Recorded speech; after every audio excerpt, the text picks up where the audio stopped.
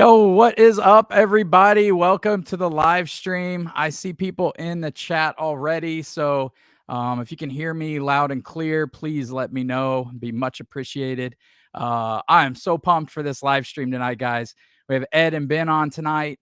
Ed sent us 10 samples, so we've got I think like 4 everyday bourbons that we're gonna taste through blind. I haven't even talked to him about how he wants us to score this, so we'll see how this goes. And then another 4 bourbons. And then we have a special tasting we're going to do of Booker's International, which I'm excited about. And then he sent us a blind sample tonight. So we've got 10 samples. I've got a huge thing of water here. I ate a good dinner for tonight. Couple house cleaning items before I bring them on. They're both in the green room. Our first pick, melons, is getting close to being sold out. But if you guys are local or down in southern, it's a little south of Central Illinois near Effingham, A1 Liquors has melons picks. I think there's a few of those left. We also just released a High West pick called Orange Springs. It's a double rye finished in Manhattan barrels. It was finished in Manhattan barrels for a year and 4 months. Big orange notes. If you like Manhattans, you will love it. I think that pick came in at like 101.4 proof.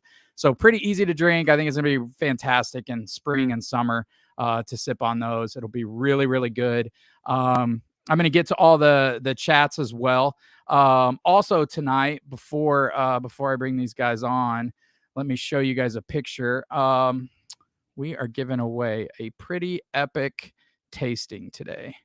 So let me pull this up here. $5 super chat gets you a chance to win Stag Junior Batch 16, a 2-ounce sample of that, a 2-ounce sample of a 26-year-old Canadian whiskey that was sourced from Obtainium. This is a Shelf Turds Mash and Journey pick that they did. It's hazmat. It comes in at like 154 proof. It is so insane. You guys are going to freak out when you taste that. Also, sample of Blom Brothers Old Nodder 12-year finished in Madeira casks. 2-ounce sample of Willet and Wolves collaboration rye. I reviewed that. It was fantastic. And then last, probably the rarest of all of these up here, is the first 10, the 9th barrel, rare and limited release from Smoke Wagon. All of those are going to be in this flight. If you're a Patreon member, I'm sending 2 5-set flights. So if you're a Patreon member, all your names are already written down on my sheet here. We're going to pick one of you randomly at the end of tonight's live stream. So one of the Patreon members will get that flight. And then anybody that enters or does a $5 super chat will also be entered in a separate drawing. So we're going to send out 2 of those flights, which should be pretty cool. Live streams coming up next Friday, February 4th. We have Power of Bourbon on. We are going to be tasting our picks. Power Bourbon is another channel, newer channel like mine. They did their first pick, a new riff pick, which is fantastic. So I always want to highlight new channels on my channel and help them be seen. So they'll be on. They're also watching and in the chat right now. And then next week, Stag 16 review is going to come out. I finally got Stag 16. So I shot a review on that. That review will come out next week. And then March 4th, Ed, Ben, and I are going to be going down to Hard Truth and spending the day with Brian Smith, master distiller there. So I will put together some type of vlog video. I haven't done one of those in a while for you guys. So that'll be a lot of fun. Let me bring Ed and Ben on here. Let's get Ed in the... What's up, buddy? Hey, what's going on? Welcome, man. Thanks, man. I'm excited for our little flight here. Flight, 10 bourbons. Yeah, I cannot wait, man. Thanks for sending these. It's going to be a fun night. Absolutely. I'm looking forward to it. And then we'll bring Ben on. What's up, brother? Hey, how's it going? Benjamin. Great, man. How are you doing? I'm good. How are you guys? Good, man. How are you? Did you eat a good dinner? Dude, I had to rush. We got home later than I thought, so I was like, I need to eat something. So I ate a sandwich real quick, and I'm praying that that's enough to get me through this. So we'll see. Oh, fabulous. Fabulous. So, Ed, why don't you? I have some new patrons I want to welcome for the month of January. But before I do that, why don't you just tell us, those that are watching, what are Ben and I doing tonight with these samples? So the way we'll start it off is, if I remember right, the clear bottles that I sent you guys. I think I sent clear. Yep. Brown. The clear ones will go first. Yeah. And so I'll basically give you the criteria on that. You can all shoot for distillery. You can go proof. And we'll just go distillery and proof. If you want to go price, we'll go bonus points for price. And then the other ones will do the brown bottles will do that flight next. And then we'll kind of do the same thing there. Yeah, we'll do that. Okay, so you want us to guess distillery, proof, and price. Yeah. Yep. Okay. All right, cool. Let me. Are you pouring yours out, Ben? Yeah, I'm gonna let him sit a little bit. Yeah. I know you need. Yeah, I know you need lots of airtime. That airtime. That's samples are essential. tainted. That is essential. Yeah, he's got to make sure I didn't taint the samples, you know. Right. Hey, All right. hey, that's you. Poured him, poured him a funky Disco 6 or something, you know. That I firmly stand behind that. Power of Bourbon out of the gate with a nice super chat for you, Lance. Oh, nice. What good guys, man. Thank you guys so much. They're awesome dudes, man. They're great guys. You're not first, you're last. And they know how to pick good bourbon. No joke. Did you guys see their have you watched their Scotch 1 and 2? No. Oh God, you gotta go. It's fabulous. It's freaking fabulous.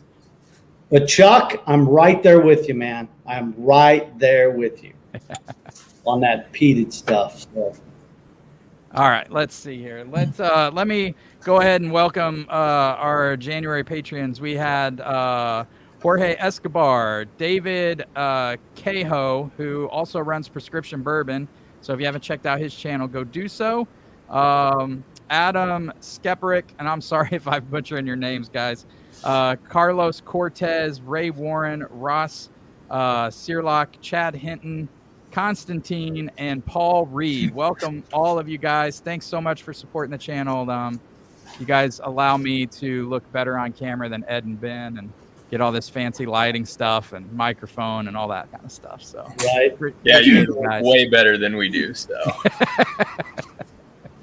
I don't know. You're so youthful, Ben. Dude, I'm trying to get comfortable over here on my couch, like just lounging. I'm gonna change it up just a little bit.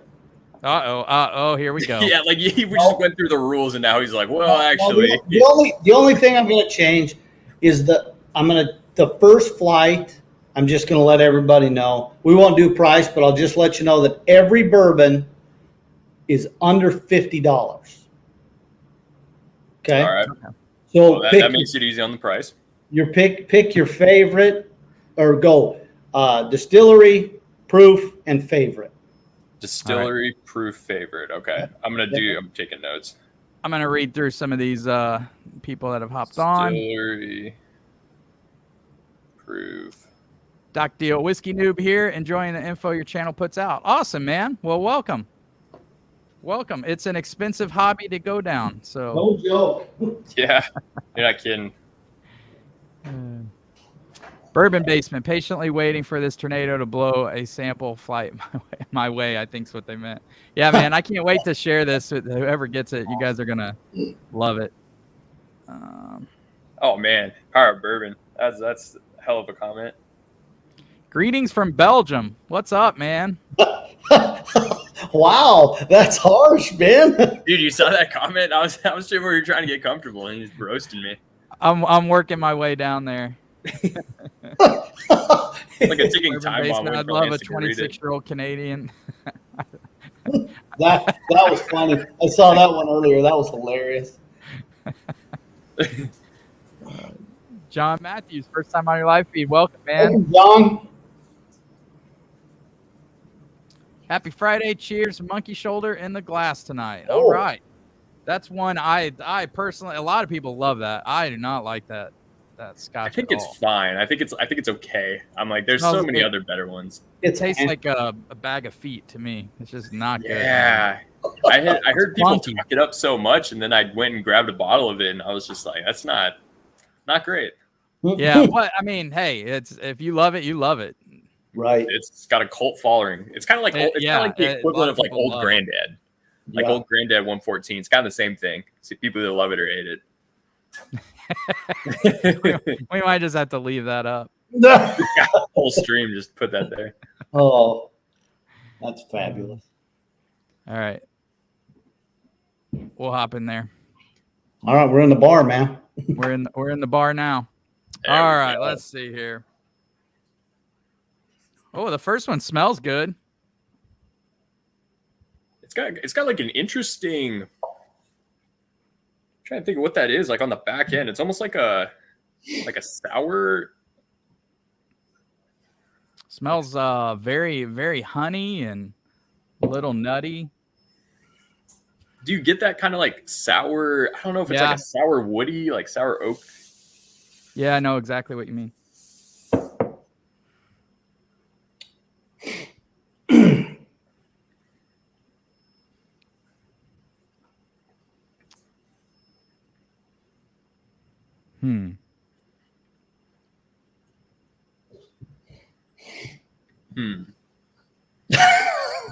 All right, I have an initial guess. I love that.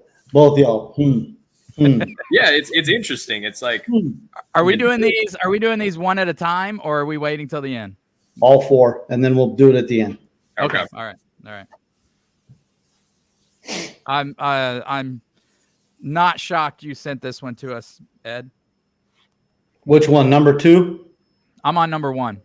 Number 1? Not shocked? No. Okay. That's your profile, man. What's everybody drinking tonight in the chat? Ooh. Ooh, McKenna 10. Can't beat that. Yeah, it's weird. I don't know if Heaven Hill's phasing that one out or not, but I feels like I'm seeing less and less of it. Really? Like, I see not it. that it was like super available, but here I hardly ever see it, and I was at least seeing it. We never see it. Georgia must be the McKenna 10, kind of like Ohio and Weller. Yeah. Everywhere I go, there's McKenna 10, almost 4 or 5 bottles on the shelf all the time. I'm writing down super chats here, guys, trying to keep up. Let's see. Hopefully I can save you some dough on shipping. Yeah, that's right. What's up, Tim? Tim Chavez is in the house. What's up, buddy? Tim was in World's Top Whiskey Taster. Nice. With Michelle and I. Somebody was drinking Jack Single Barrel, and somebody was on Larceny Barrel Proof.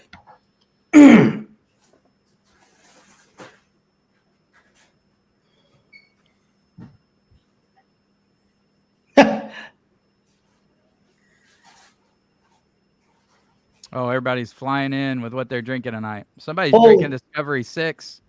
Ben put Cooper's Craft ahead of that. I stand behind the fact that sample was tainted that you sent. Oh, that's going to go down in infamy, kind of. It's almost as bad as someone thinking that a weeder was a rye. That's right. That's right. It is.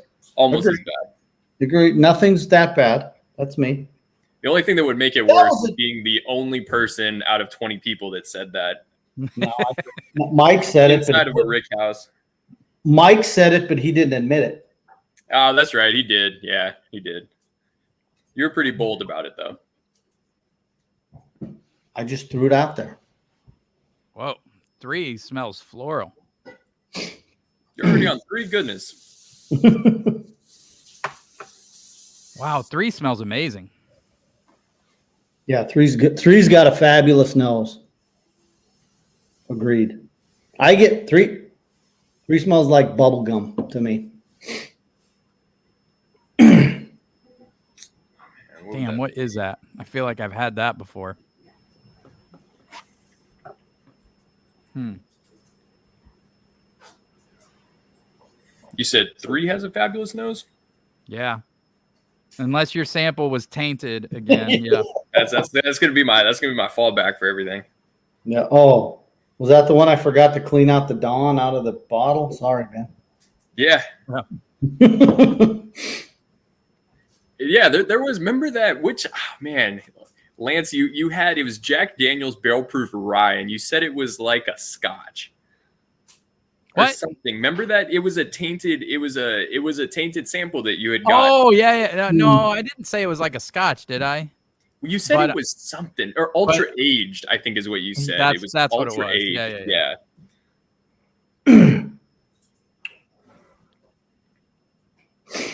Yeah, the other samples I had though did not taste like that one that I got. So 3 for me. I'm not getting a ton on this one. 3 is really nice to me. I really like 3.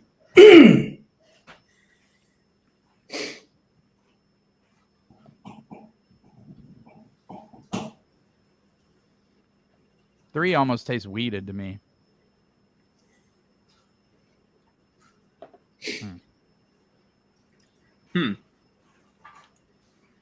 Yeah, I'm not getting a lot on this one. Tainted. Yeah, I guess so. COVID.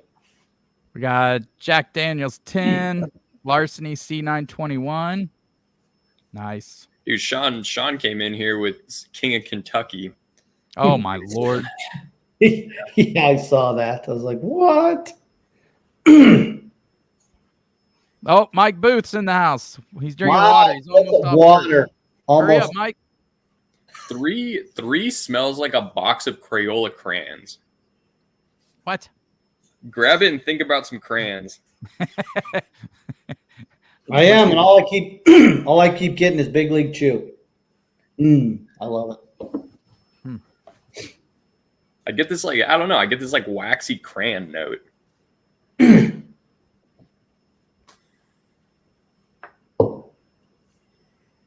I'm gonna have to come back to 3.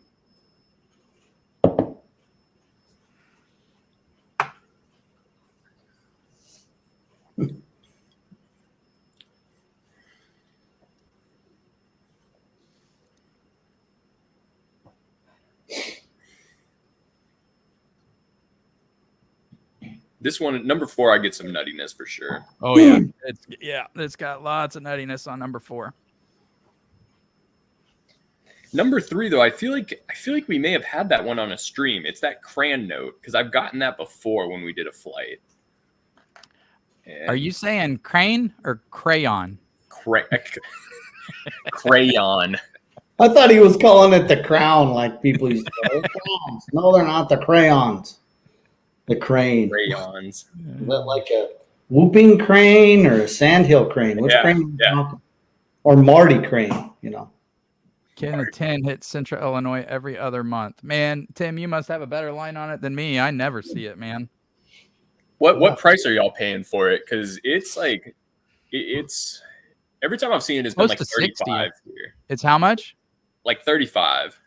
Oh, What? I think it's more than that here. But Okay. I haven't seen it in a year, so maybe they upped the price. But the last bottle that I saw was about a year ago, and it was 35. $59.95. Well, that's probably why y'all are seeing it, and I'm not. That's everywhere I go, and it's the same price everywhere. It seems like. Yeah, they may have bumped the price up. Yeah, Bud said retail is now 60. Yeah, like I said, I haven't seen it in a year, but I saw the last one was at Total Wine, and it was 35. Bourbon Basement, $39.99. Where's he at? he's in Champaign or close by. All right. Yeah, at Benny's, it's $37.99. Okay, yeah. I have a guess on number 3 now. I think I know. I think I might know what number 4 is.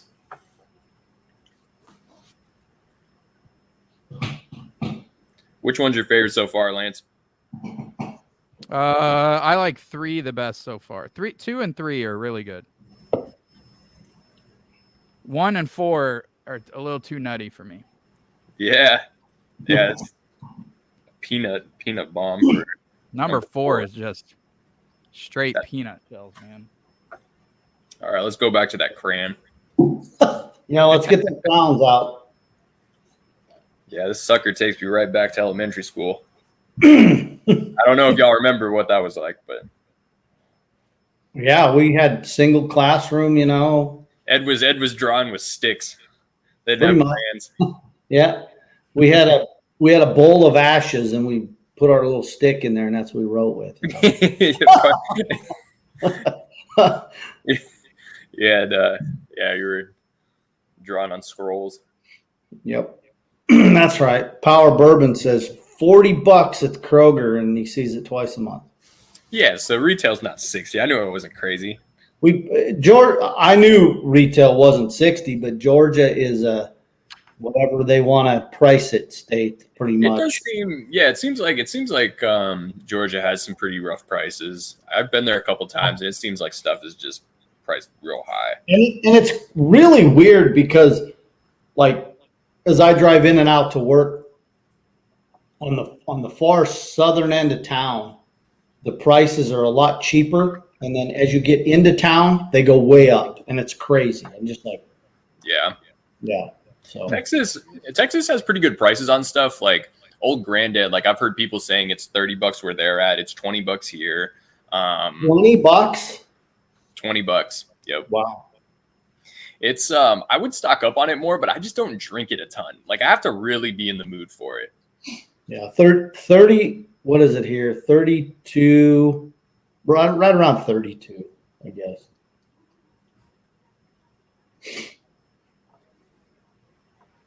Power Bourbon. Ed's recess was hopscotch, or was hooping a stick.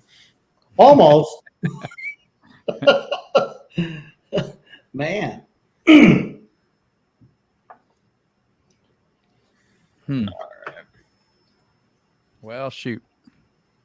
Going back and forth.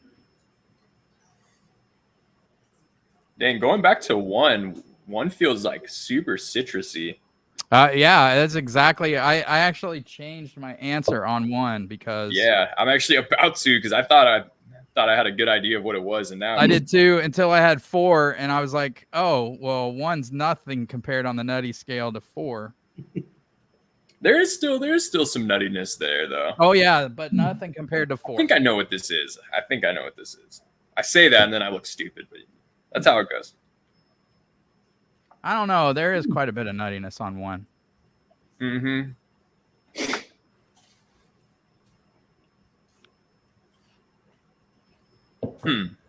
I'm going back and forth between 2 distilleries on 1.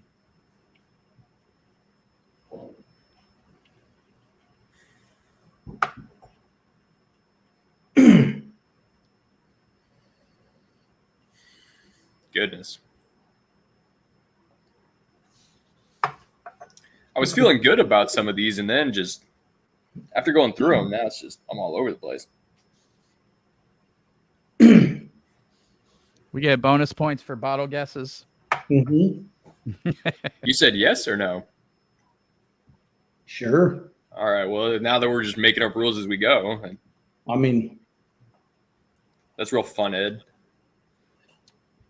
3 is really good, but it has a youthful note on it.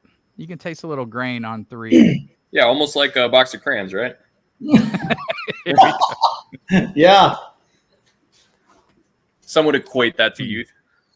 Yeah, that periwinkle grain, that's the one that's coming out. Periwinkle grain, yep. Violet. In burnt sienna. Where's All the right, burnt I'm locking my answers in. All right, I'll lock mine in here in a sec.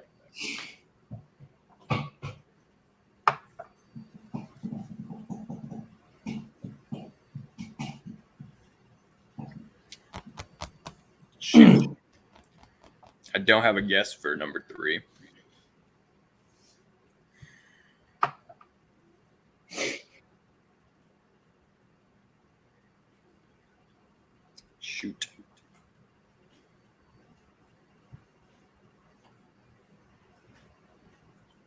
Yeah, three is stumping me for sure.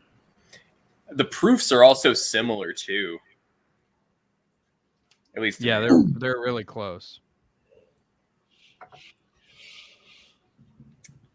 Man. Okay.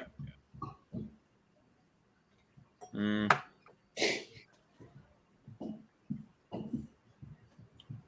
Yeah. So it's distillery, proof, and then which one's your favorite? Right. And then which one's our favorite? Okay. Yep. Yep. Okay. Let me taste these, Yeah. and then I'm almost ready. Whiskey Nose is in the house. Hey, what's up, Marty? Marty hit 1,000 subscribers, by the way. Marty hit 1,000. Awesome. He sure did. Congrats, Awesome. man. Congratulations, Marty.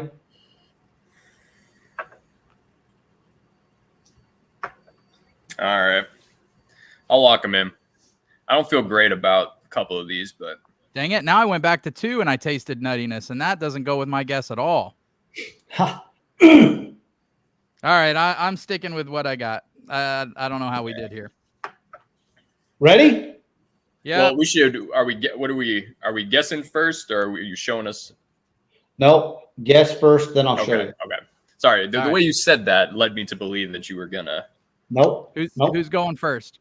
Ben, you go first on number 1. All right. So number 1, I had Heaven Hill, and I did Elijah Craig, and I put 94 proof because I think that's what standard Elijah Craig is. Okay. Lance? I had Wild Turkey, 90 proof. I guess Russell's 10, which I know is 94, but it tasted lower than that. So I was trying to hedge all my bets. So you both had 94 as proof? I had 90. 90, and Ben had 94. Okay. Are we going within 5? You want to go within 5? I think for this one, it should be just whoever's closer. Closer? Yeah, whoever's close. All right. So let's see. Ben gets 1 on the proof. You're both wrong on distillery. Oh. It was 100 proof. Are you Was it ready? really? Yes, 100 proof. Here we go. And it is Jim Beam Distillers. Man, yeah, that's crazy. I had Beam and I crossed it out and went to Wild Turkey. I'm so pissed off. God dang it. Lance, you knew that Beam was going to be in there somewhere. Well, yeah, and it tasted so nutty, and then 4 tasted way nuttier than 1. Yeah. So then I was like, well, maybe it's Wild Turkey because it doesn't taste as nutty as 4. That's what threw me off. I had Beam written down. 29.95. That's good. It's not bad. Sour, that like sour oak note on it that I wasn't huge on, but yeah. It's interesting though. It definitely changed more. I kept going back to it. Cheers, Eric. Right on, Eric. Cheers. All right. So so far, Ben has 1. Hell yeah! Oh boy. Get ready, man. Number 2. 2. Who's going first? Me? Yep, you're up, Lance. So at first I had Wild Turkey, and then I scratched it out and I went to Barton, and 90 proof. Okay. Ben? So this one to me came off like a weeder. I put Makers, and I guessed Makers 46. And I don't know what Makers 46 is for the proof. I've never even had it. I put 98 proof. 90. Ben gets another one on the proof. So it is 100 proof, and it's a bottled in bond. It is New Riff, bottled in bond. Oh, wow, that's those things Riff, are funky, man. Those things are funky. And I haven't had this in a long time. And after we had the Power Bourbon pick, I thought I'm going to put a New Riff in there and see if it's how different it is. Holy cow! Talk about different. You know that like when you have like Makers, there's like that like almost like that sour graininess that you kind of get. Mm-hmm. I got that immediately on this. That's why I thought it was like a Makers product. But So now on the nose, when I go back to this one, I get a maker's nose for sure, and I know Yeah. it's, you know.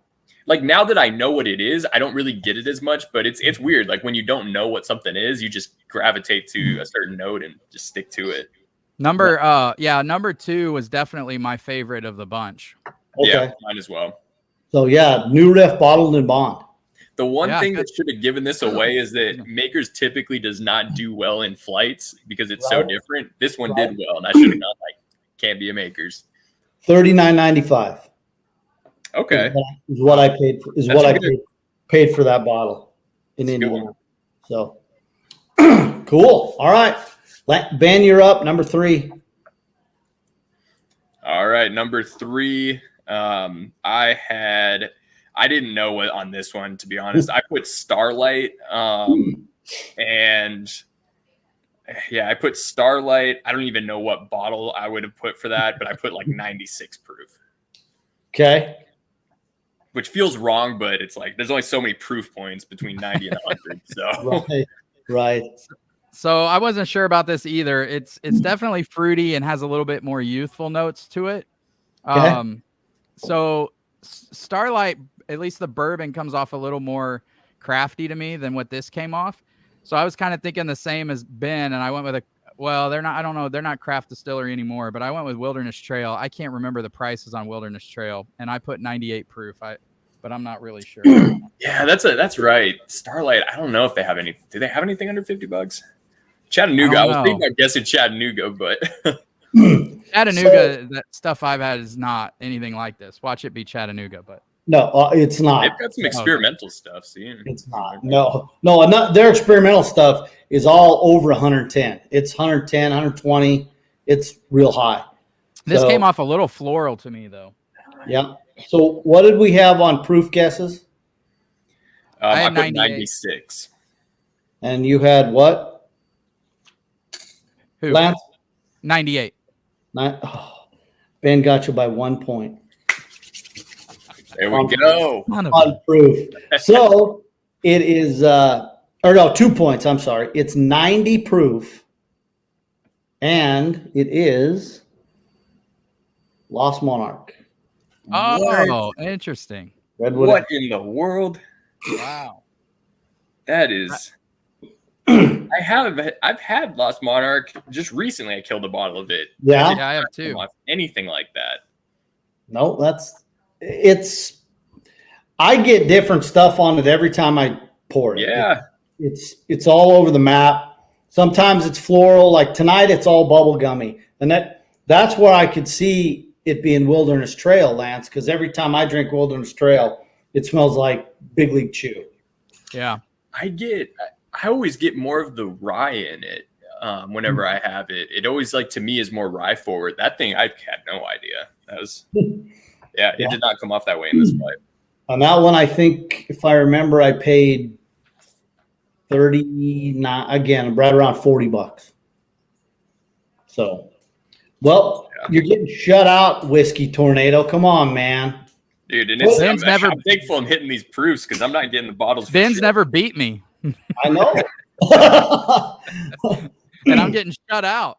It's horrible. Hey, we got a long way to go still. We do. You feel kind of like the Cardinals against the Dodgers, don't you? Oh man, I'm getting bullied. I'm getting bullied. I don't know what that's like ever. Anyway, Power says, "Love me some Lost Monarch."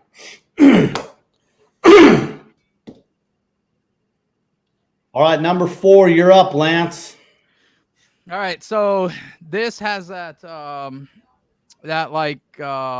dank wood that I always get in a Henry McKenna 10.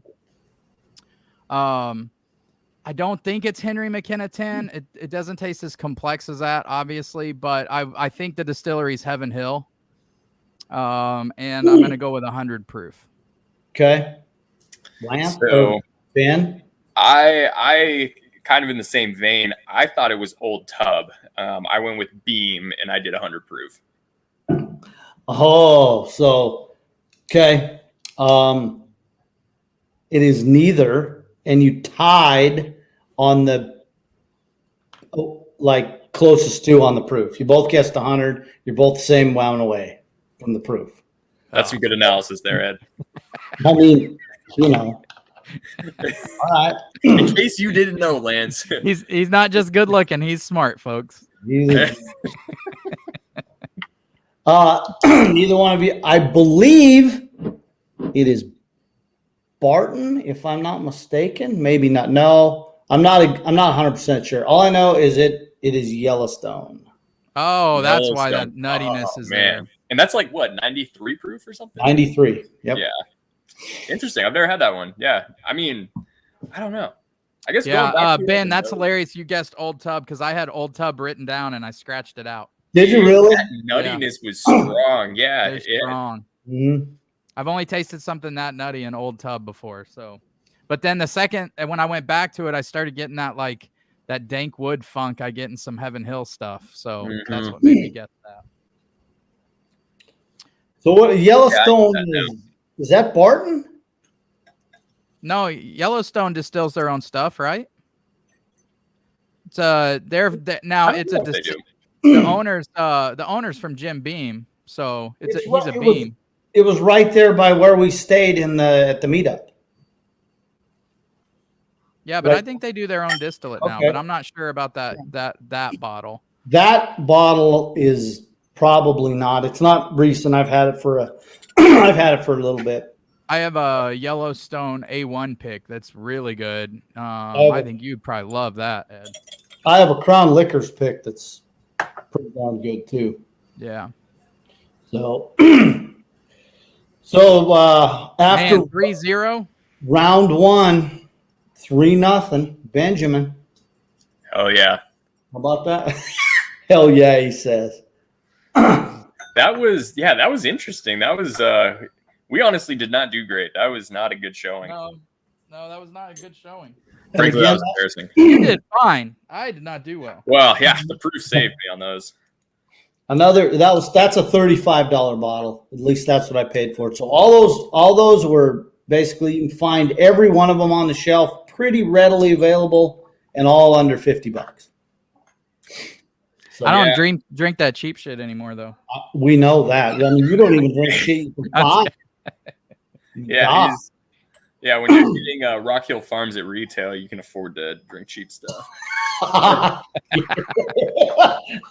Well played, man. I actually never asked. What did you think of Rock Hill Farms? I actually really enjoyed that one. I like it. It's good. I like Rock Hill Farms. I had a pour of it down here and enjoyed it. Yeah, it's good. I wanted to hate it just because of all the hype it has, but I was really surprised.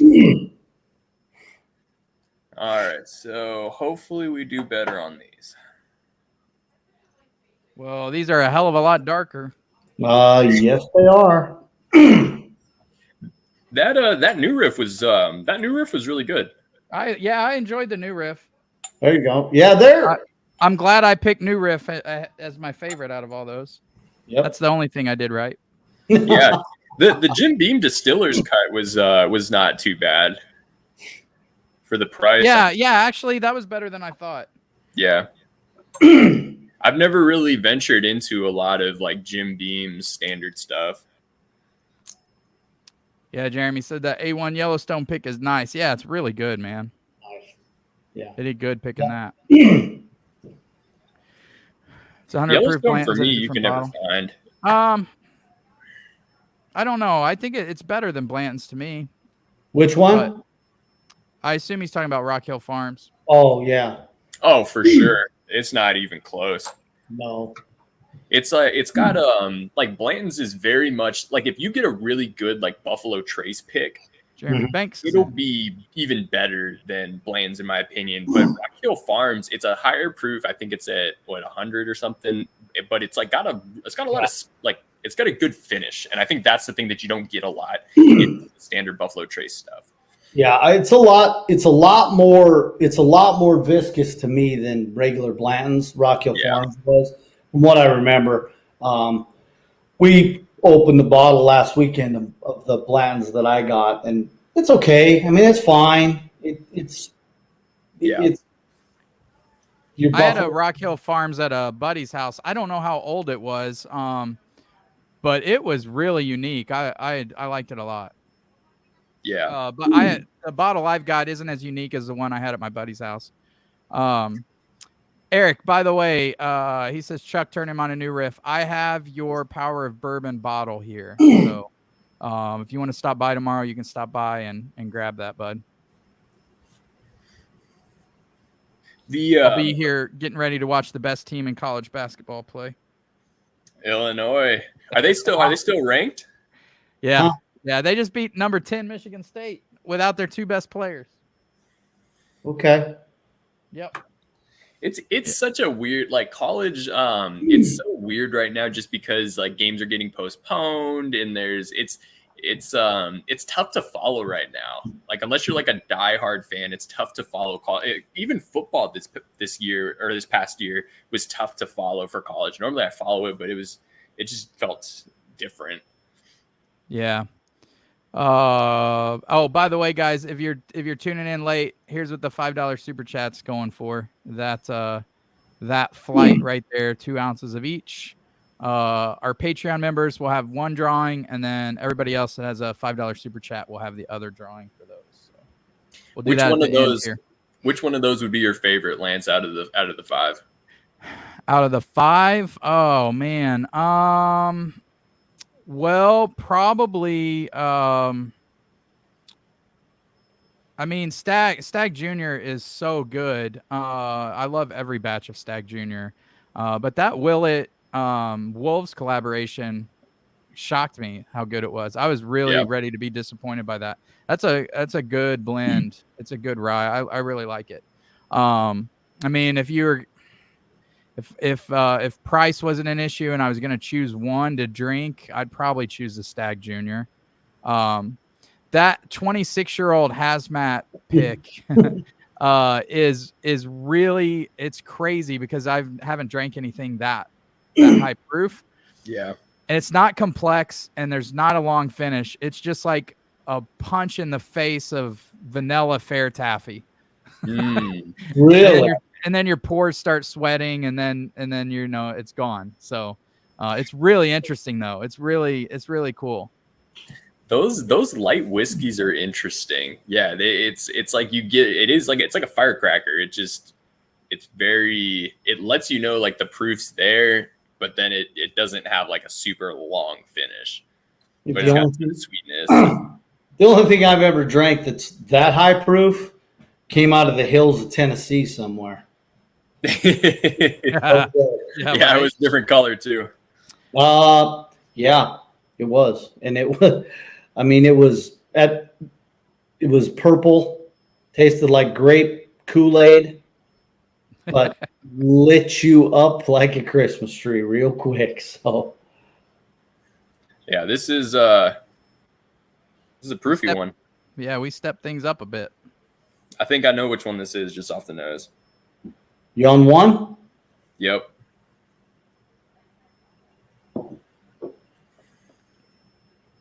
I got like a yellow Laffy Taffy right away.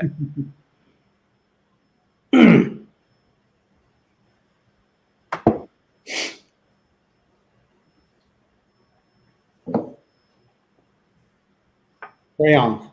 Yeah, you stepped way up in proof from what those other ones were. One's good though. I like one.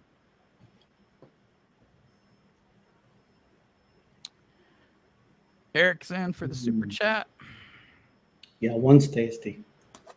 One's really good.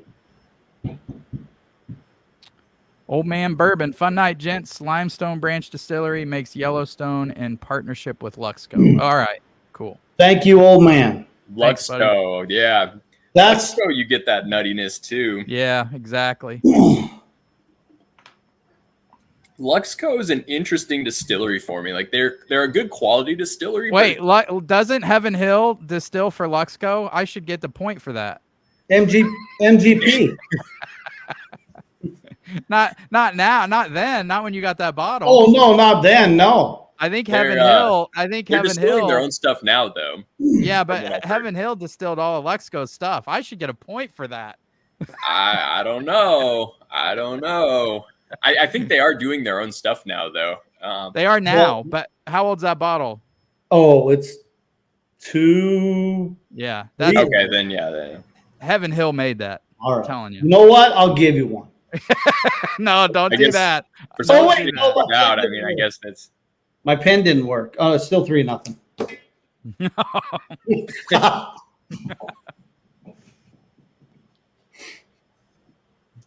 All right. Number 2 is very interesting. I don't like number 2 as much. I don't like the nose on 2 either. I like the nose better than the palate. You get some ethanol up front, but there's like this butterscotch note kind of in the back that I like.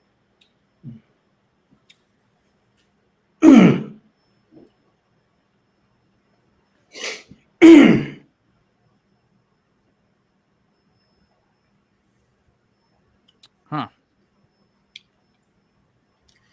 That was not great.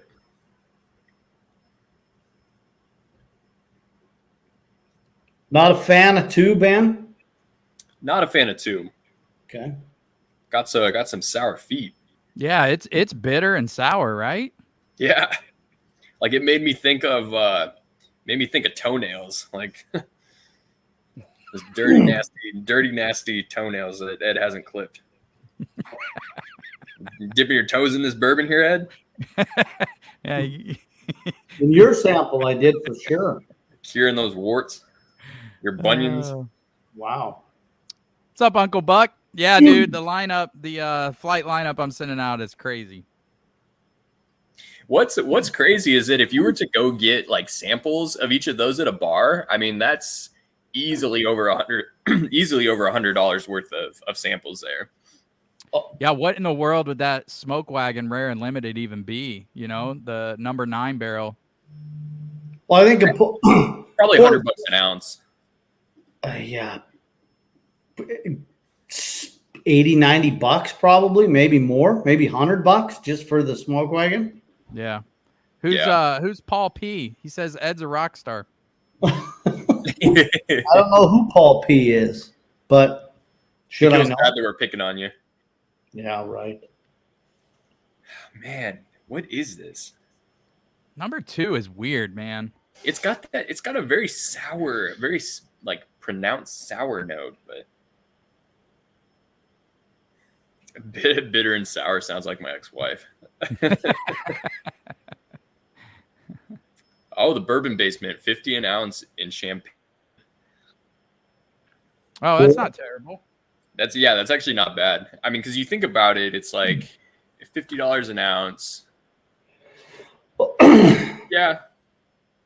I mean, some of the last barrel Seagram's laid down for that Smoke Wagon got. That's pretty cool. Oh, number 3. What is that? That smells fantastic. Ooh, man, that is that might have that creme brulee note for me, Lance, on 3. On 3? And those on 3, fabulous. That is good.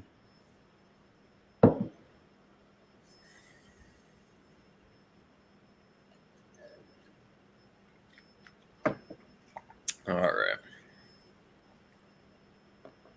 Yeah, number 3 is much better on the nose.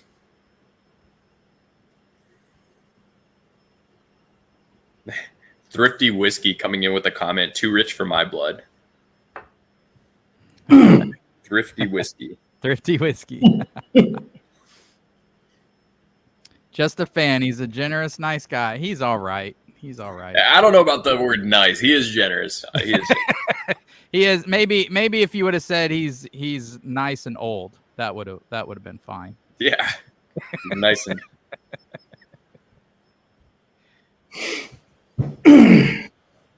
Thanks, Ben.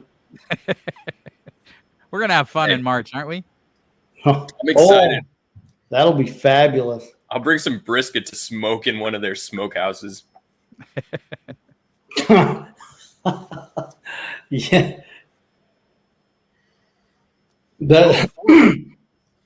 Four is wild. Yeah, you're blasting through these, man. Take a little more time. You wouldn't be down 3-0. Yeah, clearly that wasn't a good plan the first time. Whoa. Right. 4, right? Like, I don't know if it's because I said brisket, but right when I went to 4, just immediately on the nose, I got like a meaty saltiness. Yeah, there is definitely some saltiness there. For sure. There is. That's wild. I don't know what that is. So the Bourbon Basement said he paid $91 an ounce for the Woodford. I don't know how to pronounce that, but carrot. Baccarat. Oh yeah, there you go, y'all. I'll leave it up to y'all. Y'all seen that bottle? That's like $1,000 retail bottle. Yeah. Yeah, I wish I could play that game, but carrot. Have you ever seen that, Lance? Oh, okay. Yep, there you go. Now I know how that word's pronounced. Yeah. I mean, what'd you say? I was reading a comment and I did not I didn't know how you spelled that, but now I said, have you ever played that game, but carrot? I missed it. I played Baccarat a couple times, but carrot. Now I didn't know that's how that was even spelled. Bring that with you with that brisket, Lamb. Or Ben. Hang on. I'm going to ignore your nonsense. Speaking of mispronounced words, so I have heard multiple people in the YouTube whiskey space. So Star of Anise is how I've always heard it pronounced. I have heard people calling it all kinds of stuff. Star of Anise, Star of Anise. There's no of in it. It's Star Anise. That's it. Okay, Star Anise. That's what I'd say. Star Anise. Every other thing I've heard it pronounced anise. I wanted to see how y'all pronounced it because I've heard everything else. I'm more concerned with the people who say boo rye instead of boar rye. Boo rye. Yeah. It's not Bourbon. Bourbon. Why do they say boo rye? I don't understand. Oh yeah, the power of Bourbon. Oh, that's fabulous. That's awesome. How are you enjoying these samples, fellas? They're all. I mean, 4 is good. It has some youth to it though. They're interesting.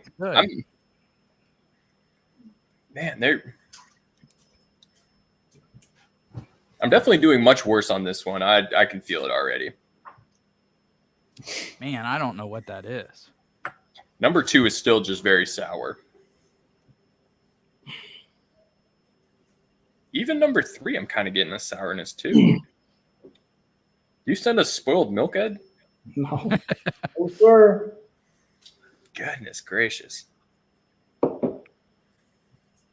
Man, with all these being so high proof, it's tough.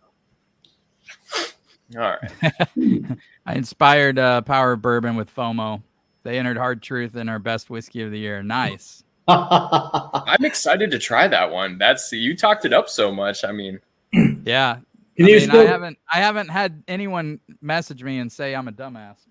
Can you still get it? Like Fred Minnick saying Hirsch tasted like dirt? Oh. Yeah, that's weird. I'm surprised. I can't wait for you guys to taste this. I'm excited to taste it. The only thing I can think of, I know I passed on it, but I'm still excited to taste it. Some people, like you mentioned, like the Willet footprint. Willet is typically kind of has like some earthiness, and so if someone's real sensitive to that, I could see you'd have to make some pretty big leaps, but. They're all single barrels, so who knows? And I said that in my review. Like, I'm not bashing him. He tasted what he tasted, and he likes what he likes. And I'm sure people have tasted stuff I've loved and said, "What an idiot!" But, yeah, I love that Hirsch 6-year though, man. It is so good. That thing was dark. Dark. Yeah, I've got it right here. Yeah, man. It's like it is. So I have the regular Hirsch. Yeah. I bet it's horrible. Yeah. If you're going to drink it, just put ginger ale in it or mix it or pour it down the drain, whatever you want to do with it. It's not that good. It's not good.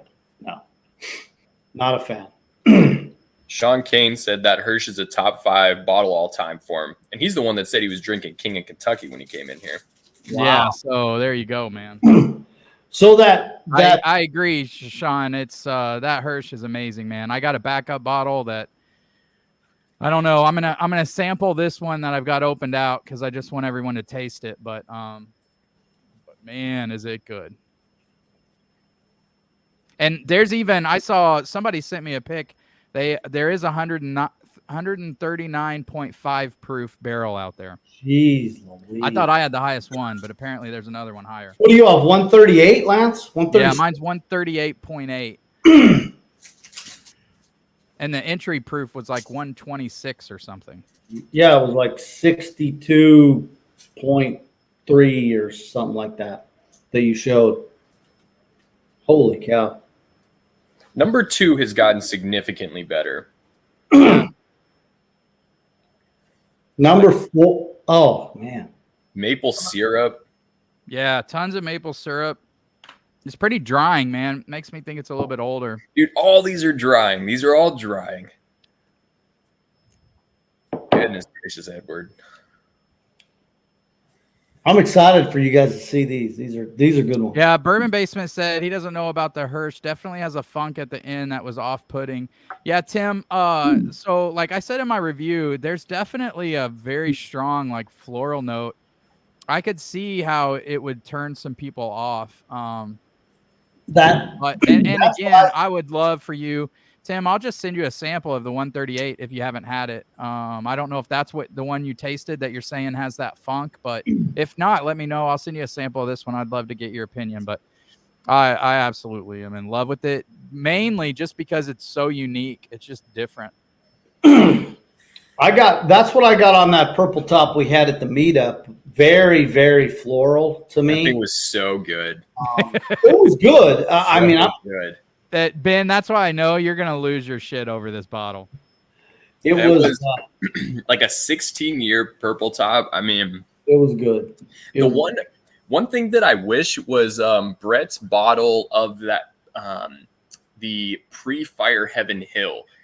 I wish we would have had that earlier in the night before we came. So when I came a day early and stayed with Lance before going to the meetup, and Brett brought a bottle of pre-Fire Heaven Hill, and it was a single cast nation that they did. It's like 24 years old. But it was like 90. It was like 98 proof or something like that, and we drank it at like the very end of the night, so it didn't taste great. But that stuff is supposed to be phenomenal. So I was disappointed that I didn't try that like the first pours of the night. Wow, these are tough.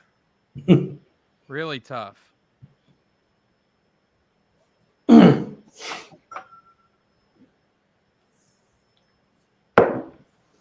Okay. Let's see.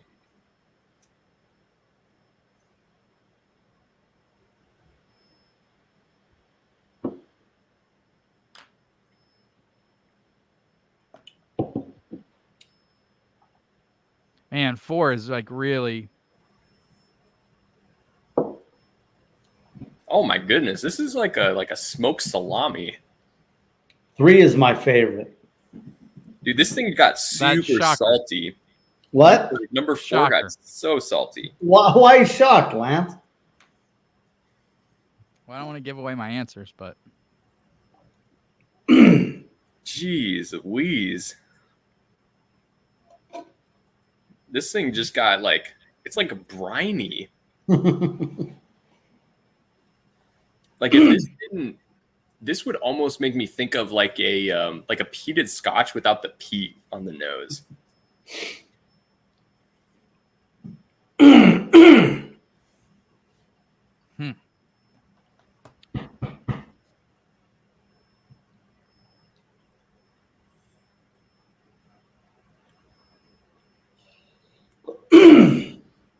What in the world is that?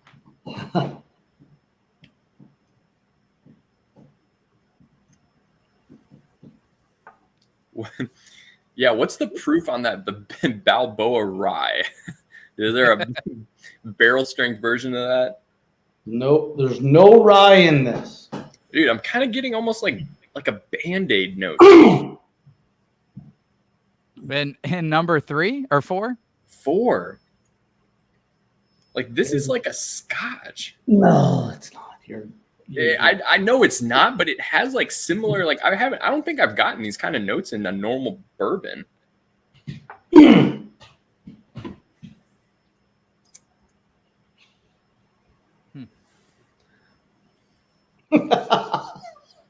Dang, Ed.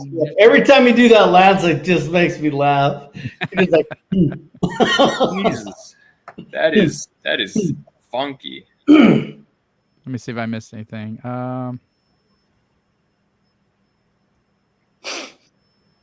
That's why you watch multiple whiskey tube channels. Yeah, exactly, Power Bourbon. And that's exactly what I said in my review. Like, just because somebody doesn't like it doesn't mean they're right, doesn't mean they're wrong. Just because someone hates it doesn't mean they're right, doesn't mean they're wrong. No reason to shit on them. Just watch a bunch of reviews and then make an opinion. Like, I almost passed on Hirsch because Fred Minnick was so definitive. He tasted it and was like, this is just awful, and put it away.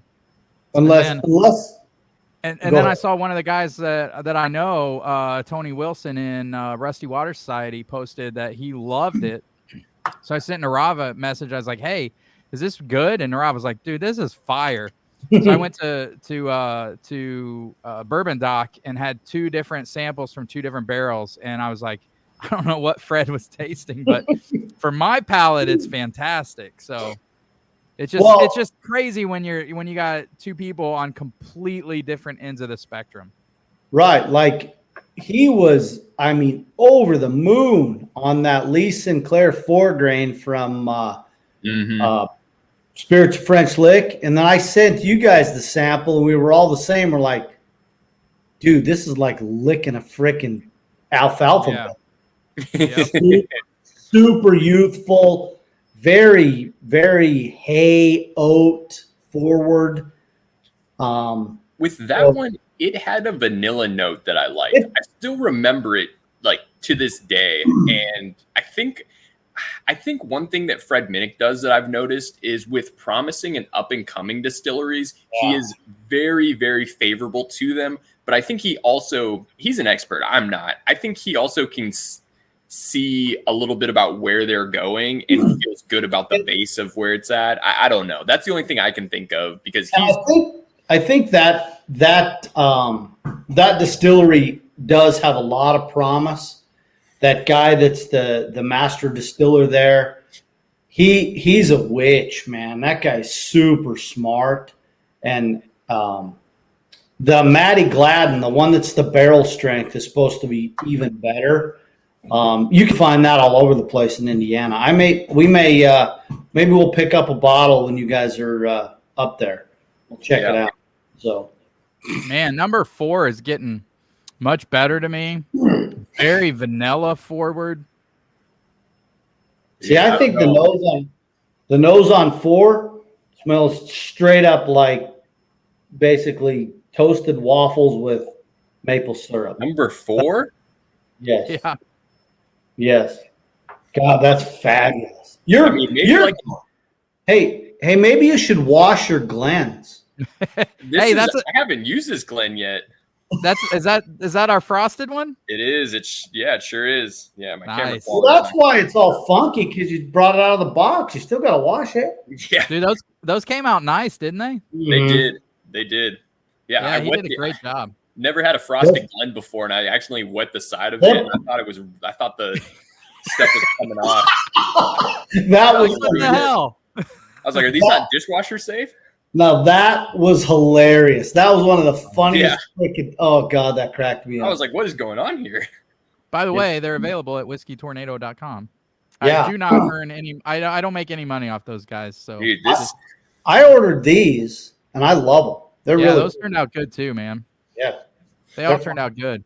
I didn't want to deal with the shipping and inventory for a couple bucks of profit on a glass. It seemed stupid. So just let him deal with it. And the only thing is shipping is expensive on them. But you guys are Patreon members, so I paid for those for you. But shipping's a little expensive on them. Jaywa says his Hirsch is 139.5. Yeah, dude, that's the highest one I've seen. That's crazy. What age is it? I think I saw it was Asking. 7 years, 9 months as well. Oh, really? Okay. Yep. Yeah, Bring those some are. extra underwear when you drink the Hirsch. Yeah, man. It does, and it drinks. I mean, it drinks hot, but I mean, you could get in trouble. You could get in trouble. Those Hirsches, those are phenomenal values for people that are passing those up. Definitely do not. If you can find one at retail, even, I mean, if it's really as good as you say, I mean, those are easily a good value at $200. Yeah, and it's a $100 bottle. I mean, Yeah. if you can find it at MSRP, which is insane. Because will it 6-year purple tops? Those go for usually at a minimum $500-600 on secondary. Oh, yeah. For sure. And these are near hazmat. So yeah, and that's another point. You're not getting a near hazmat. Yeah. Hey Tim, just message me your address, buddy, on Instagram or through Facebook, and I'll send you a sample. Because he said the Hirsch he tried was 127. So hey, it's just like that Dickel. It's just like that Dickel 15. You gotta get the higher proofs. That's right. That's right. Power I'm gonna go through these one more time before I lock in my answers. Power of Bourbon said Starlight over Hard Truth. Is he talking just their regular rye or finished rye? He just said. I think he's talking distillery. Oh, I will agree. Starlight over Hard Truth over Spirits of French Lick. Starlight has been around forever, though. Hard Truth started in 2018. Right. You offended Lance. Yeah. You He's shut your defending him mouth, now. Power of Bourbon. You. Oh, you shut your please. mouth. Oh, please. Oh, man. Shut your mouth, Power of Bourbon. I love Starlight. I mean, Hard Truth. I mean, Starlight. No, I love Starlight. I love both those distilleries. Gosh, these are tough. I'm super excited for you guys to actually see the grounds and see Hard Truth. It's so cool. It is. Yeah, I didn't realize you were a rep for Hard Truth. I am. You're the biggest Hard Truth fan, and we didn't even know. Yeah, we never knew, did we, How Ben? did you Never not turn us on to Hard Truth earlier? Well, Never none of their stuff is their own distillate, and I'm not kidding you. I was not a fan of any of it until that Sweet Mash come out. Honest, because like Schoonover 14 was George Dickel. It was all Dickel. Yeah, I want Ben to taste that. Yeah, it tastes like you probably like it. Yeah, we'll pour you a sample. I can appreciate Dickel. Even the stuff that people say is like too minerality-y, I enjoy. I still like it. God, Ben and Chuck would get along just fabulous. It is tough. I think for me, it is tough to have a bourbon that I just do not like. Like there's only a handful that I've ever tried that I'm like, I will not finish this. Right. And Old Forester, the Old Forester barrel strength pick that I got was one of them. Those really were not great. No, Lance's was good. He sent one in a sample to us that was good, but the majority of them that I've had, they're just hot for no reason at all, and they just don't have a whole lot of complexity or flavor. Right. Gosh, are you locked in yet, there, Ben? Dude, I'm still figuring out what the heck this McGriddle is that I'm smelling over here. Dude, I have no idea on 4. I guess. I don't know. I love it. This has to be finished or something. Number 4? Yeah, finished in a sausage barrel. Like kielbasa water. You ever watch? He sent the Starlight finished in maple syrup barrels that I picked, and I won't know what it is. That is not this. No, I don't know, man. Actually, now that I say that, there is no craft in here. I'll give you that much. There's no craft. 4, I would have thought was craft, but it's really good.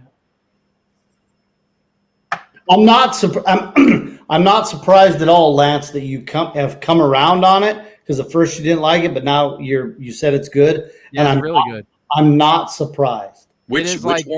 It's like if you've ever had vanilla pancake syrup, that's Oh. what it tastes like to me. Which one are you talking about? 4? 4. Heavens, my goodness, that is not. Yeah. I'm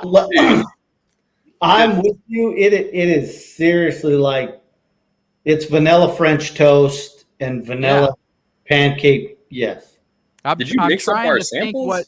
What distillery has that much vanilla to me, and I don't know.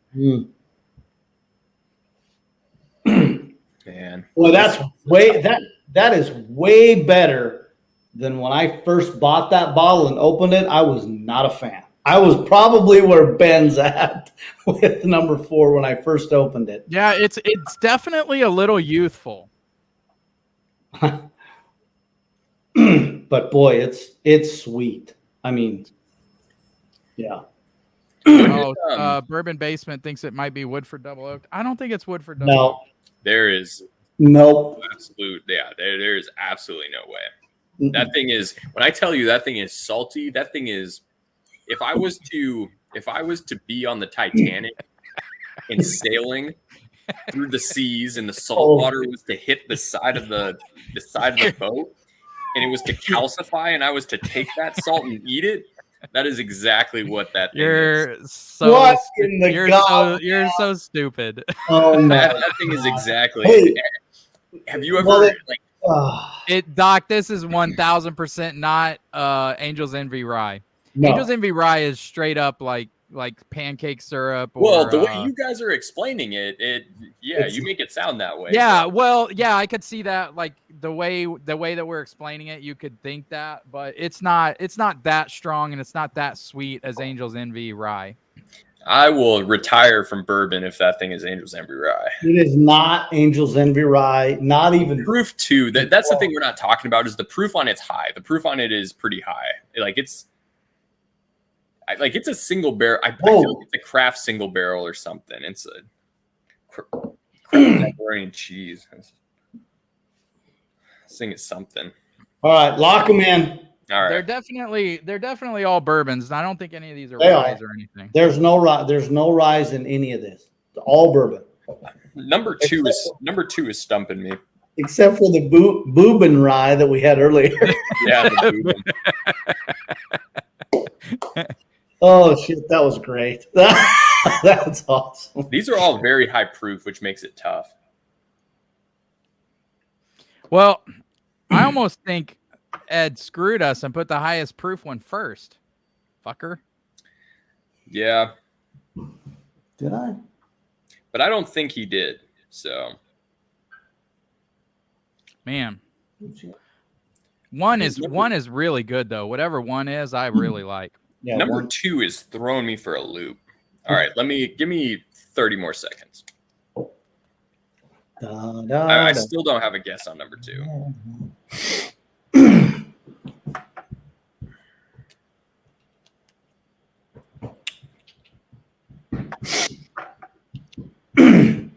Man, 4 might be my favorite. Uh-oh. Yeah. If you like smelling salt. I would think 3 would be your favorite by far, Ed. Actually, it is. 3 is my favorite. If I was to rank them, it would be 3, 1, 4, 2. That would be my ranking. All right, I'm trying to figure out what 2 is. Give me a second. 4 is making me mad. I don't even have a guess for 4. That's just. I don't think any of these are Buffalo Trace. Yeah, definitely not. Here's one I'm interested for you guys to try when we get to Indiana. Is this hard truth, and it's this Indiana rye. Is that from MGP or is that there? Yeah. MGP? Oh, this is MGP, but it's really good. It's the. Oh, I'm sure. And it's off the that new Indiana Rye Act, where they want to do basically everything is from Indiana, the grain, the distilled in Indiana, all of it is Indiana based. And I think that act started in 19. So, all right, lock it in, Ben. You got 15 seconds. I get this sour note that is very familiar on number 2, but I just can't place it. All right, let me get the proof. I'm locked in. I will say, Ed, all these last 4 were really good. I enjoyed them all. Good. We're gonna go backwards on this one. We'll go 4-1. Okay, I think 1's my favorite on these. Okay, that actually doesn't surprise me. Well, no, it doesn't surprise me.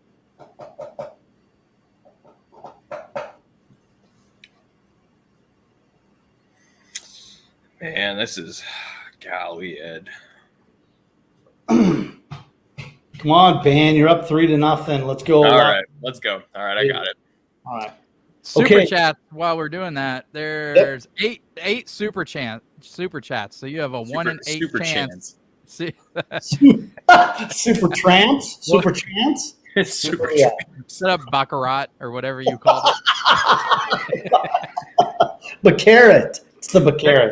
Baccarat. It's a baccarat. Hey, I didn't. You learn something new every day.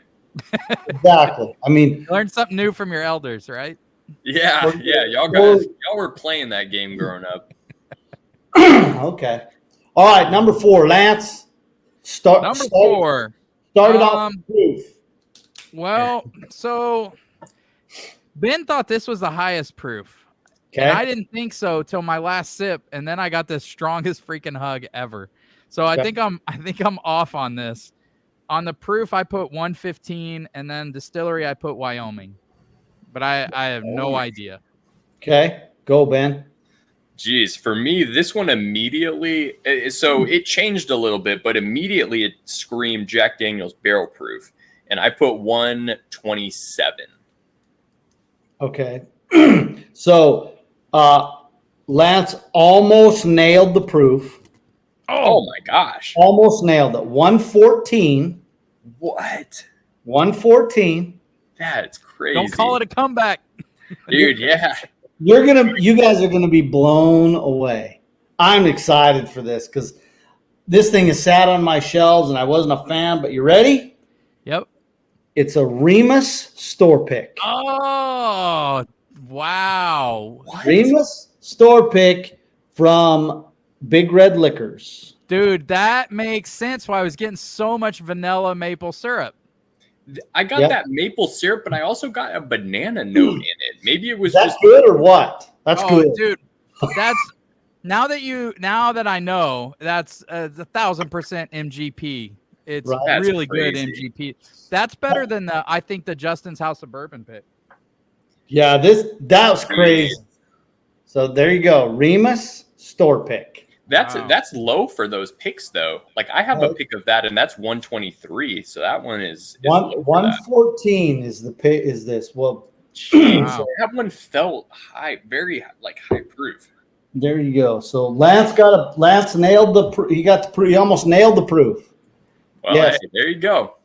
Big Red is great. Kevin Jones, I got you in the drawing, buddy. Yeah, Big Red has some fabulous picks. Their Knob Creek pick is really good too. That's crazy.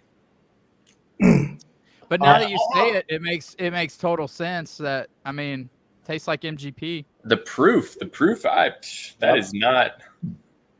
Yeah, I didn't think that was the highest proof we're going for. God, I love that nose. That nose is fabulous. All right, number 3. So up to this point, which is kind of crazy, we have not nailed a distillery. No, that's crazy. Okay. That is pretty shocking, actually. So, all right, number 3, Ben, you're up.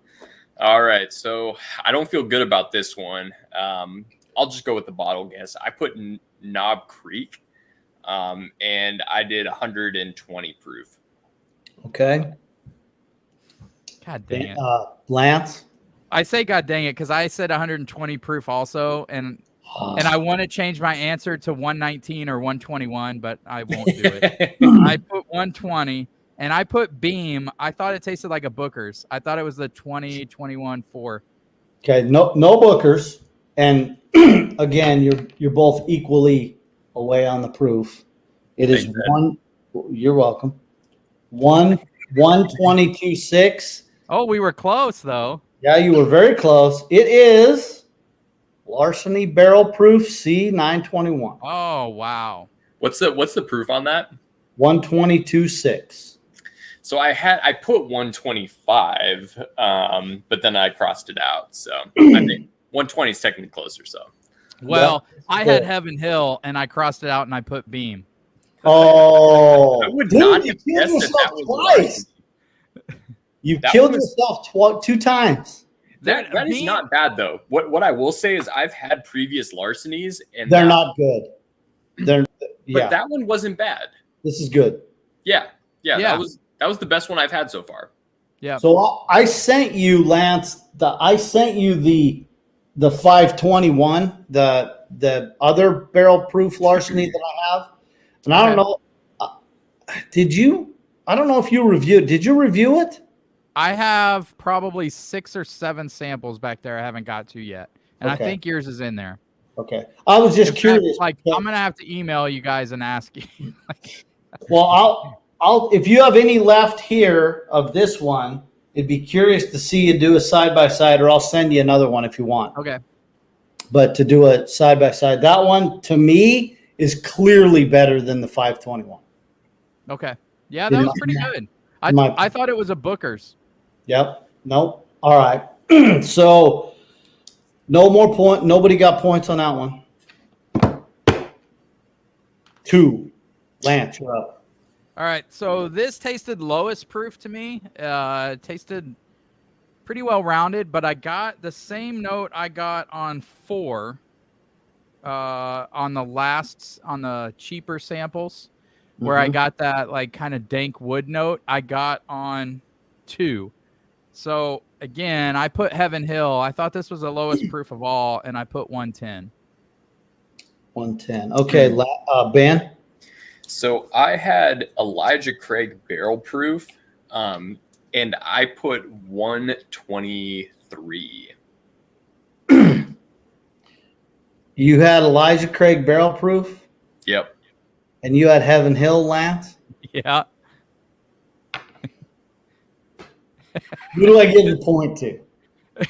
Well, I had Hey, the you bottle just said guess. distillery. You There just said is no distillery. Elijah Craig barrel proof. Bottle guess is part of it, though. Extra points for bottle guess. There is no Elijah Craig barrel proof that is 110. So let's be clear there. There is not.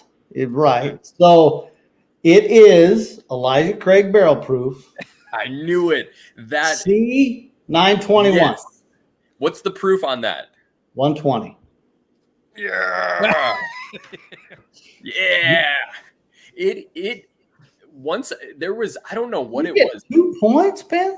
I do.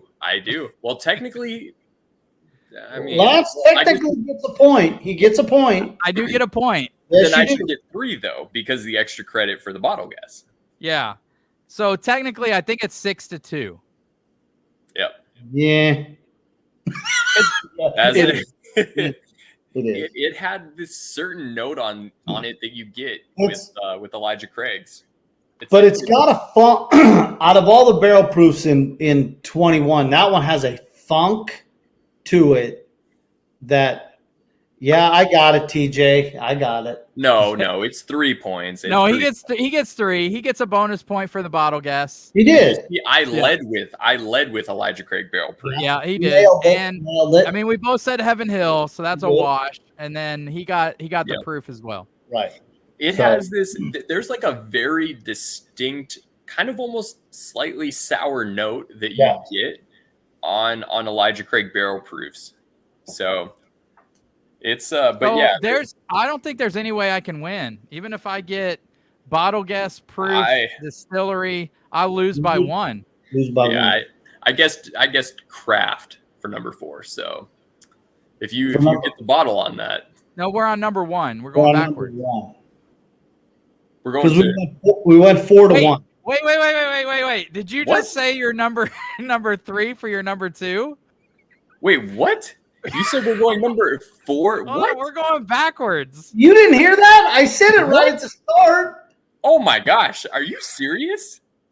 Am I back in this? What? Am I back in what this? world do we go number 4-1? I said we're going backwards on these. I said it right at the Yes, dude. start. What? Oh my gosh. Okay, well that changes everything. Golly, what was number 1? What was that again? Oh, we haven't done We're number not done 1. with number 1, ding dong. I'm sorry, number 4 then. Number 4. That was the Remus. What? God. All right, right, we got to recalculate this these is Ed's points. fault. This is 100% Ed's fault for being this ridiculous. What? Damn it. What do you mean ridiculous? I I feel mean, good about number 3, and now you're telling me that this is larceny. I mean, this is like me sending 1, 2, 3, 4, and A, B, C, and D.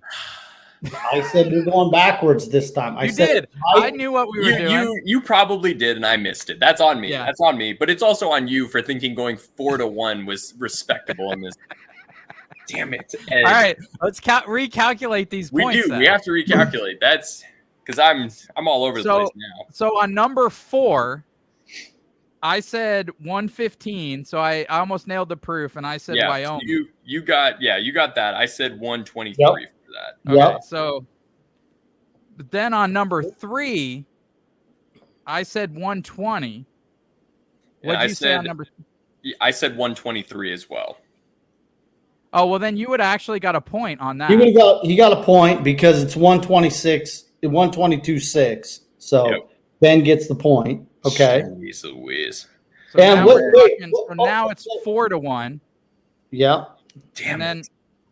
so what did you say for? I said Beam for no. I said wait. You said Booker's for 3. I said Beam. Yep. And what did you say for 3? For number 3, I had Elijah Craig Barrel Proof. Okay. Was my number 3. Well, that's Which it well, I mean, it's Heaven Hill. technically that's You said Heaven Elijah Hill. That, I Barrel mean, I Proof, would you have didn't guessed say the distillery is Heaven Hill on that. Okay. You're all right. That's I mean, bullshit. wait. That's bullshit. Are you Oh, telling hold me I on. don't know where Elijah Craig Barrel You Proof didn't comes say from? distillery. Well, because we all know where it comes from.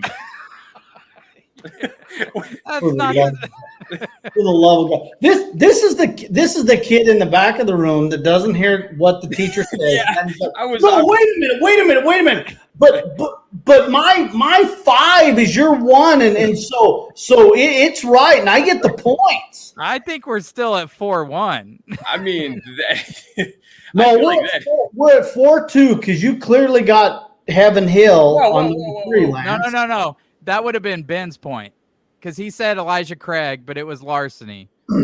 So But so you we'll said give him Heaven that. Hill. What? No, I said B. Oh no, you said okay. You're right. 4-2. All right. We're Never 4-1. No, again will we ever go it's 5. backwards. It would be 5-1. All right. 5-1, Ben. But I mean, it's bullshit. But I'm gonna give it to him. It's bullshit. Bullshit is going backwards on number. There's a reason. Ever since we were children, you count 1, 2, 3. Oh 4. You wait! don't go Power 4, Bourbon's 3, chiming 2. in. Or Bourbon Basement. Wrong bottle guess should negate distillery proof, especially when you confuse a weeder. Hey, That's it happens a to the best of solid us. point. Well, Never mind. bottle It's guess was 4-1. part of it. We're supposed to be guessing the bottle. All right.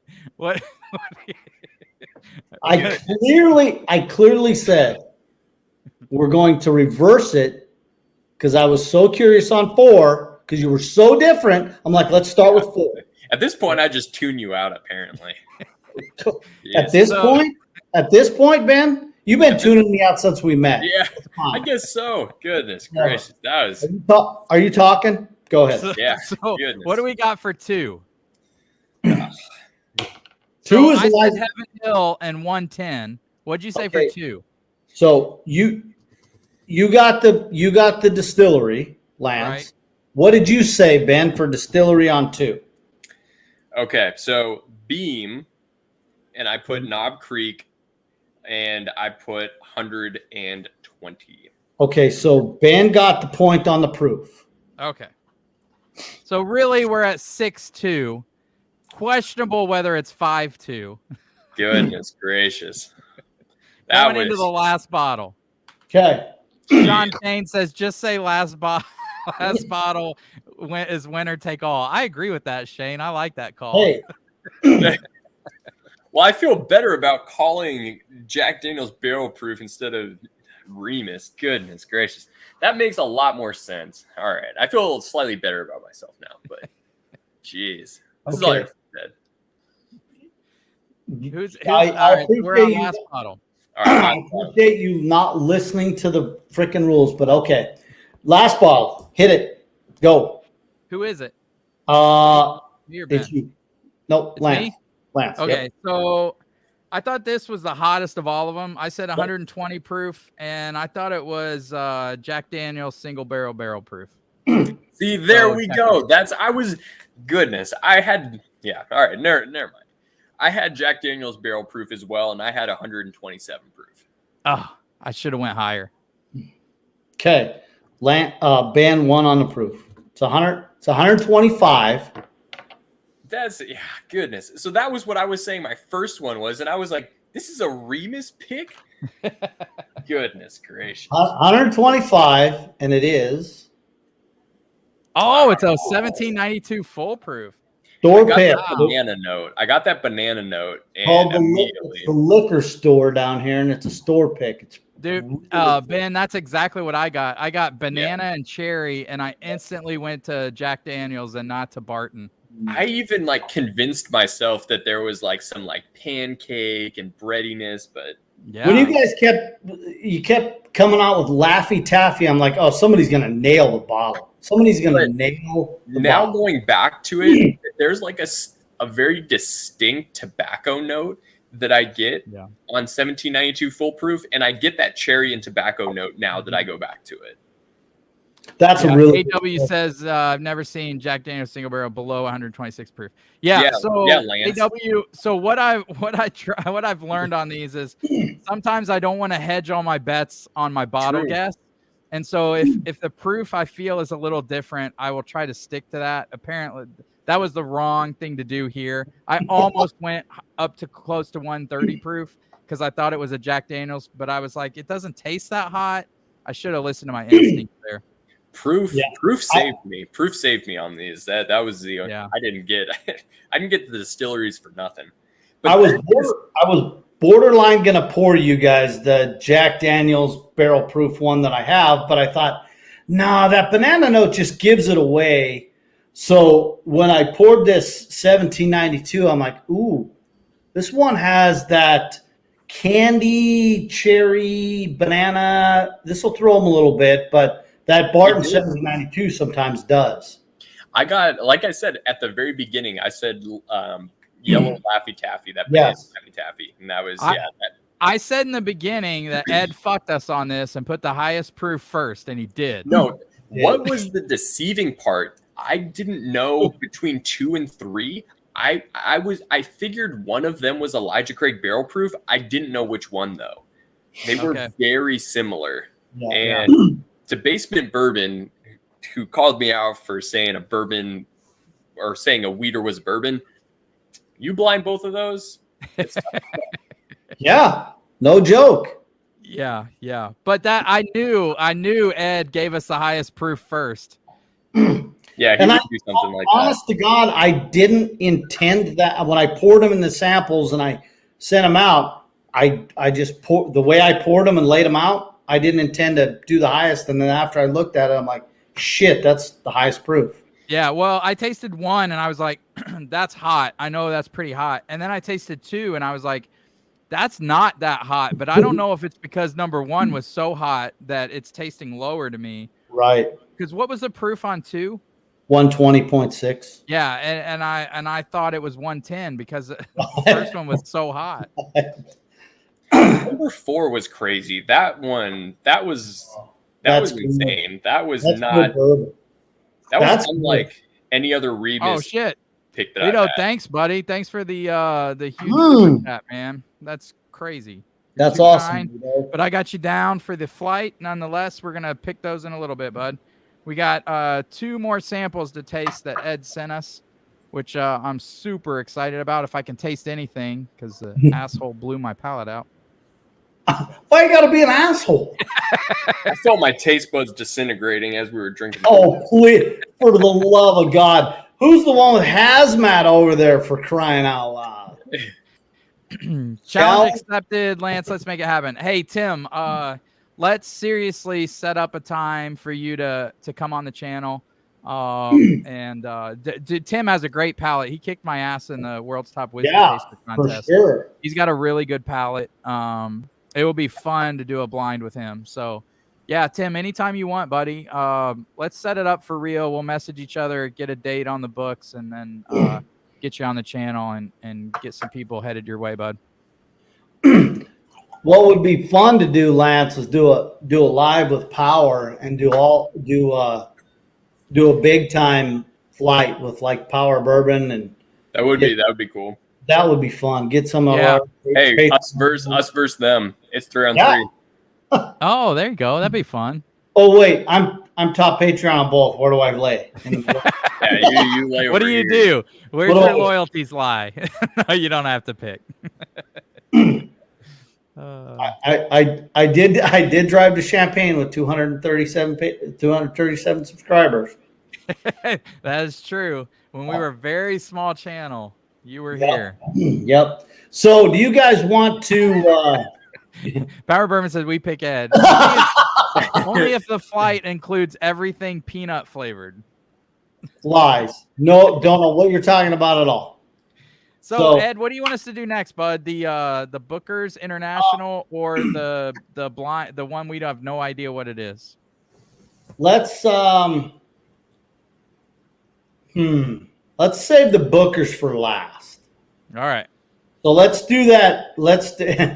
And if you can guess this blind sample, Lance, you win it all. Oh shit! Okay, let's take it easy, all right? I like it. I like the updated rules. No, I just want to see if any of you guys can guess this sample at all. Man, gorgeous nose, floral, like almost like strawberries or cherries on there. So it's funny because 1792 full proof is good, but I hardly ever drink it. But you know what I love is a 1792 bottled in bond. Yes.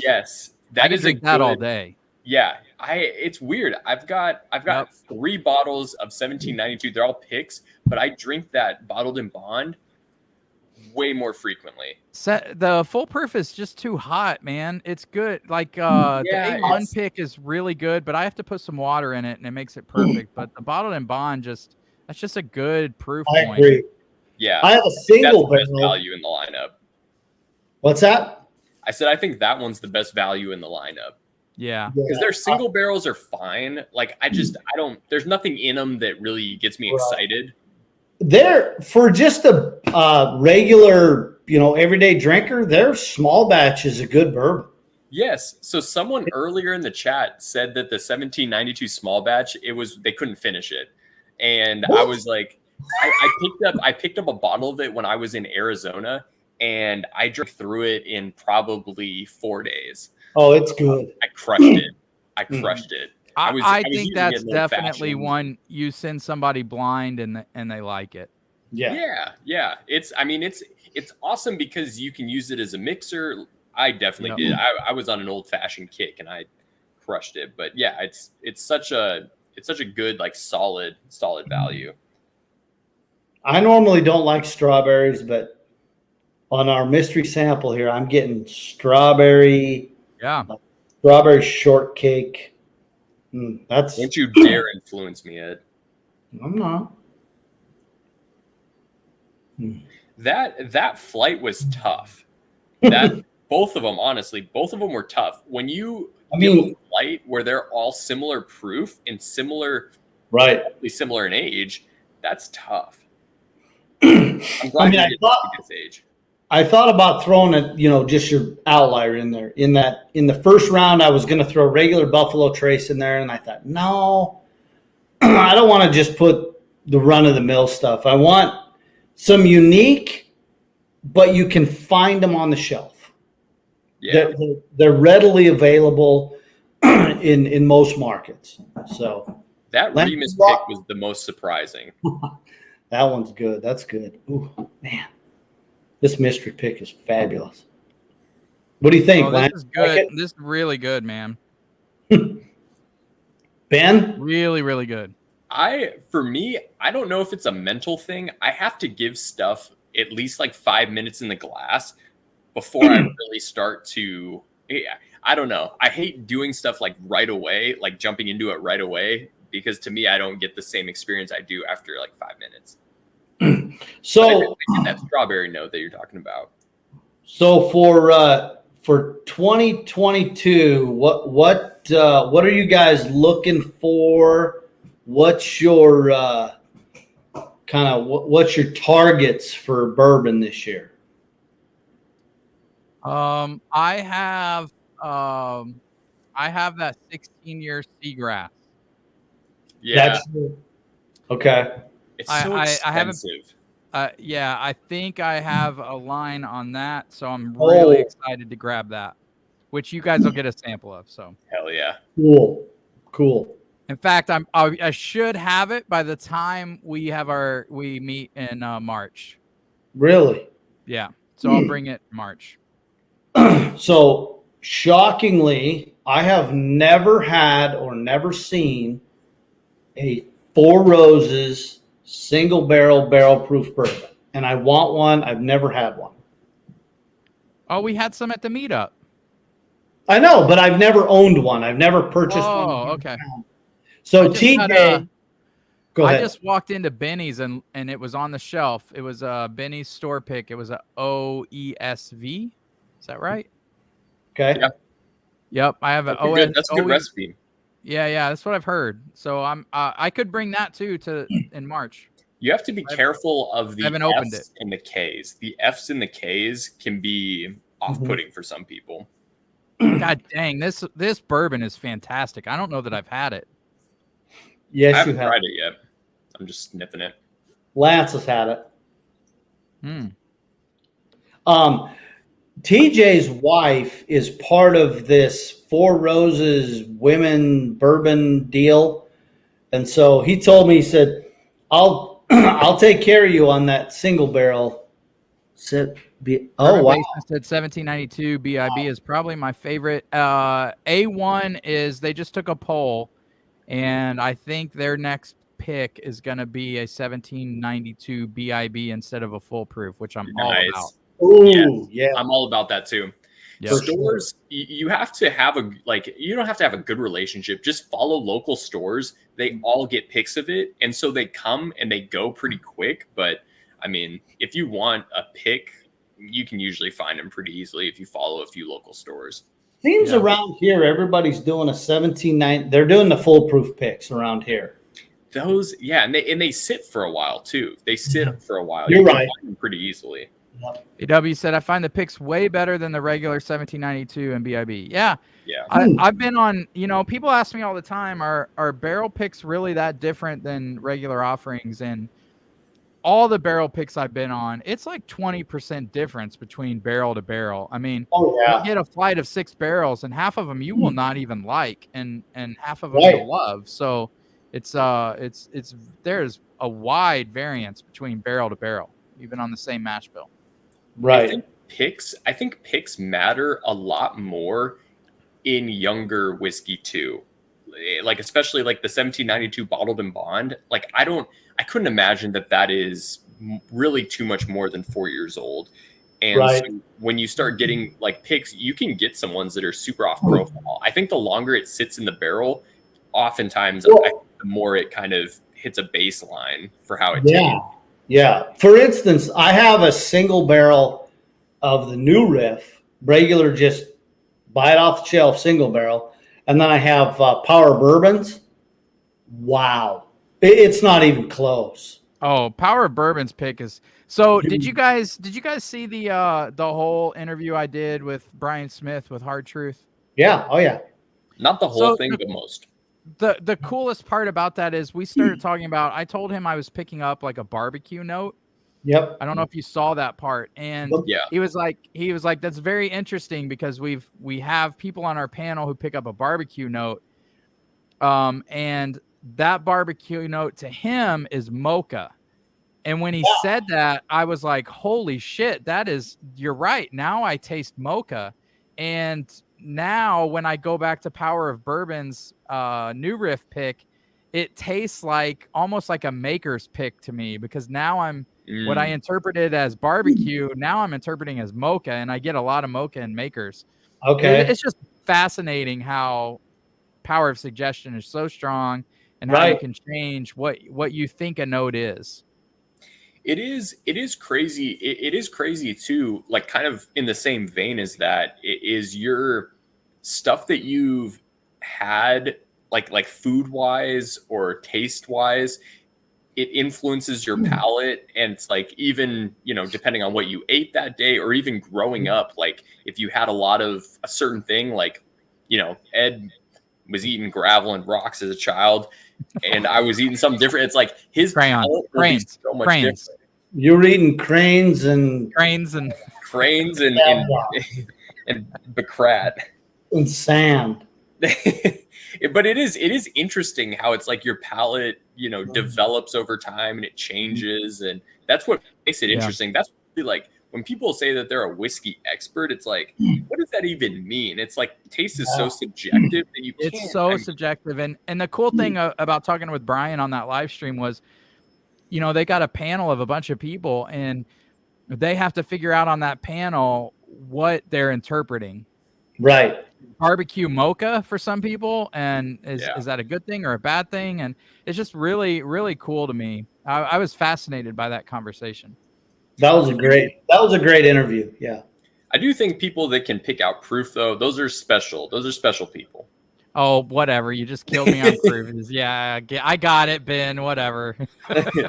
Proof is something that's pretty universal. So, I mean, I guess that's, if we were to pick something that would classify Ben, they don't make 747s anymore, so your head ain't going to fit in that plane. Yeah, I guess not. Jeez. My ego's too big. I got to leave it at the door. Boy, that's how much would the 16-year-old Seagrass cost me? I think it's about $250. Yeah. Is it really? Yeah. Yeah. Okay. Because you think Power about Bourbon the normal says, seagrass. if you don't get it, Lance, we have you covered, and got you, Ed. What's that? Well, I don't know. He's kind of speaking in caveman. He may have had a few drinks. But I think you crushing that Lagavulin? You still working on that bottle from earlier? I mean, what you doing? One of the best, speaking of Lagavulin, one of the best pours that I've had, because I paired it with food, Lagavulin 11 cast strength. Stop. It was life-changing. Right. I had like cheese and crackers with it. It was phenomenal. Well, are you talking like cheese and crackers with the little plastic dip thing? Is that the cheese? Yeah, those are called Lunchables, Ed. No, they're not. No, I'm way before Lunchables. But that is another thing too. Like bourbon, I hate pairing bourbon with food. I never do that. I'm with you. I just can't. Scotch is different. It, like, depending on what you're pairing it with, like meats, cheeses, stuff like that, it like takes away a lot of the peat, and it's good, very good. You better be palate, Ed. Okay, Ben. Flavor wise, I prefer the 1792 single barrels. You know what? I've never had the 1792 single barrels. I've only had the full proof and the BIB, and I love both of those. So I got a single barrel in Indiana, Lance. I'll pour you when we get there. All right. Yep. Eric said phenomenal. I don't know what he's referring to, but I don't either. Are you guys ready to give any guesses on the mystery bottle? Man, it is so good and well-rounded, and there's not any of those like funky notes to it. It's just a very, very good pour. So let's go with age. Let's shoot. Age? See if somebody can guess some age. Oh man. I'm gonna guess. Guys, so good. I'm gonna guess 12 years. Okay. 9 years is the first number that comes to mind for me. Are you serious? Did he nail it? He nailed it. Fucker.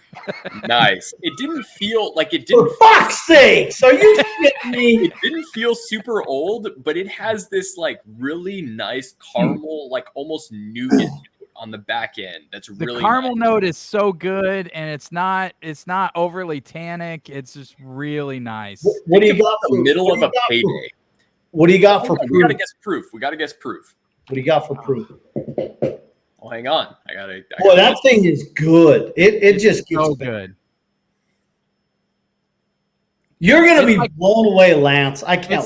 It's like right in my sweet spot for proof. Yeah. So it's Yes, got to it be is. like that 1.7 to 110. It's like perfect for me. Ooh, I'm gonna guess 119. 110. Ben, 119. 117. God damn it! Dude, I'm on fire, man. Lance is off his game tonight. I haven't drank in a week, you fuckers. Well, I know you drank. You shot 32 videos. I'd have taken fucking He had to 6 save weeks his liver off. for this. Yeah, I had to save my liver, get my blood numbers back for my doctor coming up. You know. Right. All right, you ready, Lance? You have had this. I've had this. Yes. Are you ready? So good. Okay. Hang on, let me think of what I would guess for a distillery if I was to You give it a shot, but you won't even come close. Man, it's so good. 117. The only thing I know that comes in around 117 is wild It has to be a turkey. Oh, sorry, go ahead. I was gonna say wild turkey rare breed, but it doesn't taste nutty enough to be wild turkey rare breed. It has to be a single barrel of something. Yeah. To be 9 years or not, what was it? 9 9. years? Mhm. Yeah.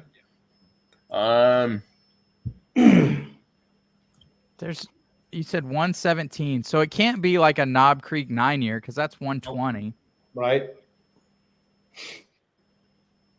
What else is that proof? Like I don't know. It doesn't taste like a maker's cash strength. Is this like something sourced by Barton, maybe? But I agree with you, Ben. Like the caramel, like nougat notes are like it's so well rounded. It's just On the nose, there's like this nice it makes me think of like spearmint gum. Like it's not super strong, but it's very subtle. All right. Let me pour a little bit more. Someone's guessing Smoke Wagon. I don't know if it's Smoke. Nope. Ed doesn't have the resources to get a more That's smoke wagon single barrel. Ed's a mere peasant. He's got to get the Yeah, stuff he can find on the clamors shelf. for the bottom shelf. Except for this one. Oh, Yeah, dude, this is something that's why I'm thinking like, what would be a single barrel? Ed got something good, and he's sharing it with us. Thank you, Ed. I appreciate it. And I've had this for a minute, and Lance is gonna shit when I show it. So something Really that comes is. to mind is Bell Mead. Something that comes to mind is Bell Mead. it's not a Russell single barrel, is it? Nope. But at that proof, it couldn't be at that proof. Oh, that's true. You ready? No, don't give it to us yet. We have a super chat. I don't know who Cornholio is. I love the name. Cornholio. Oh, I feel like I've Dude, seen. Pop- I feel like I've seen Cornholio in other chats. Power Bourbon's out, they said. Power Bourbon. It was nice of you to be here. See you What's up, guys. We'll see you on the 4th, man. I can't wait Can't to do wait. our live stream. Can't wait. Go sub to Power Bourbon if you haven't. Yes. Get them to 1,000 so we can all taste Chuck's bourbon. Hell yeah, man. We do need to do a 3-on-3. I think that would be cool. God, I may That's a have good to idea. send this to everybody. Now I'm excited. I may send this to Power too. It feels like just a straight down the middle of the road bourbon, but it's really good. It's got like this like brownie batter. Brownie batter. Yeah. It has a chocolate covered strawberry, but like super ripe strawberry to me. Oh man, that's good. Ooh, The brownie batter, I definitely yeah, get. I get that. The strawberry note for me kind of went away. Now to me, I'm getting a very I'm getting a lot more of the like tobacco and oak now. There's less in my glass, so I'm sure that affects it. But There's oak. Yep. man, it Oh, feels I very- love it. I love it. I love this. This is awesome. It's probably So- like an old Forester 1920 or something stupid. No, I'm But it's so 9 years, excited though. about That's the thing. It's 9 years, and he was Oh, that's confident right. He in said saying 9 years. 9 years. So that means it's a single barrel of something. To me, anyway. Like I think it's single barrel of something. Shoot, what would it be? something you. I am 100% sure something you guys would never buy. But I've had it. Yes. You might as well Like a just show Rebel us. 10 or something? Like a Rebel 10? No, you No said level 9. 10. So I got this, Lance, when we went on our bourbon hunt when I came out there. Oh, shit. And I bought it at A1. Oh, shit. Is this a Knob Ready? Creek pick? No Knob Creek. You guys ready? You're going to be Did you blown get? away. Blown away. Here we go. Clyde Mays. Oh, shit. Ah, Oh, is it MGP? Clyde Mays. I don't know. It says Alabama. It's Alabama bourbon. I don't check know the who back. finished it. Check the back label. It'll say where it's distilled. Shit. Was course. that was an A1 pick? No, it was at A1 when we walked in. It was right on the top of I right remember when we that. walked in. It was on the top, and I paid like $114 for this thing. Yeah, I remember. And we drank it at your house, and we were like, and you're like, Yeah, man, it wasn't. I remember don't like getting it. like a lot more like apple notes or something crazy on you it. didn't like it. You weren't a fan. Dude, this is why you taste stuff blind. See, I just got. I'll bring this. I just got a 12-year Clyde Mays that's MGP 120 proof. really, Yeah, I'll bring that. I'll bring that when we hang. What's when we what's meet the up, but- proof on it? 117. I said 110. Yeah, Man, Well- that's good stuff. it's really good, isn't it? Really good. What? I love it. Do Oh you see god, the back label to see where it's distilled?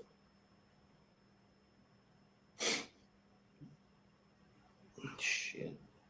Jeez, Ed's eyes, man. Stop. Yeah, he needs his Wait, insurance. Get those cataracts wait, removed. wait. It I says couldn't apple. imagine having eyes Yes. that bad. It- Like just where I'm at in my life, I could not imagine looking at the bottom back of I the bottle and can't- taking. Oh God! I hope to God I still know you in 15 years. Because when you're bitching more than anyone on the planet, I can't fucking see. I'm like, see, I don't care. I don't care if there's 3 people watching this. In 15 years, we better still be doing this. please. You gotta put your readers on, man. Tell Ben to eat a bag of dicks. So, yeah. I don't have this one monetized, so you can tell them to eat a bag of dicks all you want. All right, good. You gotta put that thing under the light. It's got to be reflecting just right. Well, Just, It's fuck off. you Hey, still not. Ed, can you Ed, still pro not tip: read what- use your phone flashlight. It helps. Yeah, good call. Fucking jack off. Goodness gracious, Ed. Ben, shut the fuck up. I can't wait till you're sleeping in the backyard with Apollo. I can't wait. Yeah, you're having some troubles. Just give him some edibles. It'll be There fine. we go. Yeah. There we go. It doesn't. It just says bottled by. It doesn't say where it's distilled. It should say right above it. Right above it is a whole bunch of freaking mess. That's interesting. Seriously, it does not say. It just says bottled by something Ridge Distillery in Alabama. So That's crazy. Weird. yeah, It's got to That's be interesting, though. MGP because Clyde Mays is doing a lot of. They have a lot of MGP barrels, right? it Yeah, probably they do. it probably is. Like But- I said, mine's MGP. It says distilled in Indiana. Man, it's good, Ed. That was a good grab. I'm gonna look up and see where. Let's see if I can find out where. June said Whiskey Tornado. Any store picks coming up at Benny's? Benny's does not work with me personally. I don't know if that's what you mean, but they're too big to care about me. All my store picks right now go through A1 Liquors in Effingham. So follow them. If you want like a little bit earlier, like we get like a 2-hour head start. Sometimes you can join our Patreon for those little, like $2 a month.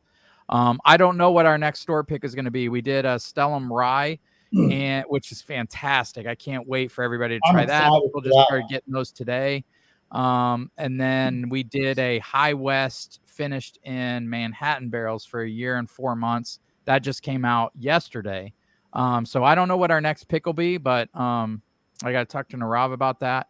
And then I had another company on the East Coast reach out to me. I haven't even told Ed and Ben this, asking me about doing single barrel picks. So they're sending me some samples. So we might have some more stuff coming out soon. So Hell yeah. We'll see about that. Again, I don't make any money on our single barrel picks. They're just, I'm just glad to bring those to you guys, and then whatever happens. But obviously, the more we sell on these smaller distilleries, the bigger stuff we can get down the road. So I appreciate all our Patreon members helping out with that. It's been awesome so far. I think it would be fantastic if you could get a Starlight or maybe even that Hard Truth Rye pick. Yeah, I cool. Bet we can work something out with Hard Truth or Starlight coming up this year. I have to talk to Narav about it, but I hope so. That'd be really cool. Right on. All right. So it's distilled in Kentucky is what they say. So it's not MGP. Okay. I'm trying to see if I can figure out the mash bill to see if I can kind of pinpoint the distillery, but man, that doesn't taste anything like I remember it, Ed. I remember when we had it like being very apple heavy. And very sharp. Like the finish was super sharp on it, and I was like, God, because you got that. What was the one that you bought that you thought was MGP, and it ended up being Dickel? Oh damn! I still have it. I know we both paid over $100 for a bottle that day, and we're like, God, these suck. I should give it to Ben. Ben probably loves it. What bottle was it? Oh shit! It's like the Senator line, but not not Senator. Not it's one of those. Those ryes. The ryes are good though. Dude, I have an A1 Senator pick. That's a rye. Yeah. It's fantastic. Really, those are good. Speaking of. So I sent you a head-to-head sample probably 6 months ago. I still have it. Don't tell me what's in it. Yeah. Don't tell me what's in it. I still have some back there. Are you do the head-to-head? Okay. That's all I'll say. Okay. Yeah. You saving that for a special occasion? What are you doing? Dude, I shot 32 videos in December. It was like 6 months ago. You had plenty of time prior to December. No, I didn't. Do you know what came out? Yeah, everything was launched in the fall and winter. I think I've seen 3 of Ed's blinds that he sent you prior to that. So, all right. So I have them back there, like right. I'll have to check. And send you a message. Over there. Yeah, over there. Prescriptions all over it. Prescription Bourbon, I got you in on the chat, buddy, and welcome to our Patreon group. If you guys haven't subscribed to Prescription Bourbon, go do so. It's a great channel. All right, guys, let's do it. Bookers. Let's do the International Bookers, which is a 2015 02. Dude, I am so excited for this. Oh man.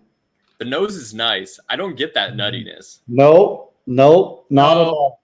I'm pouring this in our new. Oh, you are too. Frosted Glens. I guess I have to now. Yeah. Well, yeah. Fuck it all up, Ben, because you already had something else in there. Jesus. No. So look, I poured it in that the Bardstown glass that we got.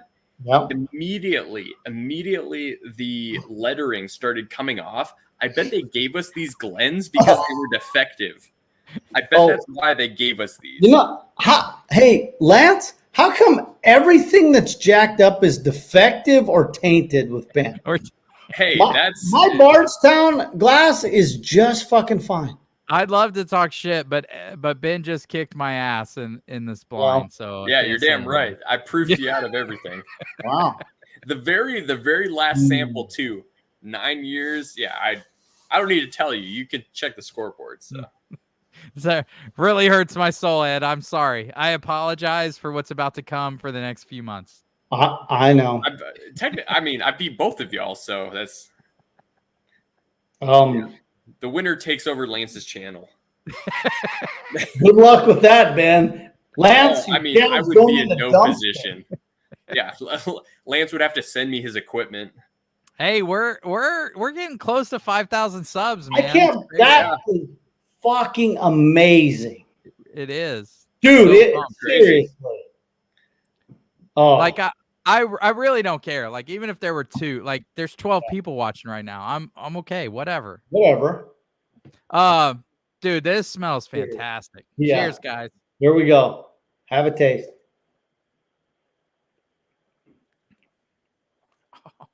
Oh my God, it's so good. Dude, that is so good. Wow. Ben froze. He looks stupid. He looks like Ben. Let's roast Ben. Oh, Ben, what does Ben look like? Ben looks like a guy that works in a used record store. Everybody roast Ben while he's froze. So there's a store back in Missoula, Montana that we used to go to all the time. It's called Rock and Rudy's. He fits right in at old Rock and Rudy's. Hey, man. Hey, Rock and Rudy. What's up? I don't want to know how I froze when I got popped out, but because that Booker's is so good, it just locked you up, didn't it? Yeah, lockjaw. Ben looks like a guy growing weed in his shelf behind his head on a live stream. Yeah, I bet I did. He's got every Pink Floyd album ever. Yeah. And he listens to them on repeat. Ben is about to tell us where the best herb is. I do not want to know how I froze, but golly. That's fabulous. I'm glad it was now when there's less people watching. That's great. Yeah, that'll humble me a little bit, I guess. Oh, shit. Lance nailed it, though. He's like, he looks like the guy that works at the used record store. It's like, what's the used record store? Right? Yeah.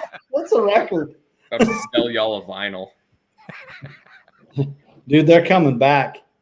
Oh, shit. That killed me. What do you think of the Bookers? Oh, it's so good, man. Good. It's really good. It's really good. This is the international that you picked up. What was the cost of it? So when we were in Kentucky, when we were at the meetup, it was the guy wanted he wanted like almost $250 for it. And that's when Ben went online and he ended up saving me $100. $150. So I got it for $150. Yeah, he traded some weed for it, man. He got some super bud, man. Hell yeah, dude. Bud. Hey, whatever. I don't give a shit. Whatever you traded for it, it works, and it's really. It looks like a guy that drinks out of a mason jar and eats edibles. Yeah, that's accurate. The mason jars, man, mason jars. That's the way to go. Oh shit! This Booker's is good though. Yeah. Yeah, whoever Jeremy Banks is, you go off yourself. Jeremy Banks is a great dude. That's awesome. Do you know him? Yeah, I know Jeremy. He's an awesome guy. You'd love him. I bet he is.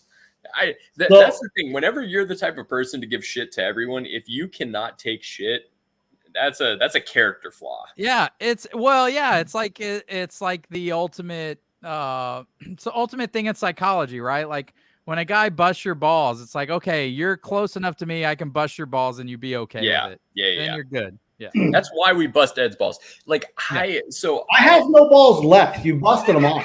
I mean, fuck. we've chipped away at them. Chipped? Really? I started realizing. So this was like a few months ago. One of our friends like pointed out. He was like, "Hey, your sense of humor is pretty dry," and I was like, I never really thought of it as dry, but then when I started thinking about it, I'm like, okay, I guess you're right. Now, anytime that I make jokes, I have to think about, am I offending someone? Like everybody. Dude, at the meetup, you had me in tears at the meetup. Like in tears. And I almost caused Ed to leave one night, which was hysterical. Yeah.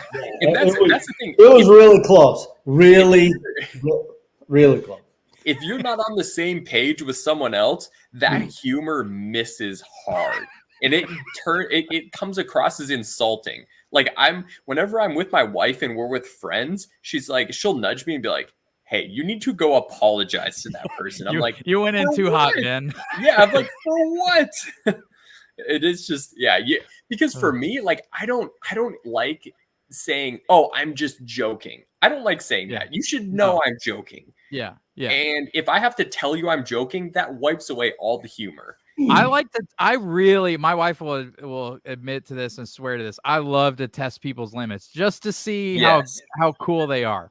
Yes. And if they can handle a lot, they're good with me. If they can't, then I'm fine. Be gone. If you can drive all the way around Illinois with Lance for like 12 hours, you're good with him. It's funny because it's like when you find someone that gets your humor and gets along with you, that's the perfect, because you don't have to apologize for anything, because it's like they know you're joking, they know your humor. I say that I say the next time you do a freaking you do a t-shirt, Lance, on the back of it, you need to put the EBOAD. Yeah, need a bag of dicks. Dude, we have so many shirts at this point. I know. Booker's titties has got to be one.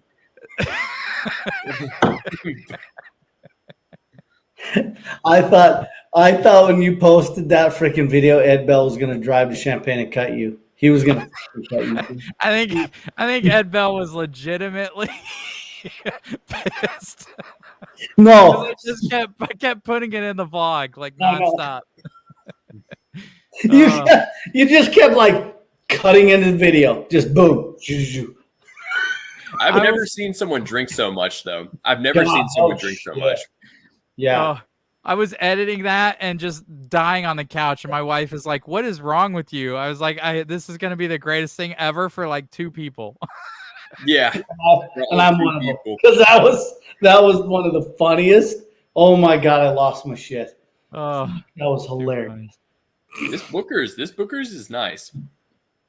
Yeah, it's good, man. It's really good, Booker's. It's not. I think we just became best friends, Ben. I told you, Jeremy's good people, man. Is he a Patreon?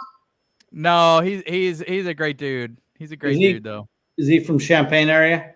I met him through Rusty Water Society. So we had lunch before the Yellowstone meetup, where one of the Beam guys was there. Shit, the guy that's in charge of Yellowstone was there. Rusty Waters, that's a funny group of people. Right. It's a good group, man. It's a good group. You get some interesting people.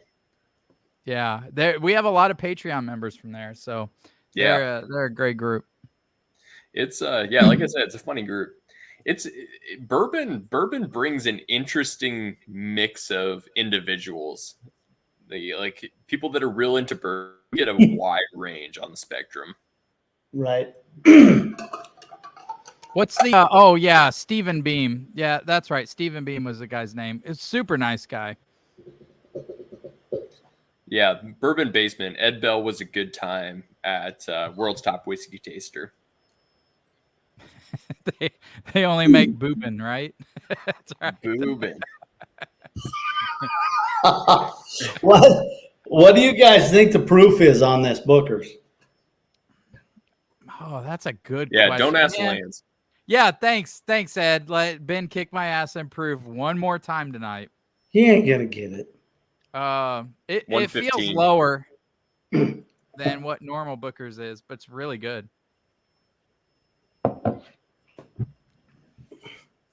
Would you say, Ben, 115? I'm gonna go 118.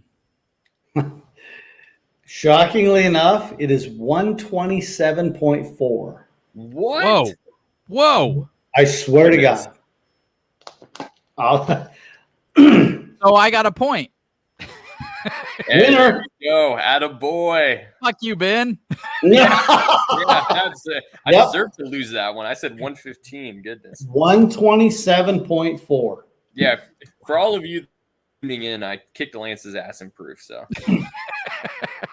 goodness, it's funny. You think you're good at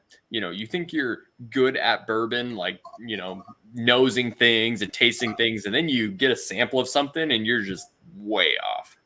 Yeah. And then it humbles you. Guys, I have not forgot. I'm still gonna do the drawing for the samples. Right on. I'm gonna go ahead and enter. You're already in, bud. You're in. Patreon. Good. I'll enter anyway. He does this. Yep. I hope it's not Ben. If it's Ben, I quit. I'm turning my channel over. I'm done. I'm going to Power Bourbon only. I'm out. I'm done with this. He's on too hot. He's too hot tonight. He's on a streak. I know. I got those proofs, man. Those proofs. It was disappointing the fact that I thought I got a bottle guess and I thought I was right. I was not. Yeah, I thought the one I was most confident about was the Jack Daniel's barrel proof. And it ended up being the 1792. Yeah. I thought I nailed that. I thought I nailed that too. I thought we both were going to. Yep. It's crazy. All right, guys, let me do the Patreon here to see who got the flight. So, all right. Siri, pick a number between 1 and 41. You have 41 Patreons? Yeah, how about that? That is awesome. And it picked 20. Okay. I don't know if you guys can see that, but it did pick. That's neither of us. We were too early. And number 20 is Dennis Weedman. Dennis, you got the flight, buddy. Cheers. All right, awesome. We'll do one more here. Siri, pick a number between 1 and 12. And it picked 12. Oh. Which is Prescription Bourbon. Awesome. One of our new Patreon members. Nice. So awesome, buddy. I will be sending you this flight. That's awesome. Good deal, man. Good stuff. Good stuff. Good stuff. Oh, this Booker's is good, Ed. Really good. Glad you guys liked it. TJ and his wife put it second in their Booker's flight. Yeah, I don't know if I like it as much as like the 07 we had. Oh, but it's up there. It's up there. It's really good. It's not as good as 07, and it's not as good as the 30th. Oh my God. God, it's good though, man. Those like. Uh-oh. What happened? See you, Ben. Ben's gone. Ben's gone. Yeah, it is not. It is so off profile for Bookers. Yeah. It's good. It's really good, though. Yeah, it's so good, man. Glad you guys liked it. I'm glad I could share it. And the best thing of the night was that Clyde Mays. That was my favorite. Dude, the Clyde Mays was fantastic. I'm shocked by that. I know, right? I was looking at my shelf. I thought, I'm going to pour that again because Lance and I had that. But granted, we had 35 fucking bourbons that day. Jeremy said Ben went to the herb spot. Oh, that's awesome. You have no idea, Jeremy. You have no idea. Nope. I'll never forget at the meetup. I came upstairs like, what the hell is wrong with all you guys? Oh God, they were all fucking ate edibles. Thank God. That's all I'm saying. Thank God. Thank God. I could have been in a fist fight, thrown in the fire. I don't know. Description Bourbon says, woohoo, cool. Awesome, man. Yeah, dude. I hope you haven't had these samples. You're gonna love them, man. They're I really want to good. know how many little freaking sprinkle balls you have around your house. Dude, cutting that thing open. I sent a message to David and Kira. I said, you guys can never complain about Booker's or Knob Creek ever again. No way. It was a pain in the ass. I had sprinkles everywhere. There's no way that freaking Knob Creek wax exploded like those fucking sprinkles. No chance. Yeah, it was awful. It was awful. But I'll bring it in March when we do the. All right. Yeah, because it's cool to taste. It's cool to taste. And I got some other stuff on the shelf I'm anxious for you guys to taste. Awesome, man. Yeah, that is going to be amazing. And you really should take Renee, and you guys ought to go to Hard Truth because their whole I'm excited because Jen turned me on to that, and we've been big fans of their whole thing, the whole area. Yeah, it looks like there's like live music, like a great area for live music, and it looks really cool. Their food's good. Yeah. Did you do any of the tours, Ed? Yeah, I did the ATV tour is a fucking blast. Okay. And you have to get this guy named Michael. He drives that thing wide open. I mean, he will butt pucker your ass. It is awesome. It is awesome. I think if we could get some Patreon guys to do that moonshine thing, that would be freaking awesome. All right. Well, we can ask, man. I'm open for whatever. I think Brian's open for whatever. So where you go out and you still your own whiskey, you know? Oh yeah, nice. Yeah, it's super cool. AW said, "OMG, I had to sweep my floor 2 times after unpacking my brain candy." Yeah, it was such a pain in the ass, man. That's bullshit. Why you got to do that, stupid? I said, and Ed, there's not even even with Knob Creek, you have a tab to do to. There's no tab to undo the wax. Fuck that. You have to cut it, and it's just sprinkles fucking everywhere. Sons of bitches.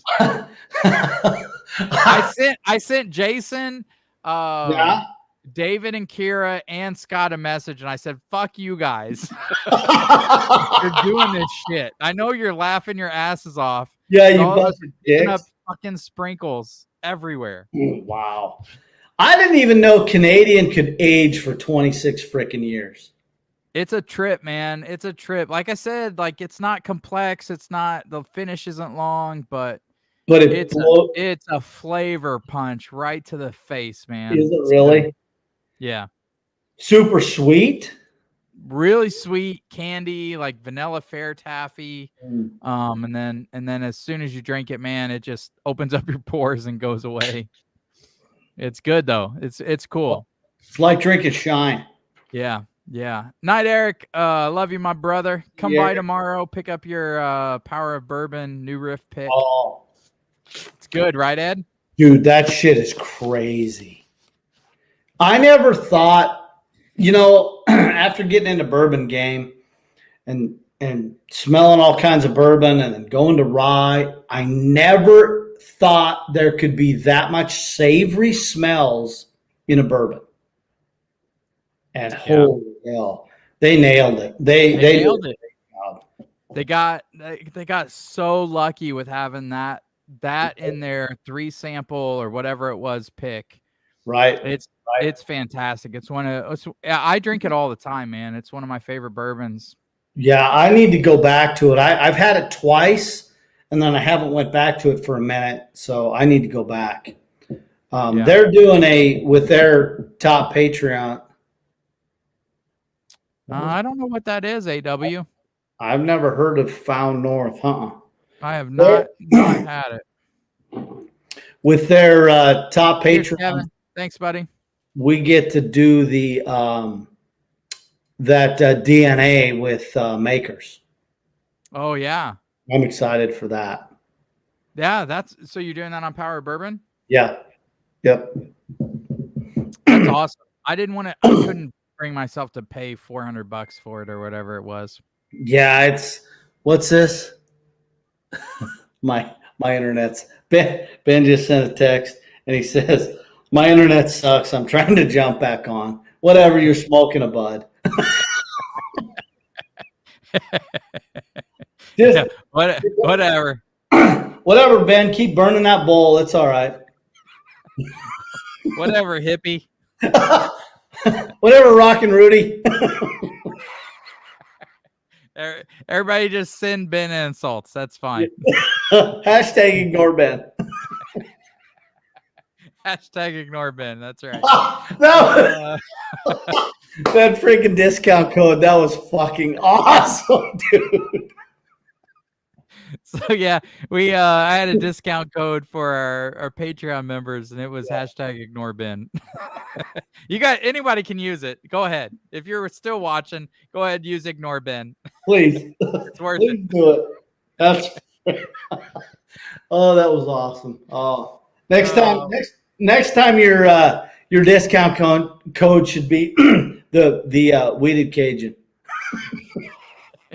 Yeah, he kicked my ass tonight, man. He was on fire. I know. What are you doing, man? I was disappointed. Like, really? I don't know. I'm off my game. Adam, cheers, Lance. Sorry I was late catching up now. Cheers, buddy.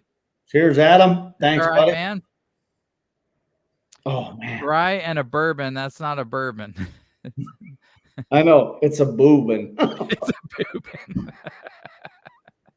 boobin. That's so funny. Do you imagine Drum calls it a how's he say it? I can't even think of it, but boo rye. A boo rye. That's what the bourbon van, they're like, it's a boo rye. I'm like, no. Is it a boobin? It's not a boo rye. It's a burr rye. It's a burr rye. Yeah. Is your glass that you drank your Clyde, is it empty? No. Oh, it's beautiful though. Damn, the nose. That's fabulous. That is fabulous. I wonder where they did we figure out where they source that from? Ben said Kentucky. I got to look that up because I mean, if you're comparing it to the Remus that you put in the blind, it does not smell like the Remus that was MGP. Right. It smells really good. Right. That I was really curious to see what you thought of that Remus because of the Justin's House of Bourbon pick, because you loved it and I did not like that pick. You didn't like the Justin House of Bourbon pick? No, it just didn't hit it. It had a funky taste and it was really sharp. And yeah.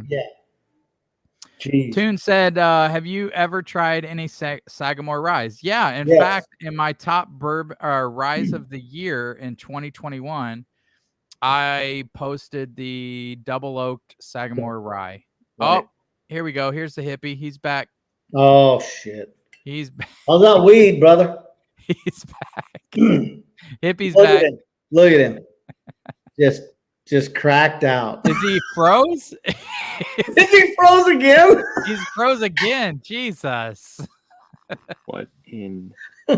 Dude, pay your bill. He is. Nice, dude, nice. This is something else, man.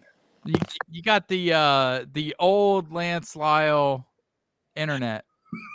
I guess I do, man. This is terrible. My laptop won't connect to my internet. It's just go. Jeremy Banks says, got to get the kids to bed. Have a great night. It was a blast listening. Cheers, buddy. Thanks for tuning in, man. Thanks, buddy. Thanks for busting Ben's balls as well.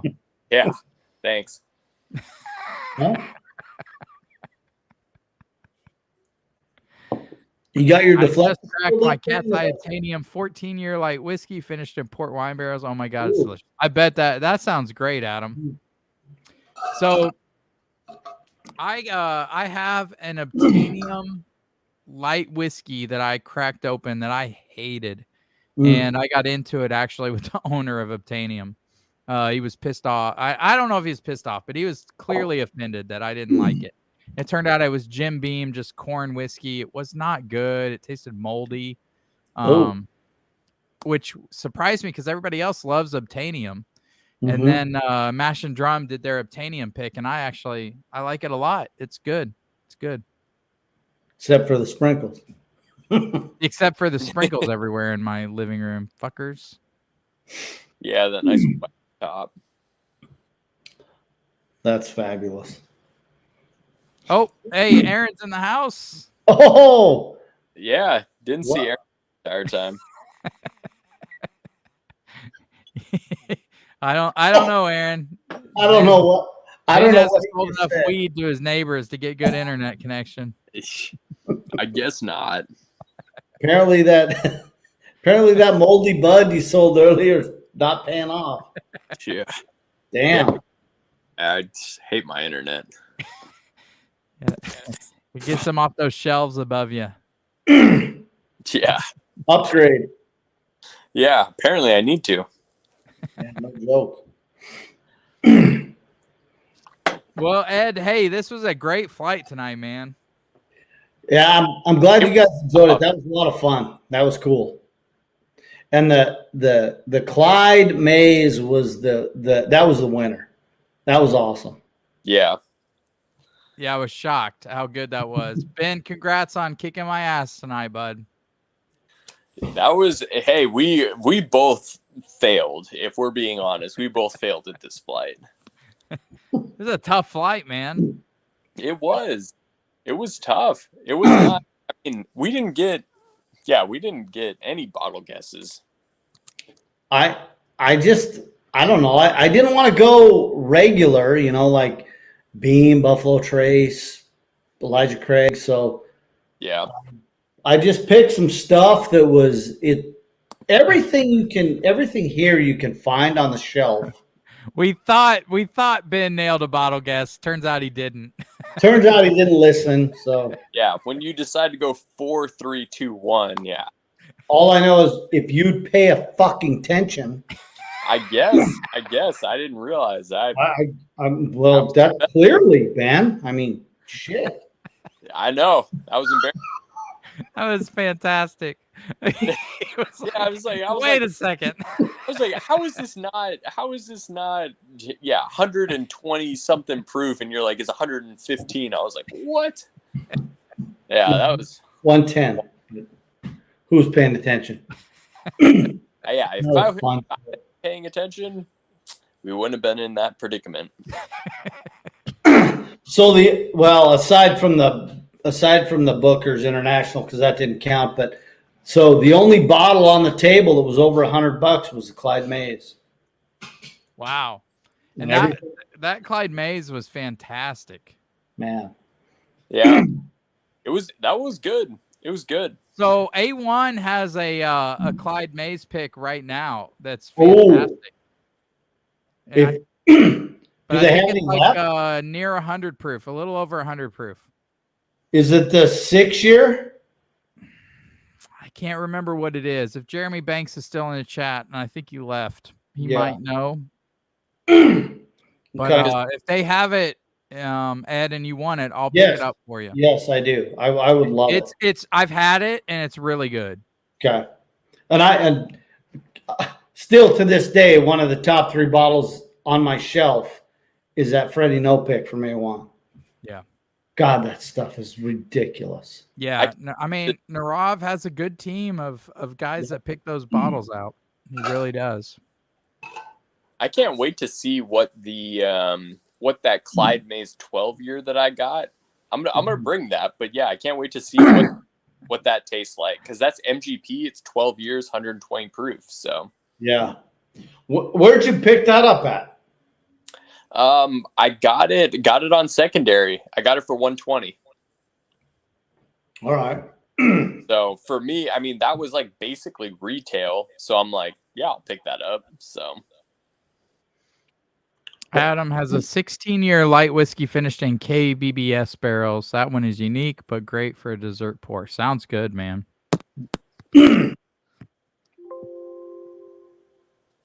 Wow. Oh, see you, Lance. Jeez, dude. Now Lance is gone. What the hell? Everybody's leaving. Hi, Sorry. Lance. I'm back. Yeah, just going to shit.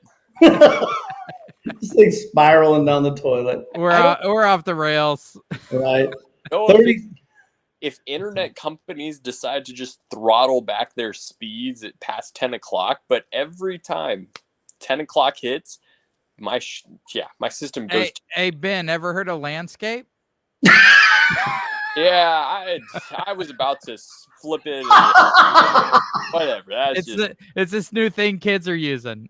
Yeah, I guess so. We're not doing it. Oh, fuck. Wow. This is as good as you get. It's not only offered on a printer, Ben. Yeah. If I flip it, there you go. Hey, there you go, buddy. there we go. There we go. He finally figured it out. Now he's gonna lock up. Be hip to this technology. Yeah, and he's in the capital of the U.S. for fuck's sake. The hell of a thing. Yep. Drinking that moonshine out of that mason jar, that a boy. Yeah, get an extra turn. Oh shit. Man. Jeremy said A1's website shows Clyde May's store pick still available. Jeremy, what's the age on that? Do you know? Nice. Or proof? It's I've had it, Ed. It's fantastic. It's really good. You'll love it. Yeah, I'm a fan of the Clyde Mays stuff. I had the regular Clyde Mays and really liked it. And then when I saw that, when we were there that day, I'm like, screw that, I'm buying it. It was like freaking $114. I was like, woo, shit. It's expensive. I know. It's a good pour though, man. But it's a hell of a pour. Yep. Good pour. That's tough. I mean, if we blinded against stuff in a similar price range, I wonder how it would do. I can tell you right now, that would in a similar price point, that would crush Calumet's 14. Oh yeah. Yeah. Because I paid about the same price for that.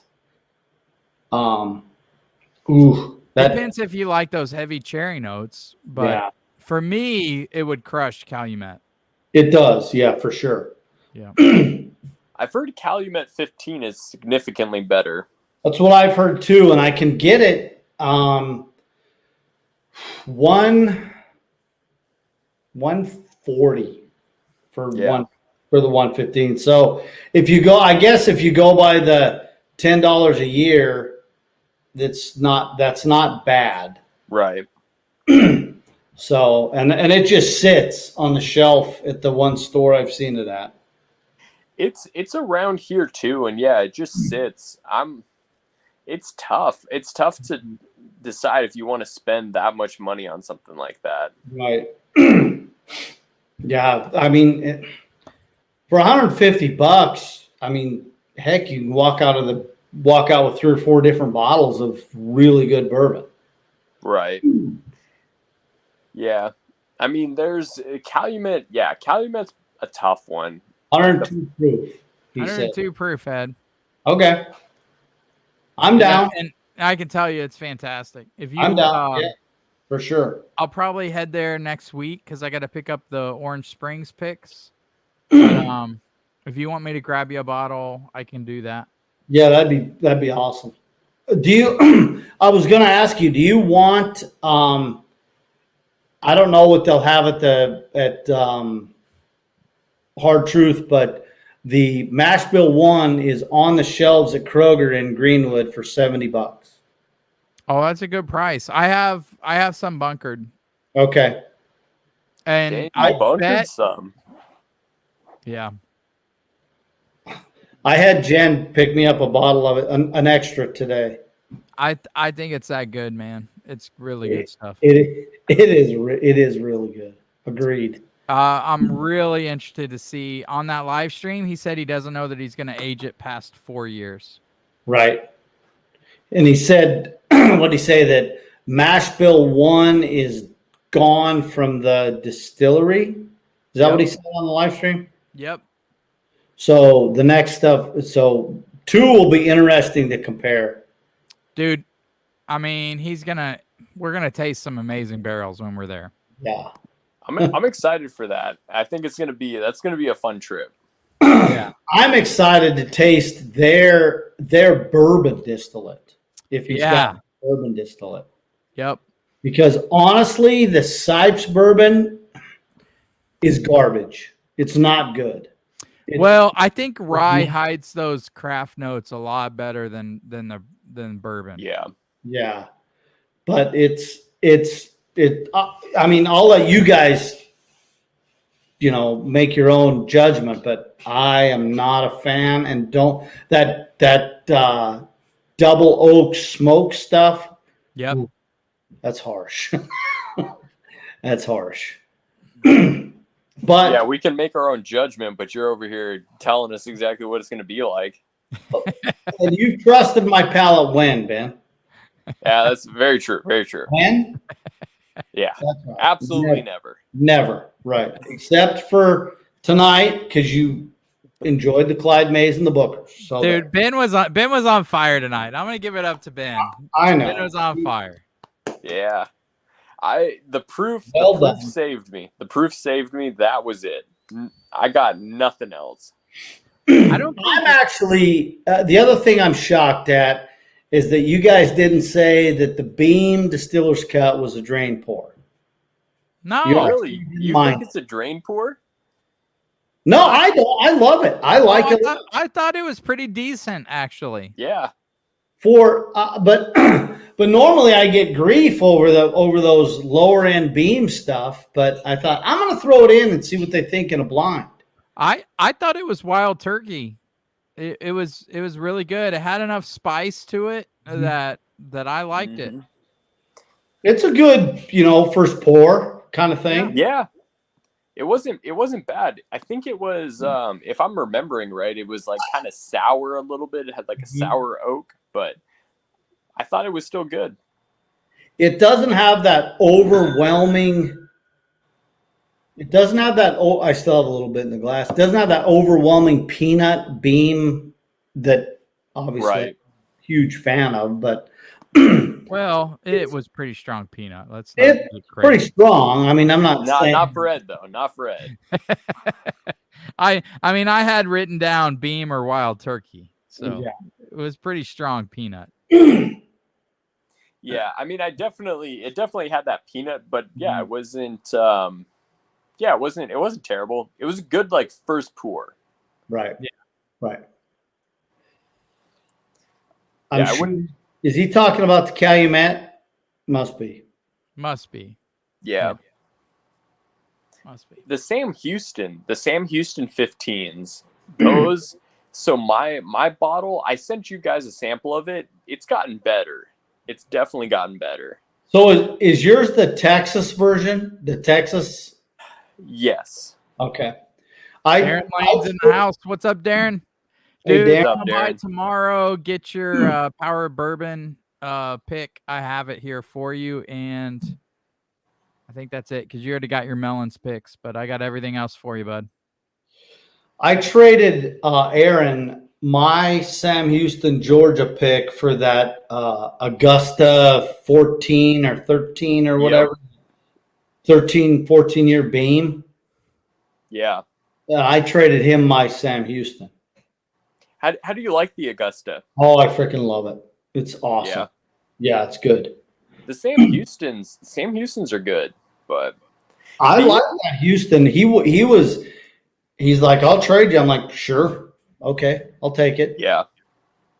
They're both good. They're both good. I like both of them. I mean, they're both solid. But yeah, no, we had some crazy epic bourbon on that bar. There were so many bottles that it was like there was too much to drink. I mean, in the span of we were there two nights, 3 days? Was that what it was? 3 nights. Yeah. Yeah. Or Yeah, yeah. Hey, what do you guys think about doing maybe Hard Truth instead of Kentucky next year? I'm Or game. this year? Yeah, I think that'd be cool. I mean, the distilleries are cool, but it's not. The gift shops are a joke. I mean, Yeah. gift Agreed. shops are a joke. And so Except it's for like, Maker's Mark. Yeah. Maker's Mark was cool, yeah, but it just for the most part, most of the places, Maker's Mark was the best that we went to. Like Old Forester, it was nothing. Like when you went into yeah, if you're going to the gift shop for whiskey, they were garbage. They suck. yeah, Except for Makers, because Makers was hands down the best. yeah, Makers was actually it had the best grounds out of everywhere we went. Oh yeah. And even in the gift shop, you still like dipping the wax and stuff like that. While that wasn't like earth shattering, it was still cooler than what everyone else had. Everyone else just had shelfers, and they were like priced higher than where you can find them at liquor stores. It was weird. But Makers had everything in their wood finish series. Plus they had 46. They basically had everything you wanted if you were a Makers fan. Yes. Yeah. Which was Yeah, they had FAE 01 and 02, right? Yep. And, the marshmallow one that I haven't opened, I've been dying to open. God, it was so good. Yeah. Well, and then they had that you could get Maker's Cask 46. Yep. And then regular. That was the best. Agreed. Yeah. They were easily the best. Lux Rose sucked for a gift shop.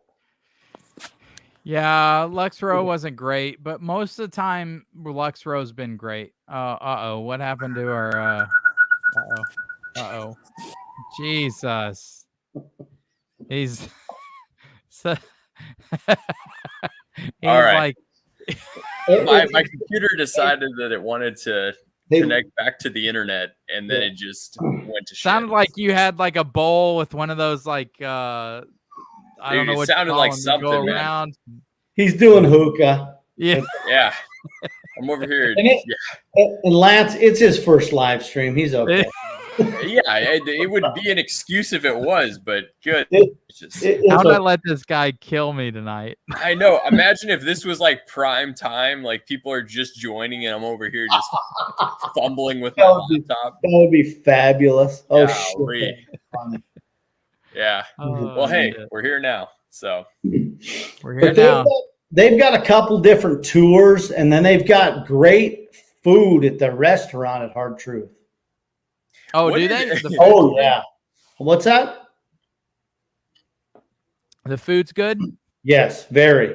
So your girl's okay with us staying there? Yep. She know Ben's a pothead and he's gonna so be all right? There's this narrative that I'm a pothead. That was absolutely incorrect. I mean, when you locked up, you look like freaking Rockin' Rudy selling vinyls, dude. Yeah, I guess so. Apparently, I didn't get to see it, but I told Lance, I said, when he locked up, there's a record store right outside the University of Montana called Rockin' Rudy's. Been there for like 50 years. Perfect. And I was like, that's exactly what Ben. Yeah, Ben's the manager. Yeah. Hey, I've been there a long time. Manager. Adam said he wasn't a Makers fan for the longest time. That 46 cask African. African. I don't know what that means. 46 cask African. Give me some of that stuff right now. 46 cask is pretty good though. I don't know what African has to do with anything, but hold on a minute. No, mine just says cast strength. Doesn't say African on it. So, we love you, dude. We've gone off the rails here. Oh shit! This thing's going in the toilet quickly. What's up, Tim? Cheers, buddy. Hey, Tim. Hey, fabulous. If anybody says off the rails, it's Tim Evans. Oh man, this is a dumpster fire. So, what did you guys think of Bardstown? He said series. Sorry. He's doing talk to text. That's the best. African. Bardstown can eat a bag of dicks because I couldn't taste frickin' Booker's Ryes, so fuck them. Yeah. I thought it was fine, but it was like we had lunch there and everything, and it's like the food was fine. It was all right. It was fine. Yeah. It didn't like it. People hyped it up, I think, way too much. Yeah. For what it was. The tour was really cool. I thought the tour was cool. It was fun to see Right, Ed, the tour, blow the gas out of Yeah. everybody. But it was like, hey, taste our 2-year distillate out of this barrel. And it's like, okay. Like it was cool seeing the rick house. I honestly would have rather not tasted anything and just toured the rick house more. Yeah. I think that would have been cooler. Yeah, but them not giving Ed the Bookers at the end was kind of bullshit. That was the best part. That was the best part of the whole thing. Oh, that's true. That was the best part. Yeah, whatever. Lance, quit feeding into his bullshit. Come on. I mean, gosh, it's like, it's cool having the experience of thieving something out of the barrel, but it's like, right. 3-year rye distillate. It's 3-year rye distillate. It's like, whether it comes out of the barrel or out of a glass, it's like, or out of a bottle rather, it's like, it's only going to be so good. Yeah. The coolest part of that whole thing was when Lance grabbed the guy and he said, "Hey, can we just go in and take some pictures?" And we got to go to the library. That was freaking cool. The library was cool. Yeah. That was cool. Walking into their library and seeing all this stuff. Yeah. I mean, there were some really cool bottles in there. Look at Lance. He's locked up. I'm locked up? Oh, I thought you were just like, oh, I was looking for your tears picture. Oh, you dick. I have it somewhere on here. Oh, that's awesome. That was awesome. That's a great picture. Yeah, see, Aaron knows Booker's tears. I'm trying to find it. Booker's tears. Booker's tears and Booker's titties. They were everywhere. Yeah, it's like you were sitting there at the bar making the mental decision. Do I want to spend, how much was it that they were asking an ounce? 150. Yeah, 150. You were like, do I want to spend 150 for an ounce on this thing? No, I was only paying 75 because right, you were splitting it with the other end. But yeah, it's like, do I want to spend this much money? And you were like, okay, I do. And then they're like, sorry, the bar's closed. When was the last time you saw somebody turn away $150? I'm like, it's the craziest thing. They were all there the bartenders were all there. They grab a bottle, pour an ounce, $150. I mean, stick in your pocket. Yes, there it is. I knew I had it. Wow. That's fantastic. You're fucking such a dick. I knew I had it. That's fabulous. That is fabulous, though.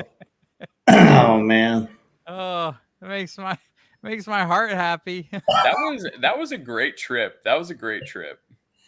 The place we stayed at was awesome. I just wish it wasn't an hour from everything. It was like no matter where we were going. But it was like, I know. Yeah. Food. Really, Aaron? Yeah. Fine. I think he's talking about Bardstown.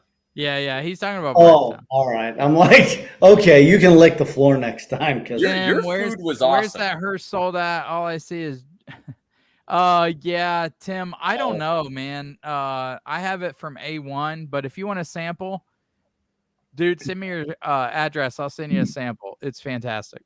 I'm happy to send you a sample. Booker's Tears, that's right. That's right. You're such a dick, Aaron. Booker's Tears. Yes. That's the best picture. It's like, if you're looking in there, you can see like you can see some of those bottles that they have in there. Man, that library they have is awesome. I know. Yeah. That picture makes me laugh every time. It should. Just like when you take the video clip of the Booker's titties. So good, man. Oh my God. Lance, can I send you a sample of some Minnesota craft rye distillate to review on a live? Yeah, dude. Send it to me. Happy to do it. Let him piss all over it. It seems like a lot of places are just Sorry. releasing. Ryes I may not piss over as much as bourbons. I think rye can hide those craft notes better than bourbon. Have you had the Chattanooga rye?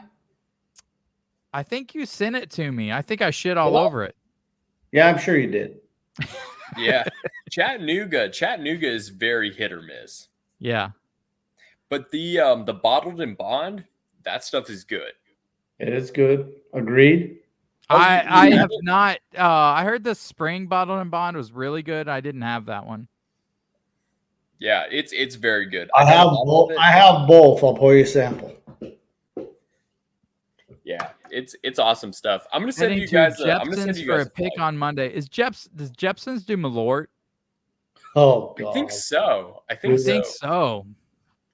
All right, Tim. You tell me how that goes, man. But I hate Malort. I've never had Malort, but I've heard it's just horrible. Dude, it's fucking horrible. It tastes like Pledge, alcoholic Pledge. Really? Yeah. The other one that Power gives Brian shit over is that friggin' Henderson's. Henderson. You know the sticker on the Power bourbon? It says it's worth 6 Hendersons. Oh God.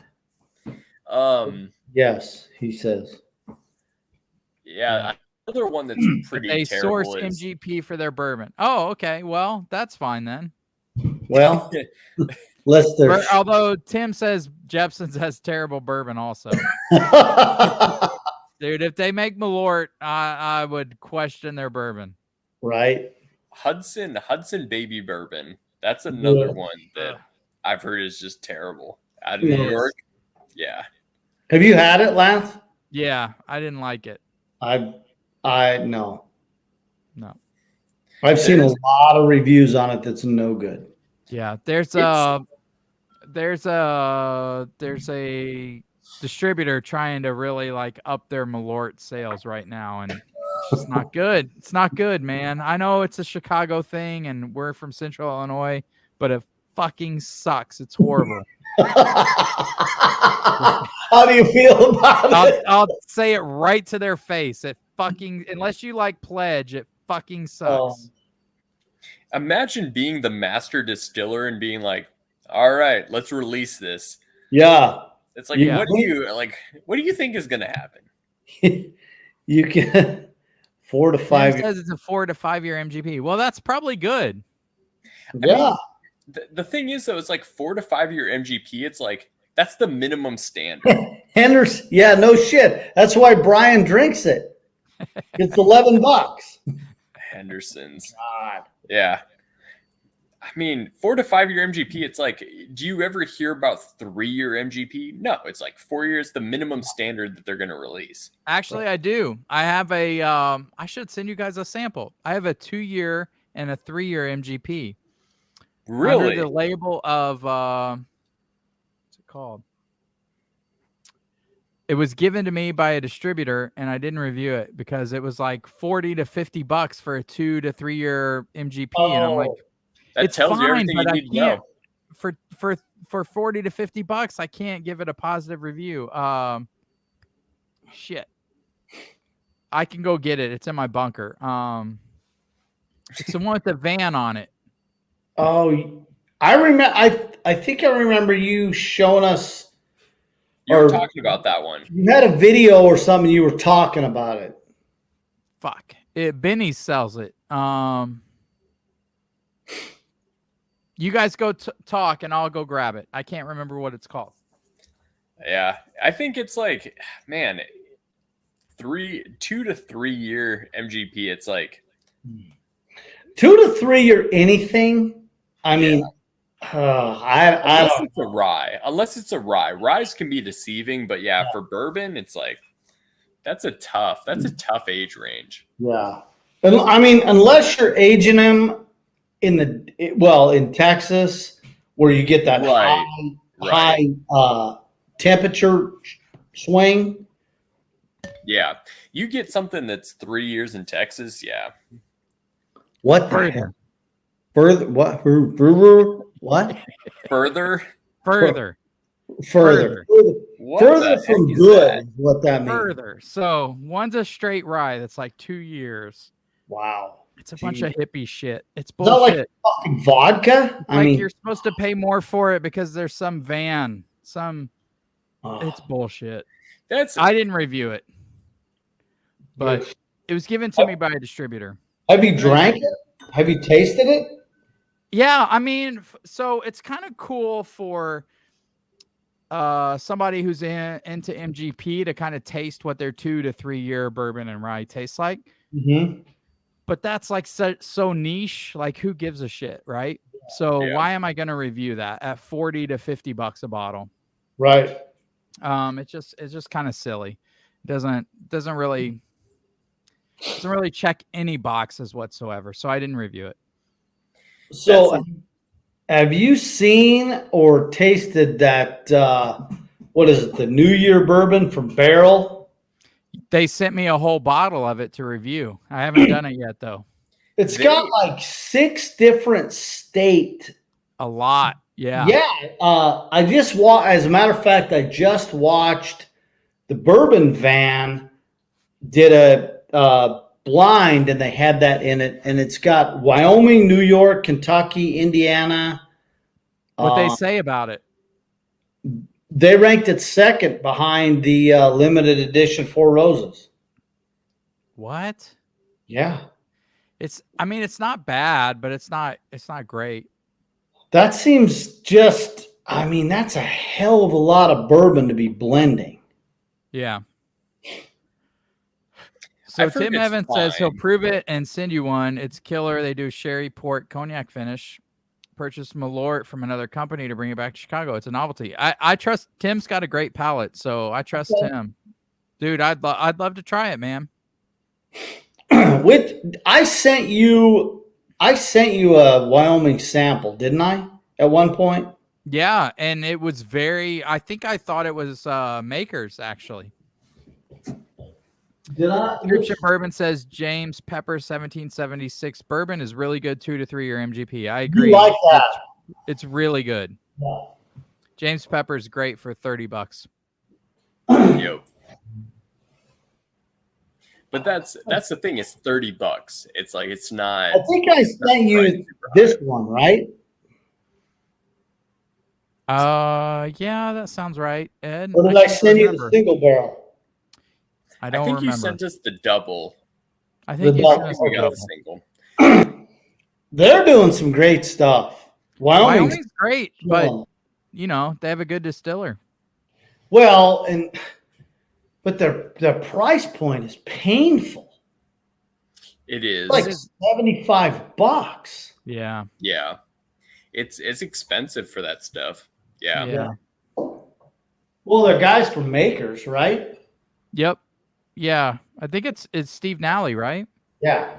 He's with Bardstown now. Okay. Is he? Yeah, he's doing all the Discovery stuff. Oh, well, it's tainted, so fuck it. Discovery stuff's good, man. Hey. That would have been, if it wasn't for all you peanut loving fuckers, that would have been our bourbon of the year for 2021. Whatever. But that Booker's Bardstown fucking kicked its ass. Just because It was you, good. Ed Bell, love those peanut notes. I got to get some fresh blood in our top Patreon members. Fine. I'll bow out next year. See you later. Whatever. The Bardstown batch was fantastic. Yeah. It was good. It was good. I bet we are the only channel on YouTube that ranked Booker's Bardstown as our number one. Yeah, I would agree with that. Here's what I love about, about the whole whiskey tube things. Everybody bitches about Booker's is $100, but yet they'll pay $100 for this and they'll pay $200 for this. Who cares? if you like it and that's what you want to drink, then whatever. I mean, it won our blind straight up against Discovery 6. So what are you going to do? And I'm going to keep buying it forever. So and we have some patrons with some great palates. So yeah, I love fuck off. Except for Ben, who put Cooper's Craft #1. Hey, I don't know what it was for me. That Hey, I had Discovery. I don't know what to say. I was shocked that FAEO2 finished as low as it did. I was too, Ed. I was really surprised. Because if you're to drink that by itself, that stuff is fabulous. It did horrible in the lineup. I knew what it was right away. It did not fare well. No. At all. I agree. I had it third or fourth in my lineup. I had it. It was fourth for me. Third. Yeah. It was the second one right after Cooper's, and it stood out so bad in a bad way. But I think that's what's cool about our blinds, Right. I think that's the coolest thing about our channel. So when we did this last year, it's funny because this still sticks in my mind. The Sam Houston 14, that it was a salted caramel bomb. I remember Ed said it smelled like a Yankee candle. Mm-hmm. Yeah. And it still sticks in my mind. It's funny. That was so oh man, that was good. And I don't think it did that well in our blind, right? No, when we first went through, everyone was like, "Oh, this has so much oak." Everyone, it was the three of us and then Aaron, but it was like, "Oh, this has so much oak." And then as we went through them, we went back to it and it didn't have any oak. It was just a salted caramel bomb. And yeah, it's funny how certain things just like stick in your mind for whatever reason. That one sticks. And I know I can still picture us sitting there giving me a bunch of shit about the Wild Turkey 17. Just that should have won. So I went back. I haven't had it in a while, and I went back to it a couple nights ago. So good. So good. It's so good, man. That to me is the 2020 Bourbon of the Year for me. Yes. I agree. So good. So looking back in 2020, that was a great year for the bourbons that we had in the Bourbon of the Year, like Discovery 3. Every Elijah Craig batch was fabulous. Everyone was fantastic. Right. And any Elijah Craig probably could have won too. It was so good. That's what I ranked #1 was the Elijah Craig you had in there. The A121. Yeah. Yep. A120. And then everybody else had I had Discovery again 2 years in a row. I've had the Discovery Series #2. What did we have 4 or 3 in that running? 4. God, no, it was 3. I think it was 3. Oh, you're right. Yeah. Oh, that was 3. good. 3 and Ben almost could have got a Discovery 3 at the Patreon meetup. I know. I can't believe they had that. They had that at one of the shops that we went to. A guy walked in and he was like, "Hey, do you have any?" The guy was like, "Oh, we've got a Discovery 5 or something like that." And the guy was like, "Do you have any Discovery 3?" And he was like, "You know what? We do." And the guy hesitated. The guy was like, "Oh, do I want to get it?" And I was Ben almost jumped over the counter, Ed. Man. Oh my God. Yeah, and the guy ended up buying it, but yeah, it was just like, what are the odds? It's like that's. So who bought the triple stave when we were at the? Did you buy it, Ben? Aaron, I think. Okay. Oh, you. Oh, that's right. Aaron. Yeah. I think Aaron bought the triple stave to open at our next Patreon meetup. Oh, that's right. We all signed it. And that's supposed to be fantastic. Yeah. I'm excited. It's just to ask $200+ for something. That's a tough price point. Yeah. So It is. I don't know. Did either of you guys watch Power Bourbon's Bourbon of the Year when I got to go on live? Is that when they picked their Dickel 15? Well, they picked Dickel 15, and then they sent their top 5 out to the Patreons, and then we rated them. So what you pick? Yes. Booker's. Yes. I picked Booker, but so I gave TJ as kind of a gift. I gave him and it was a crazy deal because I went and stood in line.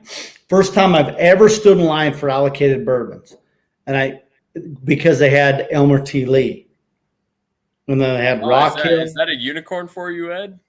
Me? No. It wasn't for me, but it is for me. I've never seen a bottle of Elmer T. Lee ever. And it was for I didn't know, Lance, and it was for TJ. Okay. So we were on a live stream, and he said he had a bottle in his hand, and he put it down. He took something else, and has never seen it again. So I'm standing in line, and I'm bullshitting with the guy behind me, and we're waiting, and that's I'm there for that, and basically that was it. And if I got anything else, great.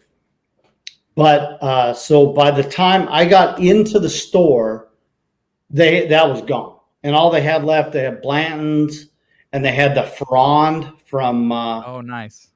And so I got a bottle of Ferrand, I got a Blanton's. And the guy that was with me, we were bullshitting. He said, you were here for the Elmer T. Lee? And I said, yeah, I was going to get it and surprise a guy I know. And he said, I got 2 bottles in my house, and I don't like it if you want one. I'm like, sure. So I drove to his house, comes out, hands me a bottle of Elmer T. Lee. I said, what do you want for it? He says, you just pay it forward. Oh, like, wow. You gotta be awesome. I said, and you sucked his dick, right? I'm not a little gay like you. That's when Ed realized. He was like, I'm a little gay. I'm a little bit. Maybe 20%. A bottle of Elmer. No bullshit. He just handed it to me and said, just pay it forward. That's why I sent paid it forward to him. I did not pay it forward to him. I sent the bottle to TJ. You paid it forward, you son of a bitch. I did not. You can eat a bag of dicks. He came out with his pants down. You didn't know why. And then, yeah.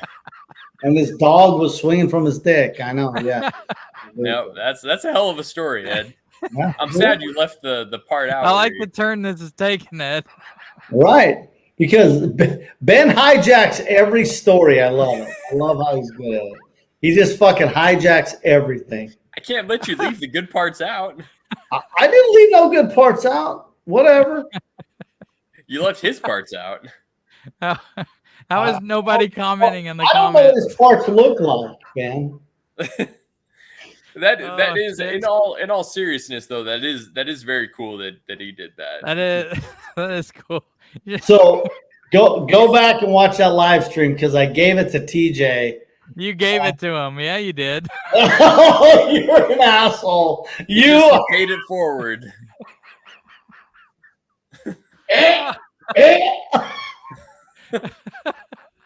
Oh, why do I give you $50 every month? Why?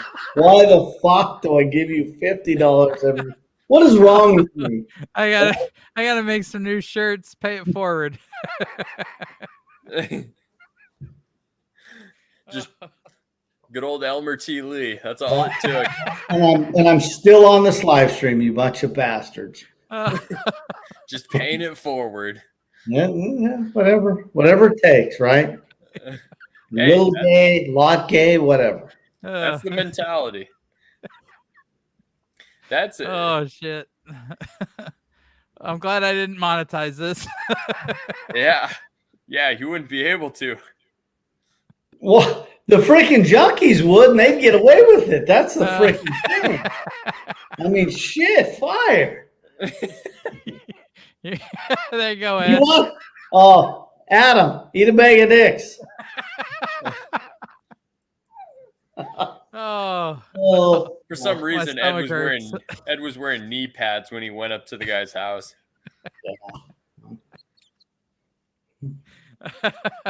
Oh my God. Oh, new shirts are coming, guys. oh. In just a Of course they are. Richards. If I get 20%, I don't give a shit, Lance. You do whatever you want. I don't give two fucks. Tim asks, when are you getting back to Chicago? That's a Wow. good question, man. Don't ever go back there. Oh man. My daughter is thinking of going to University of Illinois in Chicago. So maybe soon, maybe this spring we're gonna take a college visit. So we'll see, bud. If we do, I will definitely call you so we can meet up. I've always wanted to go to Chicago. I've never been. You never been to Chicago? Never been. You say that like it's super close to where I'm at. Well, it seems crazy. Like it's just a 2 hour and a half, 2 hour drive for us. So Yeah, I mean, it's obviously being in Texas. That's not a. Yeah, they have this giant thing called an airport, Ben. It's real easy to fly into. What am I gonna go do? Am I just gonna go stay in a hotel and Uber around the city of Chicago? dude, we should. Fabulous, actually. You should fly into Chicago. We could go to Few. We could go to what's the other one there? There's another distillery there. Koval. Koval's good. Oh, that's funny that both of them are there. They're pretty popular, but I pass them over all the time. Both Few and Koval. Yeah, dude, we could definitely do that.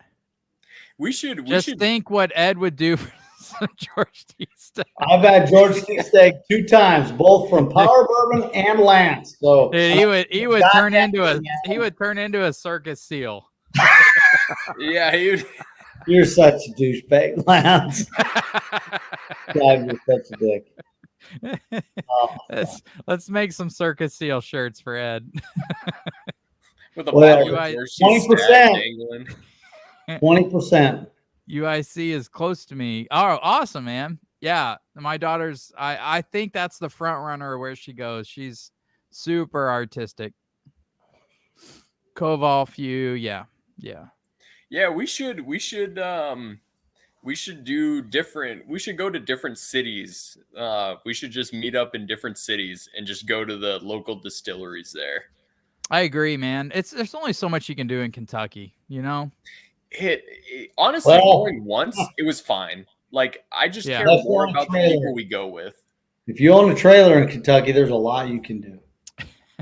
Hey, you would know, wouldn't you?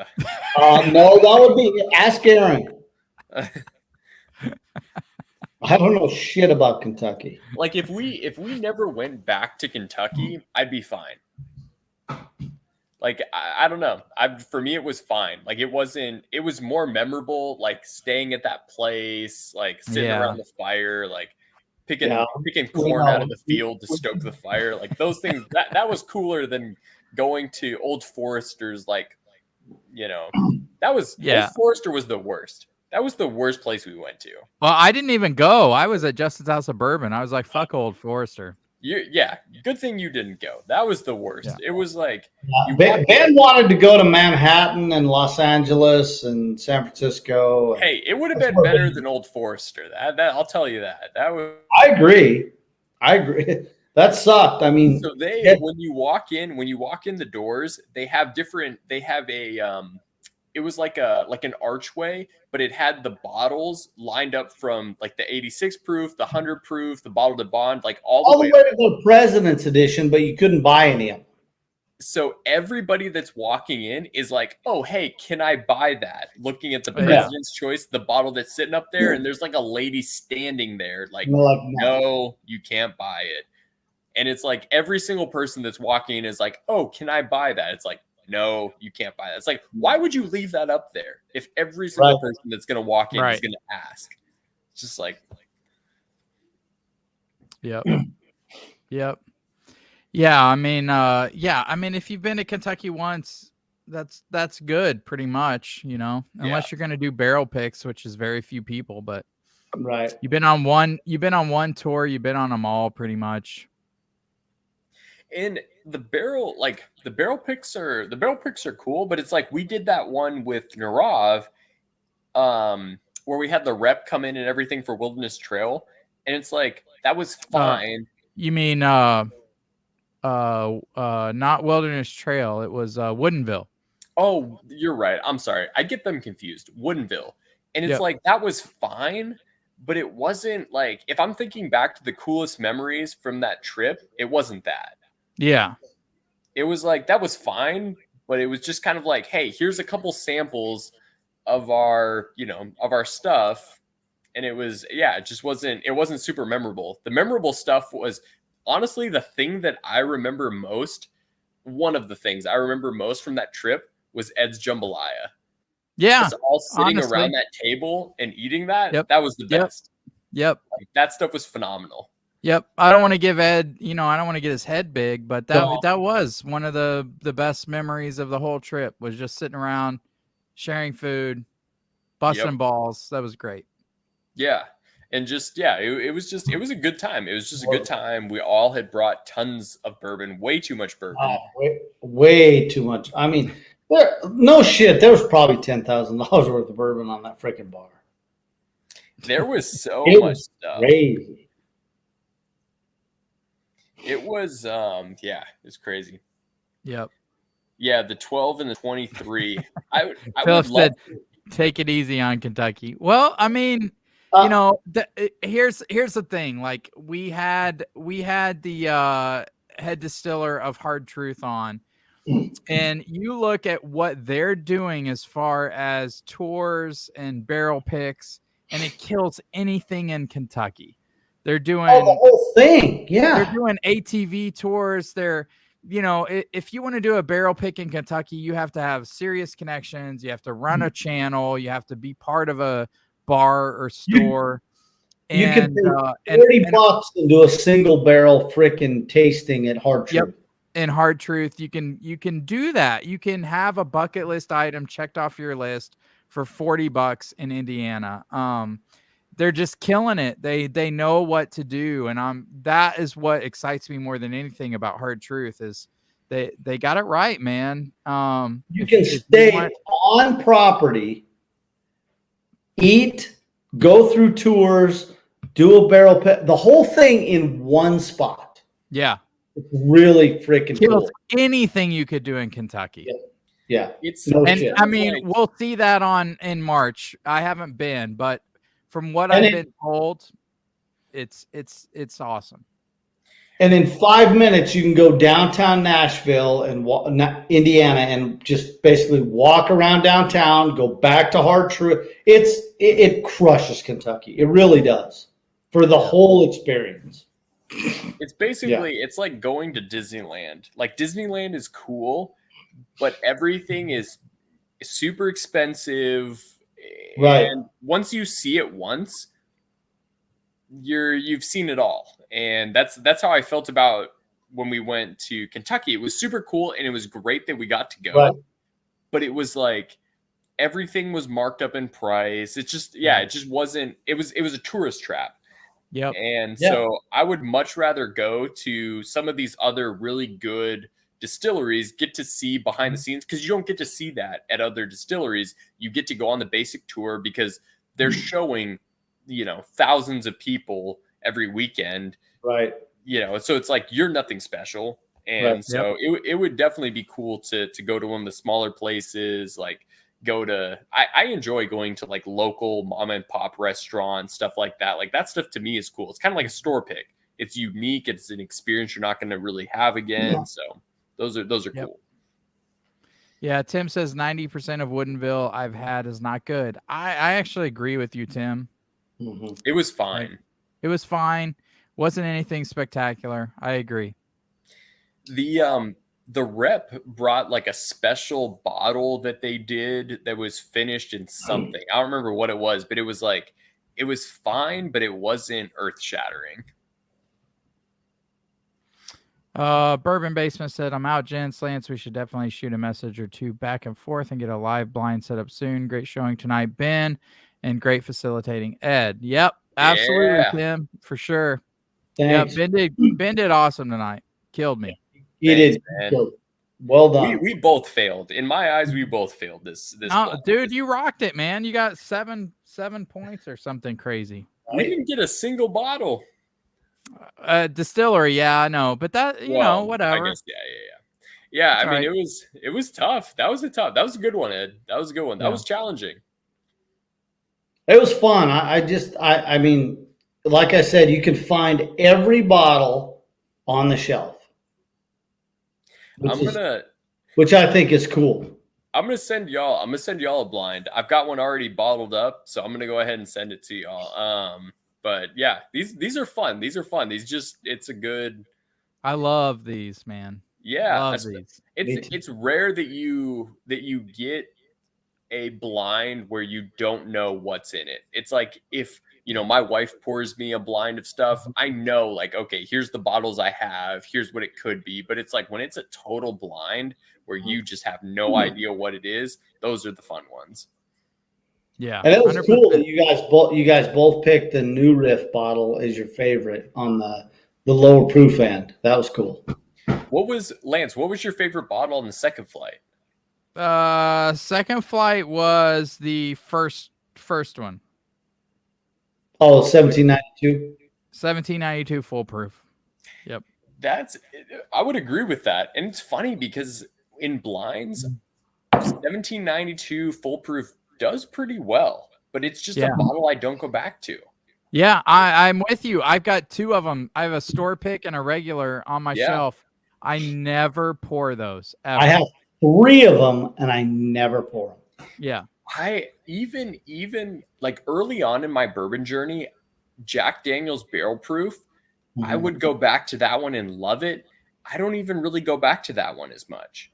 I was sure that one was Jack Daniel's barrel proof. I was sure of it. I was sure too. I wrote it down right away. I didn't even really focus on it. But it's like if I'm going to go for something that high proof, I just go to Elijah Craig barrel proof. Yeah, I agree. Yep. I'm the same. Or Stag Junior, one of those two I'm automatically going to instead.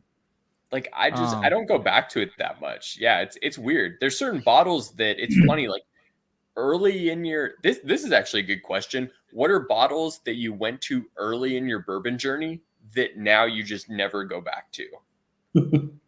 Versus what are bourbons you go to now that you never really went to early on? So early on, when I first started getting into bourbon, huge Jefferson's fan. Now we don't even have a bottle of Jefferson's on the shelf. So I've never been a Jefferson's fan. Funny story. So my uncle, we went for Christmas over to their house, and so we're in Texas, and my aunt works as the executive assistant for someone really high up in Amazon. And he was like, oh, I'm going to buy a bunch of these bottles for, gifts. Well, they were Garrison Brothers single barrels, and they're super expensive. They're overpriced. But anyway, she, they got them. She had to go buy them and stuff like that. Well, another bottle that he was like, hey, get this as well, was Jefferson's. And so that was my first time getting to try it because I was like, oh, I'm not going to spend the money on this. I thought it was like a $60, $70 bottle for the entry Jefferson's. Right. And I had it and I was like, oh, okay, I can understand why people like this. It's $100. I'm like, this is not $100. I was like, I can imagine 90 other bottles that are just as good, if not better, for less. I was like, $100 for a bottle of entry-level Jefferson's? That's crazy. Yeah. I could get it in Indiana or in the little store in Carmel, in Mount Carmel, Illinois. I was getting Jefferson's for $30. And so that was where I was living. I was Jefferson's and 1792. I could never pull the trigger on Jefferson's. Just couldn't do it. You know what one I was crazy about early on in my bourbon journey? You guys will know this because you followed the channel for so long. Was Pinhook Rye. Yes. Yeah. I was so crazy over that rye. You were. Yep. And that's one I just don't go back to anymore, you know. That But was a very dill forward herbaceous rye. yeah. And I loved that shit when it came out, man. Loved You were it. huge on that one. Yeah. Yep. Another one that you were big on that I don't like as much is the Old Scout rye. The barrel Oh strength. yeah. I have a couple bottles of it, and they're half full. I don't Yep. pour them ever. I'm not as big of a fan either. Yeah, I actually agree with you on that. Yep. Yeah, you were big on that one, and it's Yep. just not. I think for me, like I can appreciate some of the ryes that are very like herbal and herbaceous, but man, yeah, it's like same thing with kind of like Willet ryes, like the 4-year rye, kind of the same thing. It's like if it's very dill forward, it's nice every once in a while, but it's not one that I'm going to go back to. Yeah. I'm super interested, and you will not offend me in any way, Ben, but I'm super interested to see what you think of the melons pick Yeah. when you try it. That reminds me, I need I'm to excited. buy I'm that excited. bottle. Yeah, Ed, I think you'll like it. I think I'm you'll looking. really like it. I'm excited for you guys to try that. When we meet up in March, I'm excited for you guys to try Hirsch for sure. I can't wait to see Ben try Hirsch. I'm excited. I'm excited for that one. Yeah, there's certain bottles that are just that are just like surprises. Like the Woodford Batch Proof, not the 119, but the one earlier, the 120 something. You tried that, Lance. I brought a sample of that. Yep. It's like you go in kind of expecting like, hey, maybe I'll like this, and it just surprises you, and it's good. Like those are always nice. Yep. But yeah, the melons pick, I'm really excited for you guys to try, just because I was so excited for it. Really excited for it. Like, of the 6 samples we tried, it blew everything out of the water. Nice. The guys we had sampling it, they were all like, this is the winner. and that's always cool too, when you get something that just is head and shoulders above. Like I said, I was nervous because I've got a bourbon pick from Stellum, and it's fine. Yeah. It's like, well, the rep from BC Merchants was like, I think you're gonna pick the bourbon. It's fantastic. And that's the first sample he gave us. And myself and Jacob looked at each other and we're like, this is not good. Like, not good at all. I was like, and then he gave us the first rye, and I was like, this is not good. I don't think I'm going to pick a barrel today. I was really pretty positive I was not picking a barrel. Yeah. And then by the third rye, I was like, oh, the third rye was really good. And the 5th rye was out of this world. That's the one we picked. But it's so nerve-wracking sitting across from a rep when they're expecting you to like everything, and you're just like, dude, I don't know if I'm going to pick anything today. I'm just not.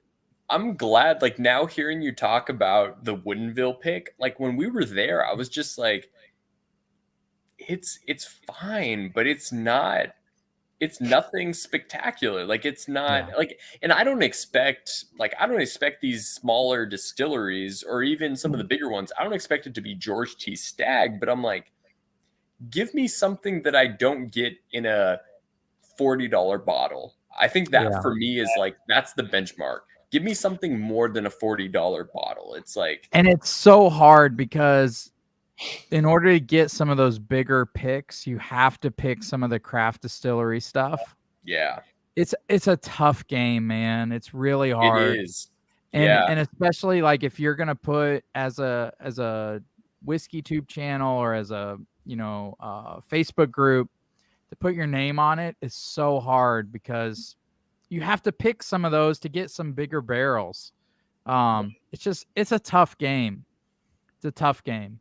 But I can't tell you guys that I like something that I don't like. I just cannot do it. So I was not, when Rusty asked me to pick a BC Merchants pick, I was like, dude, if you bring me samples I don't like, I will not put my name on it. I just will not. And he's like, that's fine, no problem. And that was really hard to do, especially after the first couple picks. I was like, dude, I think we're going home empty-handed. I think we are. It's really, man, it's really difficult when with a lot of, especially a lot of people that are really putting out a ton of picks. It's like stuff is just like no one really asked for that, and it's tough. I mean, I get it. It's like some people, everybody's got a different palate. Everybody likes different stuff, but yeah, I mean, certain bottles, it's kind of like, did anyone really ask for that? And yeah, and then the other thing is like, what's up, Trev? Trev with the Bourbon Wrench is in the house. Yeah, we're still alive, barely. Did a lot of samples tonight, but we're still alive. With Starlight, for instance, we went there and everything I tasted out of the barrel was fantastic.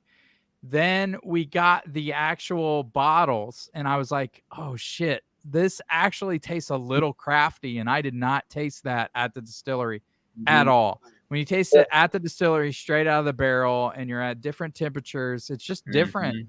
So it's really tough. And I was sitting next to a guy at A1 and he's like, so did you taste any craft notes? And I was like, not at the distillery at all. Not when we pulled it from the barrel. He poured it for us and I was like, there's a little craftiness in there. It's there a little bit. That's another thing too, is when you're going into the rick house, you're thieving it from the barrel. It's the experience of all of it. It's for me, it's kind of like I equate it to when you go to a bar or you go to like a bourbon restaurant and you're having a really nice pour, but you're also eating food. Yeah. It's different. You don't have that same experience. And again, going into a rick house, there's like a lot of things going on. You're not focusing on the bourbon, and that's how they sell you. Like that's how these smaller distilleries sell you on the experience and everything. And they talk about, oh, we're sowing these oats ourselves, not oats, but it's like, we're sowing this corn ourselves, we're harvesting it. And it's like, something local for us is Garrison Brothers. And they do a really good job of doing that. They put a big star in the wax on the top, and they have a leather pull strip, and like they do all this cool stuff so that they can charge $150 for a single barrel of their stuff. But it's like, at the end of the day, it's not, it's not worth it. The stuff in the barrel, the stuff in the bottle isn't all that. Yeah, and that's the tough part with the craft distilleries is trying to figure out, like, you have to just figure, okay, they're getting their sea legs, they got young stuff, so you can't rate it like you would rate a Heaven Hill or Buffalo Trace. You have to take that stuff into account. And with Starlight, when we were there, I legitimately tasted zero craft notes straight out of the barrel. When it was bottled, there was some craft notes. It doesn't mean it was bad. It was still fantastic. And for $60, I was thrilled with what came out.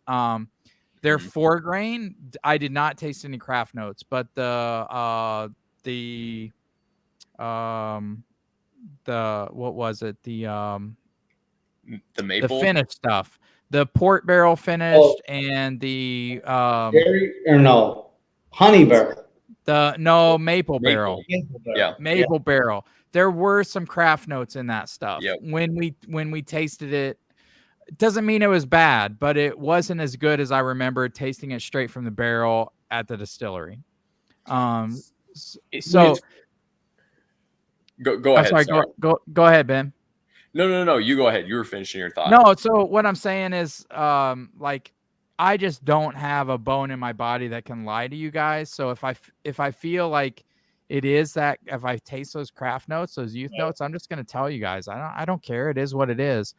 I still feel like what we got for the price was fantastic. And I have all those bottles back there and I love them. And I put them in our advent calendar. So clearly I love them, but I can't tell you guys there aren't craft notes there if there are craft notes, you know? Right. On that High West pick that you guys just did, when you said it was was aged in Manhattan barrels. I'm like, nope, because I hate vermouth. Yeah.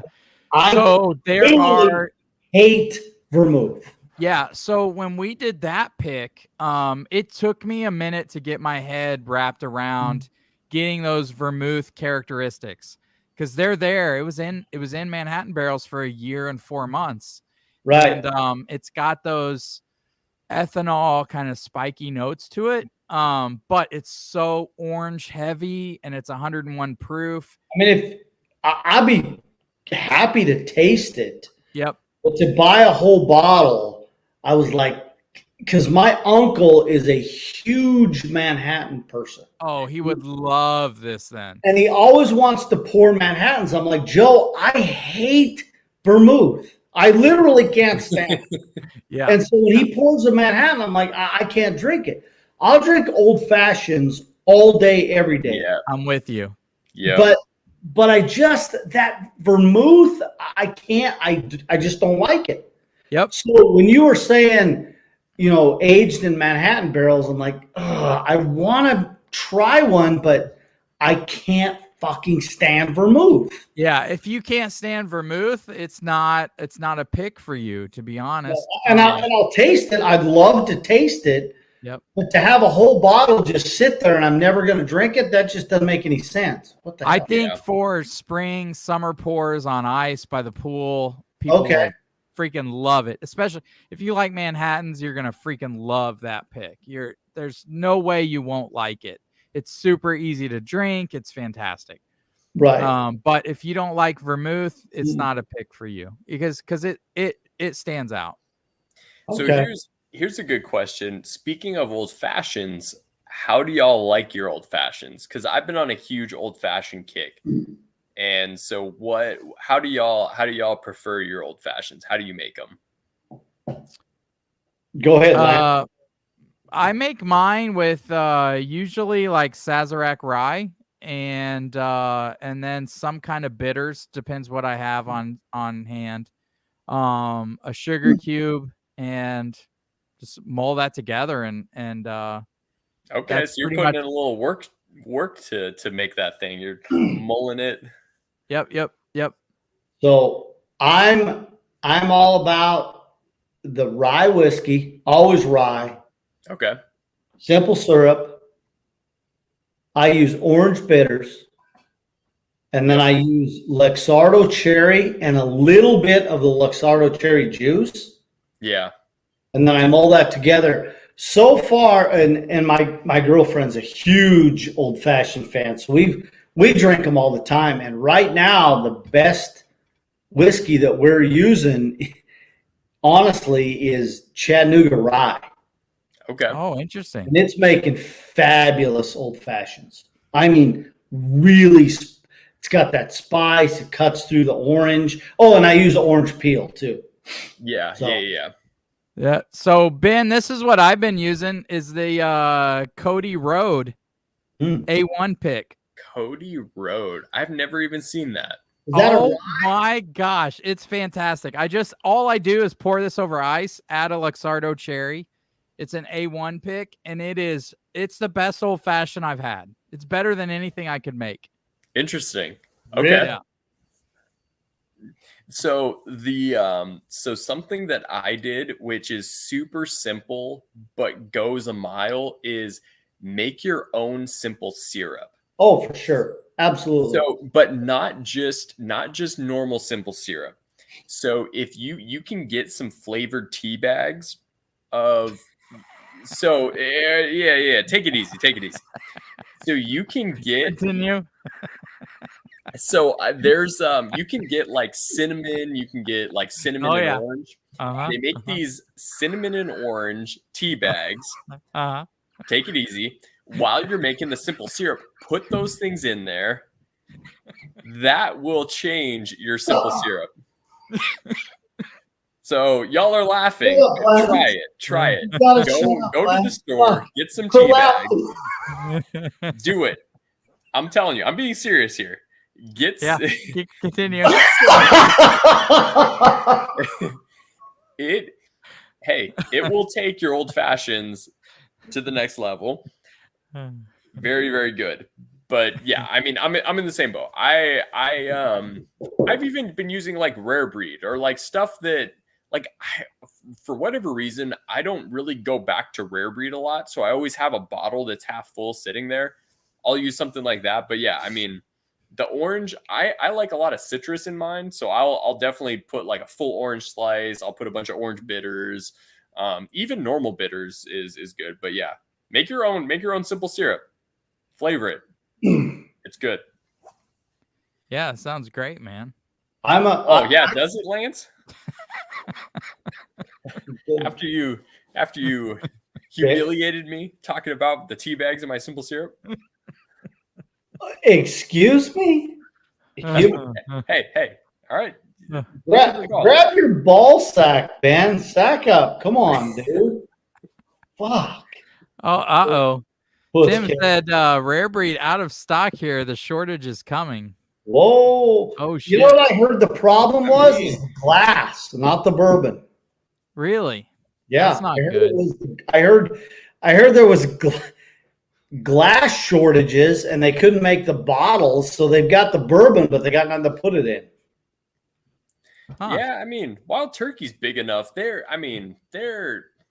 I feel like they just as production or as things get busier, they're just going to go ahead and take a couple of years off of it. So it's like instead of it being a mix of, 8-year, 10-year, it's like, okay, now it's just 9-year, 7-year. It's, they just keep cutting a few years back. They're always going to have stock of that stuff.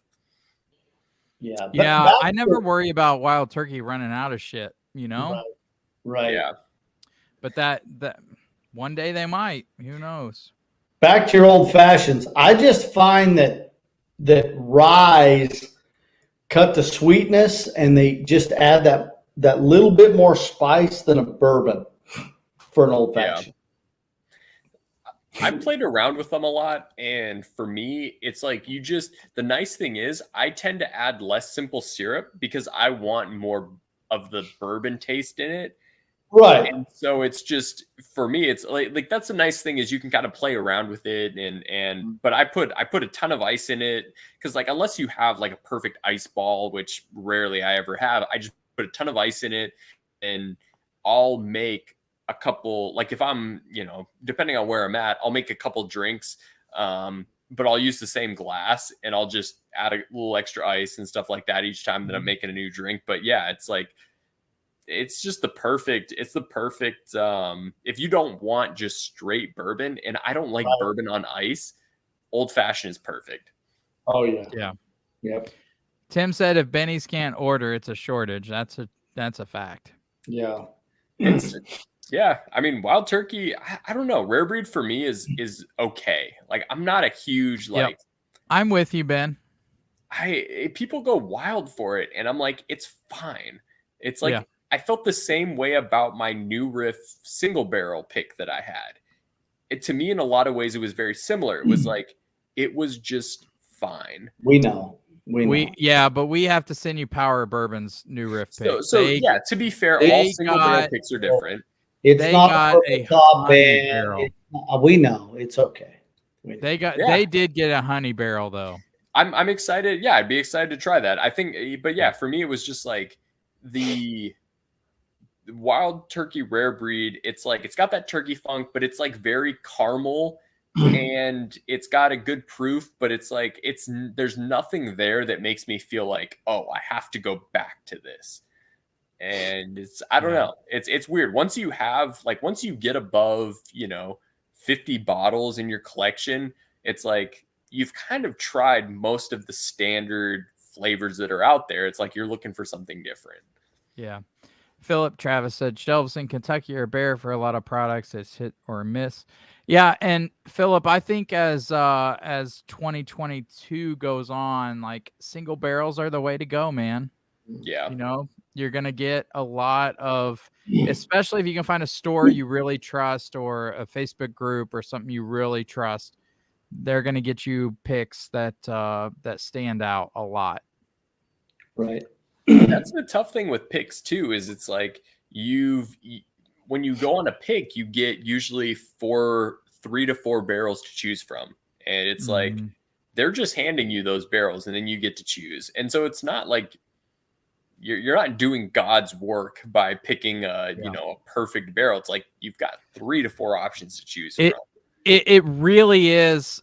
Don't pick the 2 shitty barrels out of the 3 to 6 that they give you. It's don't pick the 2 to 3 shitty barrels. And then don't pick the average everyday bourbon barrel either. Right. That's the other thing. And that's, in the advent calendar, that was so big. Like we did that Friar Tuck Russell's pick. That thing was like awful. Bourbon you ever drank. Awful. It was the most average, everyday, simple sipper bourbon ever. It was horror. It was the worst Russell's pick I've ever had. It was.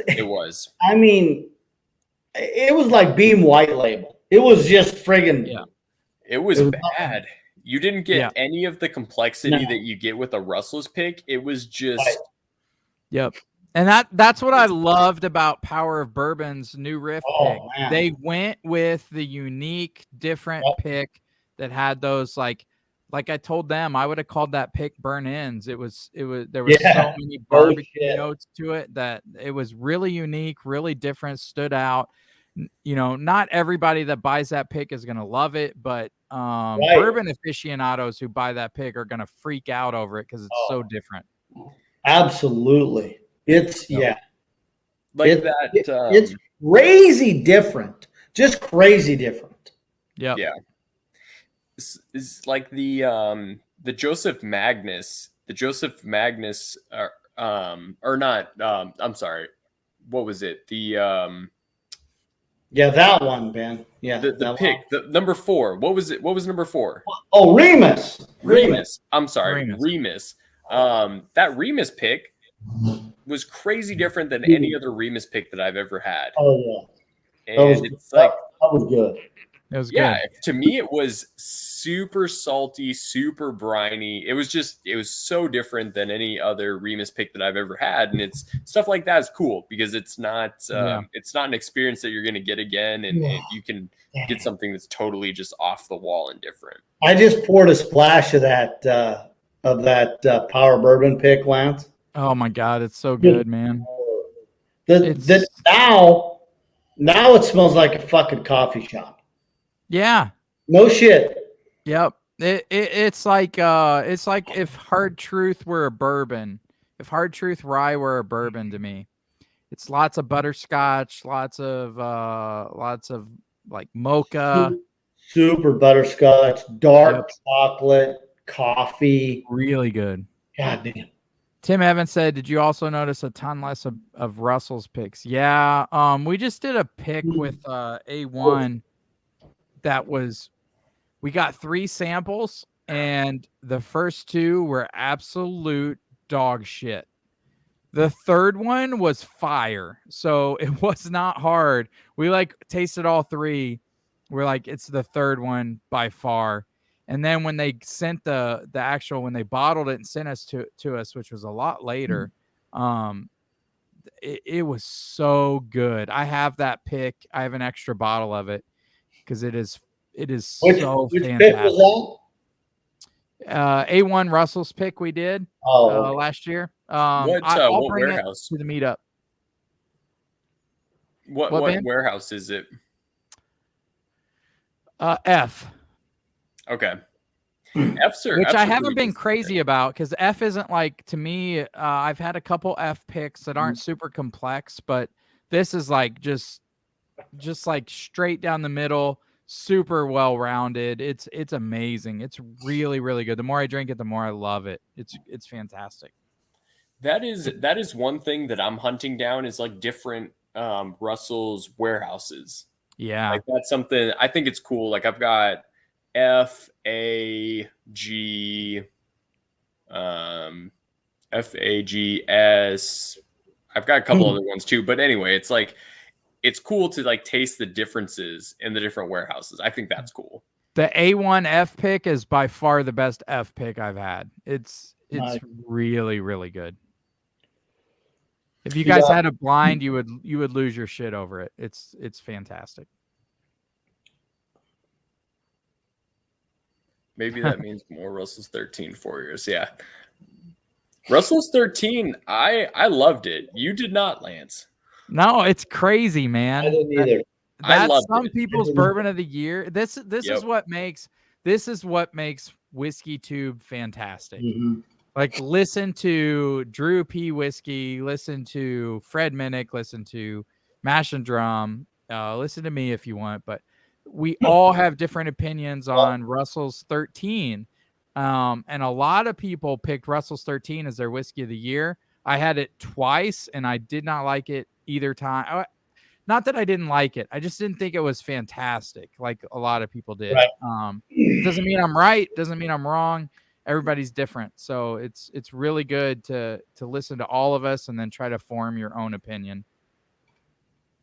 I agree. I'm definitely on board with Drew P. Whiskey with Russell's 13. Like he was a huge fan. Yeah, he was saying, "Hey, I would pay up to $200 for this," and people were roasting him, and I was like, "That's not insane. I would pay." It's a barrel proof 13-year. It's like you think about Blue Run, like Blue Run stuff, and people are paying insane prices for that. And it's like Wild Turkey for me is like the gold standard of quality. 13-year barrel proof stuff. Yeah, I mean, in taste wise, I loved it. I mean, I don't know. To me, I've had so many Russell's picks, including the A1F Warehouse pick that we just did.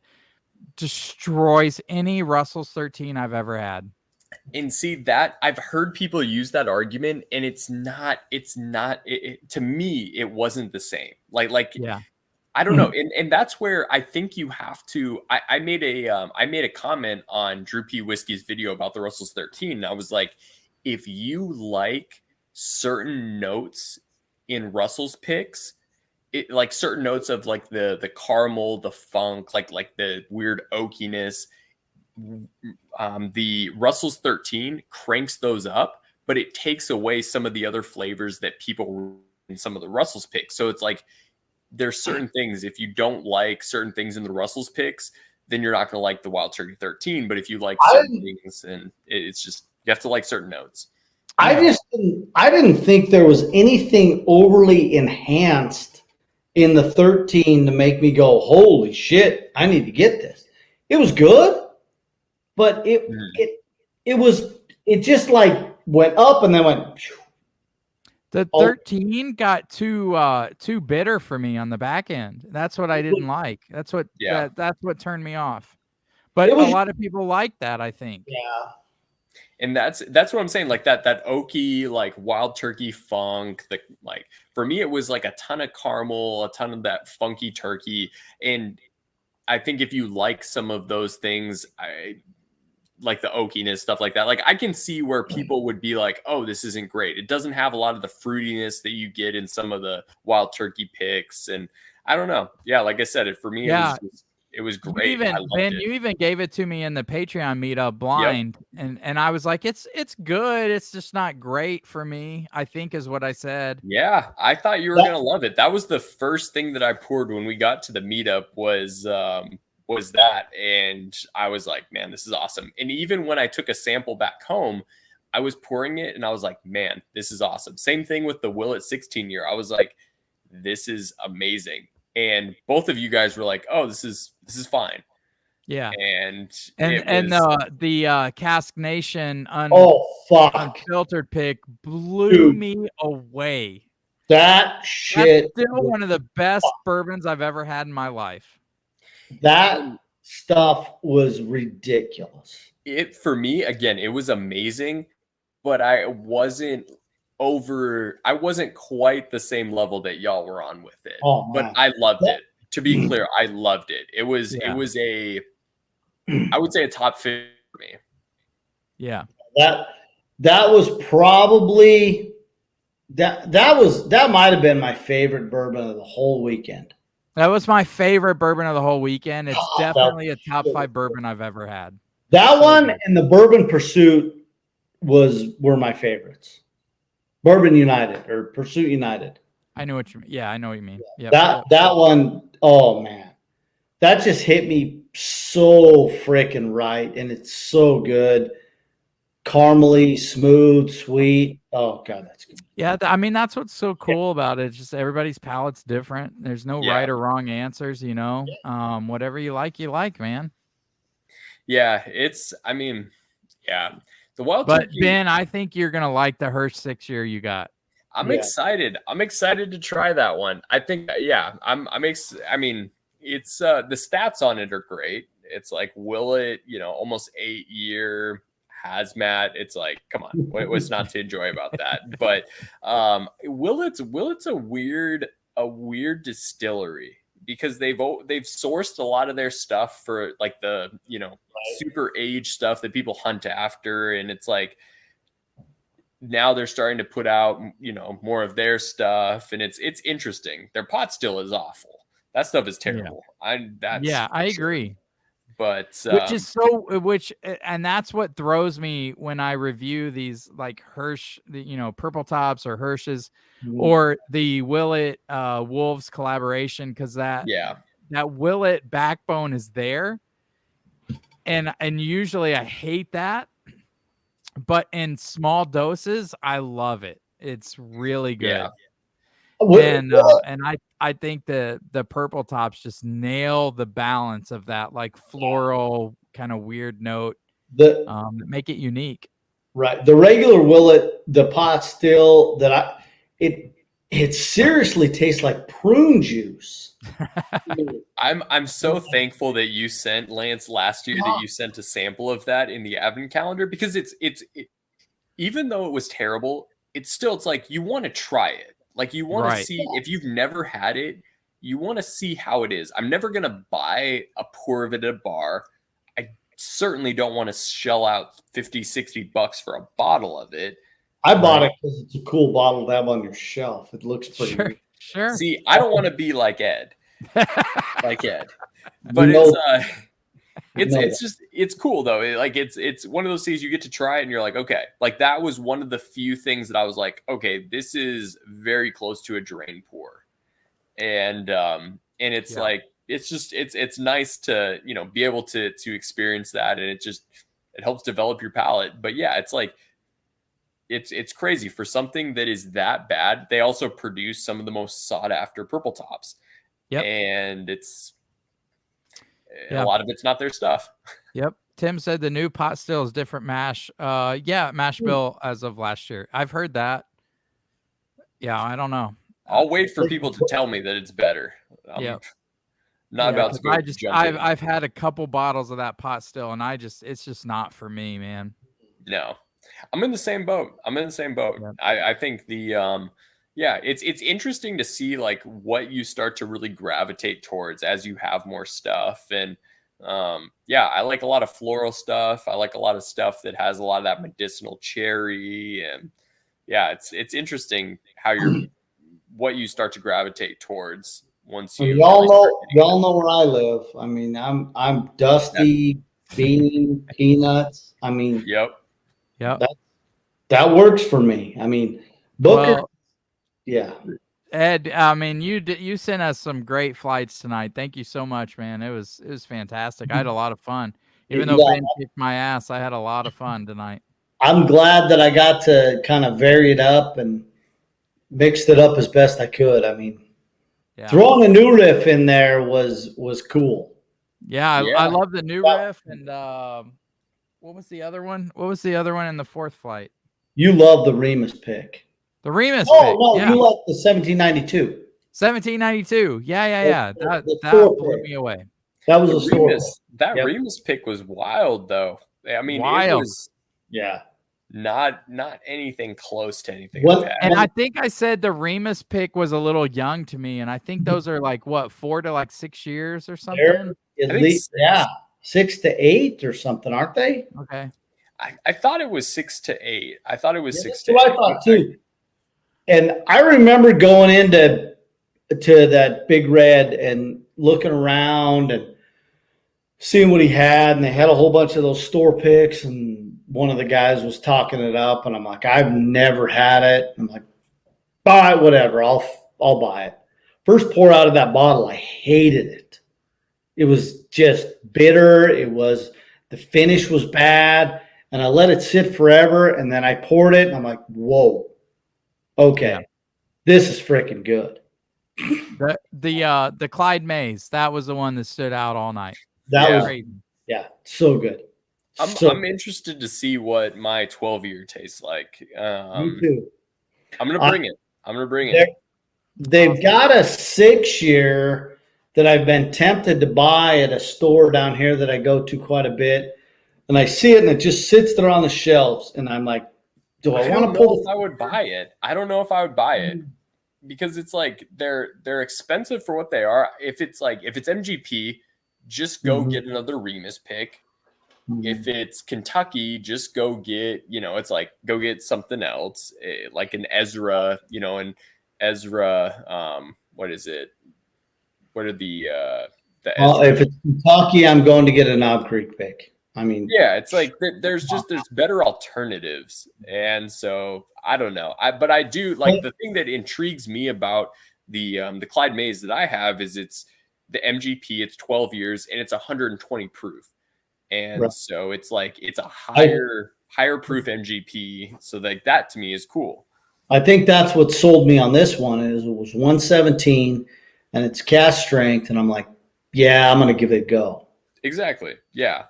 So those are cool, like the cast strength and stuff like that. But it's like there's certain people that they'll pay for like some of the old scout, the Smooth Ambler old scouts. Like it'll be like an 8-year pick, but it'll be from a few years ago, and it'll be cast strength, and people are paying like $600 for it, and I'm like, oh, it's 8-year MGP. I'm like, that's nothing crazy. Sure, it's from a few years ago. But it's just because there was a smaller run of those bottles. Right. It's a little bit older. It's like that doesn't change the flavor of it really. Like unless it's 10 to 15 to 20 years old, I could understand that. But yeah, it's weird. The way that people spend their money on bourbon is crazy to me sometimes. Agreed. For sure. Well, Ed, thanks so much, man. It's midnight. Thanks, guys. It's about that time. I could sit and talk bourbon and drink bourbon with you guys all day. So it's been awesome. Super happy to share this with you guys. I love, we bust balls, but we're all here for the same reason. Yep. So love you guys so much. Ed, thanks so much for the samples. Ben, congrats on the win. Congrats, buddy. Well done, guys. Glad I could share with you. Glad you liked the Bookers. Yeah, it was fantastic. And the Clyde. So that was awesome. Thanks for sending that, man. Absolutely, guys. My pleasure. All right, love you guys. Love you guys too. Have a wonderful weekend. We'll talk soon, man. Take care, guys. See ya. Later, bud. Bye.